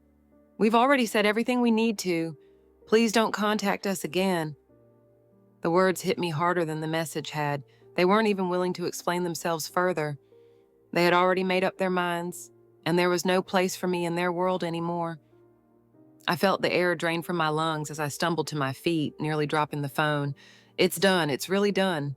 My mind was a blur, my chest tight, as if the weight of the situation was physically crushing me. I tried to breathe, tried to make sense of the jumbled mess in my mind, but everything felt so unreal, so suffocating. The cold weight of the phone in my hand was unbearable now. It no longer felt like a tool for communication, but a weapon, something that had just torn apart my world. I walked aimlessly across the room, unable to focus on anything. What now? What am I supposed to do? My thoughts were spiraling, and I couldn't stop them. I had no answers, no one to turn to. Everyone I trusted was already gone. I sat down on the couch, my legs too weak to stand. The phone seemed to burn in my hand, as though it had been somehow transformed into a foreign object, something alien. How had everything changed so quickly? How had my life gone from predictable to completely shattered in a matter of minutes? I looked at the message again, as if somehow it would reveal something new, a hidden meaning, a twist. But all I saw was the same thing: empty words, final words. I could feel the sharp sting in my chest again, a familiar, suffocating pain that wouldn't let go. With shaking hands, I tried to call them back. The phone rang endlessly, but there was no answer. Each ring felt like a needle pressing into my skin, each unanswered call a confirmation that everything was already over. The silence was unbearable, pressing in on me, suffocating me. I had no way out, no one to help me. The life I had known, the relationships I had fought so hard to preserve, were gone, and I was left holding the phone, staring at a message that no longer made any sense. But in the midst of the confusion, a single thought pierced through my panic. I need to understand. I need to know what happened. I grabbed my purse and rushed out of the apartment, barely noticing the cold breeze that greeted me outside. I didn't know where I was going or what I was hoping to find, but I couldn't stay there. I had to find someone who could explain this, someone who could give me answers. As I walked down the street, I called a few other people who might have known something, anyone who might have seen something, but nothing. I was left in the same empty silence. No answers, just the echo of my own footsteps on the pavement, each one feeling more and more like a resignation. I wasn't sure how much longer I could keep this up, how much longer I could keep chasing something that might not even exist anymore. But I knew one thing: I couldn't stop now. The truth was out there somewhere, eh, somewhere, and I had to find it, even if it meant tearing apart everything I thought I knew about my life. The phone felt foreign in my hands, heavy and cold, as if it was a stranger I had never truly known. The bright screen before me was the only thing that seemed real, even though its words shattered the very foundation of everything I had believed. I stared at it, motionless, my thumb hovering above the screen like a reluctant soldier, unsure if it would move forward. The message was simple, but every word stung like a blade, slicing deeper into the core of my heart. You are no longer of any value to us. We don't need your help. I blinked, expecting the text to blur, maybe to change, maybe to reveal something that made sense, some kind of excuse or explanation. But it didn't. It was there in cold, unmistakable black and white. The words hung in front of me, unyielding, as if they had been carved into stone. A lump formed in my throat. This can't be real. This is impossible. I repeated those words in my head, but they sounded empty, hollow. My hands trembled as I gripped the phone tighter, as if trying to force the words back into it, to make sense of something that could never make sense. I sank down onto the floor, letting my back hit the wall behind me, but the coldness of it didn't ground me. Instead, it made the room feel even more distant, as though I was no longer connected to anything or anyone. I stared at the phone, my mind swirling with disbelief. My breath was shallow, quick, as if the air itself had turned toxic. How could they? Why didn't I see this coming? I had trusted them. I had given everything, my time, my energy, my love. How had it all gone wrong? The ringing of my phone broke through the silence, jerking me back to the present. It was a number I didn't recognize. My heart skipped a beat. Could it be them? Could they finally explain? I answered, but the voice on the other end was cold, distant, nothing like the ones I had known so well. We've already said everything we need to. Please don't contact us again. The words hit me harder than the message had. They weren't even willing to explain themselves further. They had already made up their minds, and there was no place for me in their world anymore. I felt the air drain from my lungs as I stumbled to my feet, nearly dropping the phone. It's done. It's really done. My mind was a blur, my chest tight, as if the weight of the situation was physically crushing me. I tried to breathe, tried to make sense of the jumbled mess in my mind. But everything felt so unreal, so suffocating. The cold weight of the phone in my hand was unbearable now. It no longer felt like a tool for communication, but a weapon, something that had just torn apart my world. I walked aimlessly across the room, unable to focus on anything. What now? What am I supposed to do? My thoughts were spiraling, and I couldn't stop them. I had no answers, no one to turn to. Everyone I trusted was already gone. I sat down on the couch, my legs too weak to stand. The phone seemed to burn in my hand, as though it had been somehow transformed into a foreign object, something alien. How had everything changed so quickly? How had my life gone from predictable to completely shattered in a matter of minutes? I looked at the message again, as if somehow it would reveal something new, a hidden meaning, a twist. But all I saw was the same thing, empty words, final words. I could feel the sharp sting in my chest again, a familiar, suffocating pain that wouldn't let go. With shaking hands, I tried to call them back. The phone rang endlessly, but there was no answer. Each ring felt like a needle pressing into my skin, each unanswered call a confirmation that everything was already over. The silence was unbearable, pressing in on me, suffocating me. I had no way out, no one to help me. The life I had known, the relationships I had fought so hard to preserve, were gone, and I was left holding the phone, staring at a message that no longer made any sense. But in the midst of the confusion, a single thought pierced through my panic. I need to understand. I need to know what happened. I grabbed my purse and rushed out of the apartment, barely noticing the cold breeze that greeted me outside. I didn't know where I was going or what I was hoping to find, but I couldn't stay there.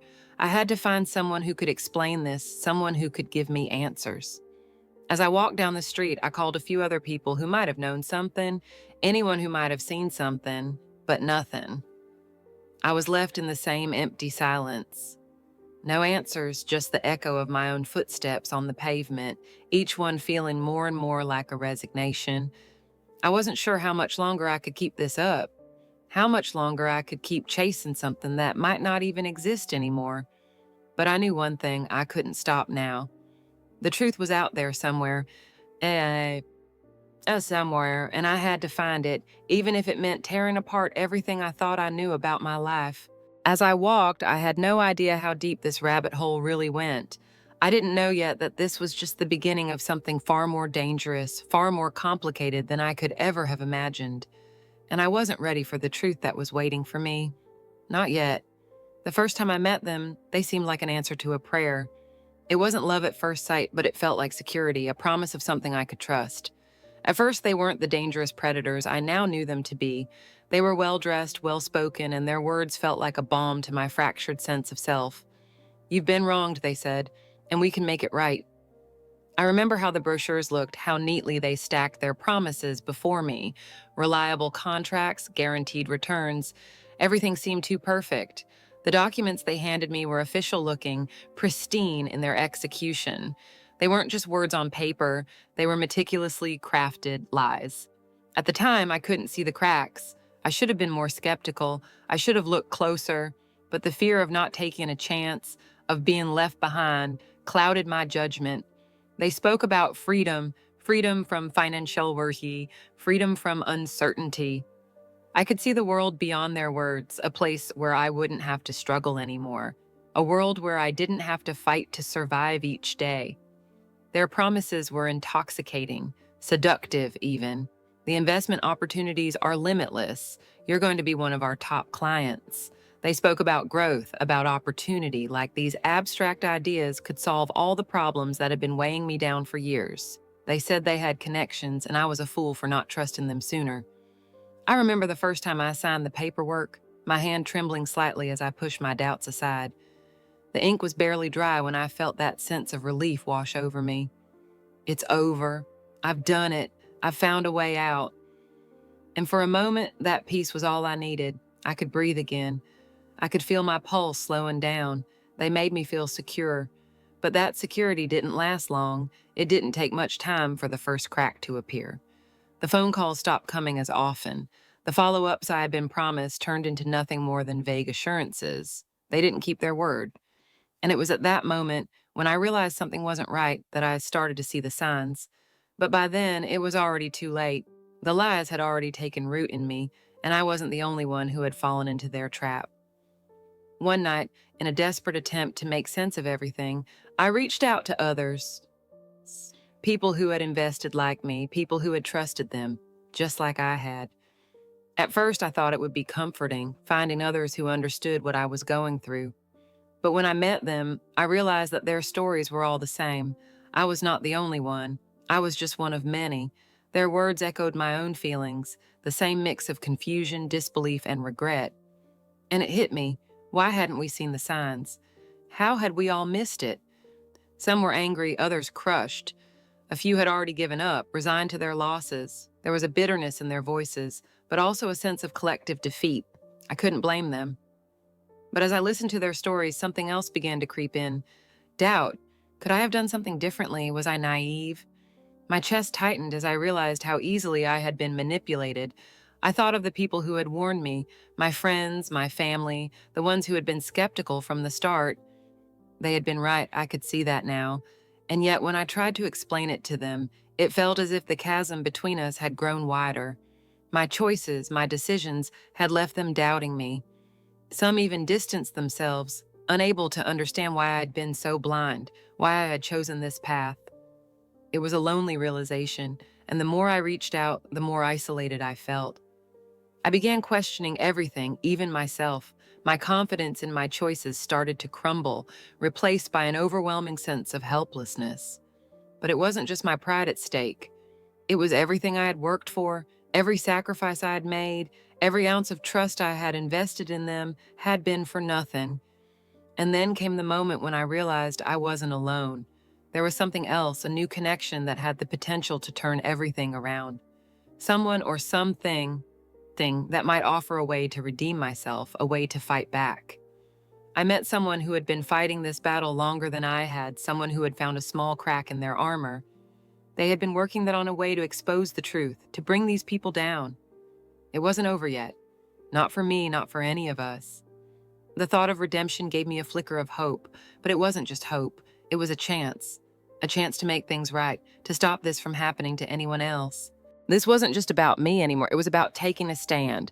I wasn't going to let this go, not without a fight. I wouldn't let them win. There had to be a way to take back control. But even as I prepared for the fight, I knew this battle would cost me more than I had ever imagined. I wasn't just fighting for myself anymore. I was fighting for something bigger, something I didn't yet fully understand. I had never felt so small, The endless calls, the constant rejections, the dismissive tones on the other side of the phone. Each one felt like a weight pressing harder against my chest. I had made my first attempt at seeking justice, at bringing down the people who had ruined my life, but I quickly realized that this wasn't going to be easy. Not at all. The system that was supposed to protect me seemed to be closing its doors one after another. It started with the lawyers. I didn't know where to turn, so I called the first number I found online, one of those law firms that claim to specialize in fraud cases. The receptionist sounded kind, but as soon as I started explaining, I could hear her tone shift. She told me the firm was too busy with ongoing cases and suggested I contact someone else. I tried again and again and again. The answers were all the same, either too busy or too complicated, too time-consuming. It's not worth it. We can't help you. I was beginning to lose faith, feeling more isolated than ever. Each conversation left me more disheartened than the last. What was the point of fighting if no one was willing to help? The frustration built inside me, and with each rejection, I found myself wondering if I was even capable of standing up against them. I was just one person and they were everywhere. And every phone call, every email, every visit to a lawyer's office made me feel like I was fighting a battle I was bound to lose. The enormity of it all was paralyzing. How could I possibly take on something this big, this global? And then just when I thought it was hopeless, something changed. I found myself scrolling through an online forum, searching for any trace of information, any glimpse of hope. The message that caught my eye wasn't from a lawyer or an investigator. It was from someone who had been in the exact same situation as I had. The details were vague at first, just a few short sentences about how she had been swindled by the same group, but her words carried weight. "We're not alone in this," she wrote. "They are everywhere." I reached out to her, feeling a glimmer of hope rise in my chest. Maybe I wasn't fighting this alone. When she responded, I could hardly contain my excitement. She wasn't just another victim, she was a survivor, and she had already begun looking for ways to bring them down. She had connections, people who could help. Her story mirrored mine in so many ways, but she had been further along the path, further down the rabbit hole than I was. She had seen how deep this network went, how far-reaching their operations were, and it was massive. These criminals weren't just in one country. They spanned continents, manipulating people across borders, leaving a trail of broken lives in their wake. The realization struck me like a slap to the face. I wasn't dealing with isolated incidents. This was bigger than I ever imagined. It wasn't just about me, it was about an international web of deceit that had been preying on thousands of innocent people just like me. The network was vast, hidden in plain sight, and I had been a pawn in their game all along. I knew then that my fight wasn't just personal, it was global, but the weight of it all was almost too much to bear. I met with her and we exchanged stories, our words filled with both relief and dread. I had so many questions, but there were no easy answers. How could we possibly take down something so well established, so far-reaching? How could we, two individuals, hope to make any real change against a system this big? The more I learned, the more overwhelmed I became. The obstacles seemed insurmountable. Lawyers I had spoken to, organizations I had contacted, none of them had the resources or the will to tackle this monster.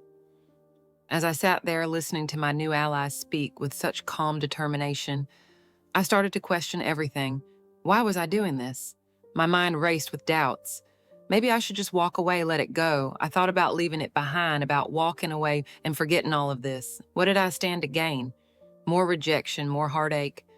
But then I thought about the countless others just like me who had fallen victim. I thought about the people whose lives had been ruined, who hadn't yet found the courage to fight back. If I gave up now, would I be just like them, resigned to my fate?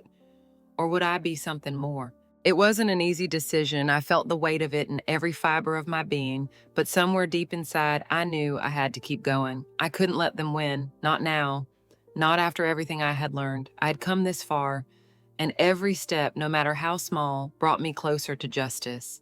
But I couldn't do it alone. I needed others, more survivors, more witnesses to stand with me, to strengthen our voices. Together, we could take on this massive system, expose the corruption, and fight for our rights. I began to reach out, connecting with more victims, gathering information, building a community of people who were as determined as I was. It wasn't easy and the process was slow, but with every new contact, with every new person who joined our cause, I felt a renewed sense of purpose. It wasn't going to be easy, and there were times when I wondered if I should just walk away, just let go of the fight. But as I stood there, surrounded by people who understood, I knew there was no turning back now. We were stronger together, and this fight wasn't over. It was just beginning. The weight of her losses pressed down on her like an unyielding force, each day feeling heavier than the last, and every step forward felt like a struggle, and every breath seemed harder to take. She was consumed by an endless whirlwind of emotions, anger, sorrow, and despair blending into one overwhelming torrent. She couldn't understand how things had spiraled so quickly, how her life had been turned upside down with such ruthless speed. How could they have deceived her so easily? Why had everything changed so suddenly, so completely? Every attempt to rebuild, to find even the smallest shred of what she had once known, ended in failure. She was trapped, suffocated by a sense of futility. Each moment felt like a reminder of how far she had fallen, and the emptiness that stretched before her was suffocating. Even the little things that once brought her joy seemed distant and insignificant now. The world, once vibrant and full of potential, had become a gray blur, and she found herself adrift in an ocean of isolation. As the days dragged on, her thoughts grew more restless, more frantic. She had tried to convince herself that things could be different, that if she just pushed a little harder, if she just tried a little longer, she might find a way out. But each day only deepened her sense of helplessness. The harder she fought, the more it seemed like the universe was conspiring against her. Her family and friends, once supportive, began to question her decisions. "You can't keep doing this," they would say, their voices filled with concern, but their words felt like daggers. She had hoped they would understand, but instead, they only seemed to add to her pain. They didn't see what she saw, didn't feel the raw, crushing weight of the betrayal. They didn't know the depth of her despair. And the more they doubted her, the more she doubted herself. Maybe they're right, she thought. Maybe I've been chasing something that isn't there. Maybe I'm the one who's wrong. But even as those thoughts crept in, she couldn't find a way to escape them. The shame, the regret, the pain, they all merged into a storm inside her, making it impossible to think clearly, to find any sense of direction. One night, the weight of it all became unbearable. The isolation, the pain, the unrelenting pressure. It all seemed too much to carry anymore. She found herself sitting in the dark, her mind a maze of dark thoughts. She couldn't escape it, couldn't find any way to stop the constant barrage of doubt. It was like she was trapped in her own head, drowning in the noise. "Maybe it's better to just let go," she whispered to herself, the idea lingering in her mind like a forbidden thought. She had tried so hard, had fought so much, but nothing seemed to change. Her life had become a battlefield, and she was losing. The thought of walking away, of escaping the never-ending pain, seemed like the only way to find peace. But as those thoughts swirled around her, something unexpected happened. It was like a flicker of light in the distance, something that broke through the dark fog of despair. No matter how deep the darkness seemed, there was still something inside her, something that wouldn't let go. Even though the weight of her suffering was almost too much to bear, she couldn't shake the feeling that she wasn't done yet. There was a part of her deep down that refused to believe that this was the end. It didn't matter how much pain she was in, she couldn't accept the idea that this was how her story would end. "I'm not done," she whispered to herself, the words trembling in the stillness of the room. "I'm not finished yet." It wasn't much, just a small spark of defiance, but it was enough. Enough to remind her that no matter how hopeless it seemed, there was still something worth fighting for. She wasn't going to give up, not yet, not without a fight. Her internal transformation was palpable. She was no longer waiting for someone to save her. She was saving herself, and in doing so, she found a new strength. No longer would she hide from the world or shrink in the face of adversity. She wasn't just fighting for justice anymore, she was fighting for a future where she could be free from the shadows of the past. Her story, once one of betrayal and loss, was now one of resilience and reclamation. With each step, with each victory, small or large, she grew more determined. No longer was she the helpless woman who had been blindsided by deceit. She was becoming a force in her own right, someone who not only refused to give up, but who was starting to fight back with everything she had. And that fight wasn't just for her, it was for everyone who had been deceived, everyone who had suffered at the hands of these criminals. She had found her purpose, and in that purpose she found strength. The path ahead was still unclear, but it was hers to walk, and no matter what came next, she would not walk it alone. Step by step, she began to reclaim her strength, not just physically, but emotionally. The toll that the past few months had taken on her was evident in her tired eyes, her occasionally trembling hands. But there was something else now, something different. The cracks in her spirit were starting to heal. She no longer moved through the world with a sense of defeat, but with purpose, even if that purpose was still taking shape. She spent more time with others who had been caught in the same trap, victims of the same fraud. Her story became a source of hope and strength, a beacon for others who had lost their way. She found that helping others heal also helped her heal. For the first time in a long time, she began to feel useful, valued. Her actions became more determined, and her resolve hardened when she realized that on the path to justice, she was not alone. It was through these new connections that something unexpected happened. She received support from people she hadn't anticipated. When she had once thought that trusting anyone again was impossible, she was proven wrong. These new friendships were born out of shared struggle, and they gave her back something she had thought was lost: hope. Slowly, she allowed herself to trust again, cautiously, but the warmth of their support began to thaw the walls she had built around herself. She had once believed that she would be forever defined by her losses, by the fraudsters who had destroyed her world. But now, she understood that even after all that had been taken, she could still reclaim her dignity. She wasn't a victim anymore, she was a survivor. She had become stronger, and her inner peace began to take root, albeit slowly. It wasn't the final step of her journey, but it was a crucial one, a turning point in her quest to rebuild her life. For the first time in a long time, she allowed herself to smile again.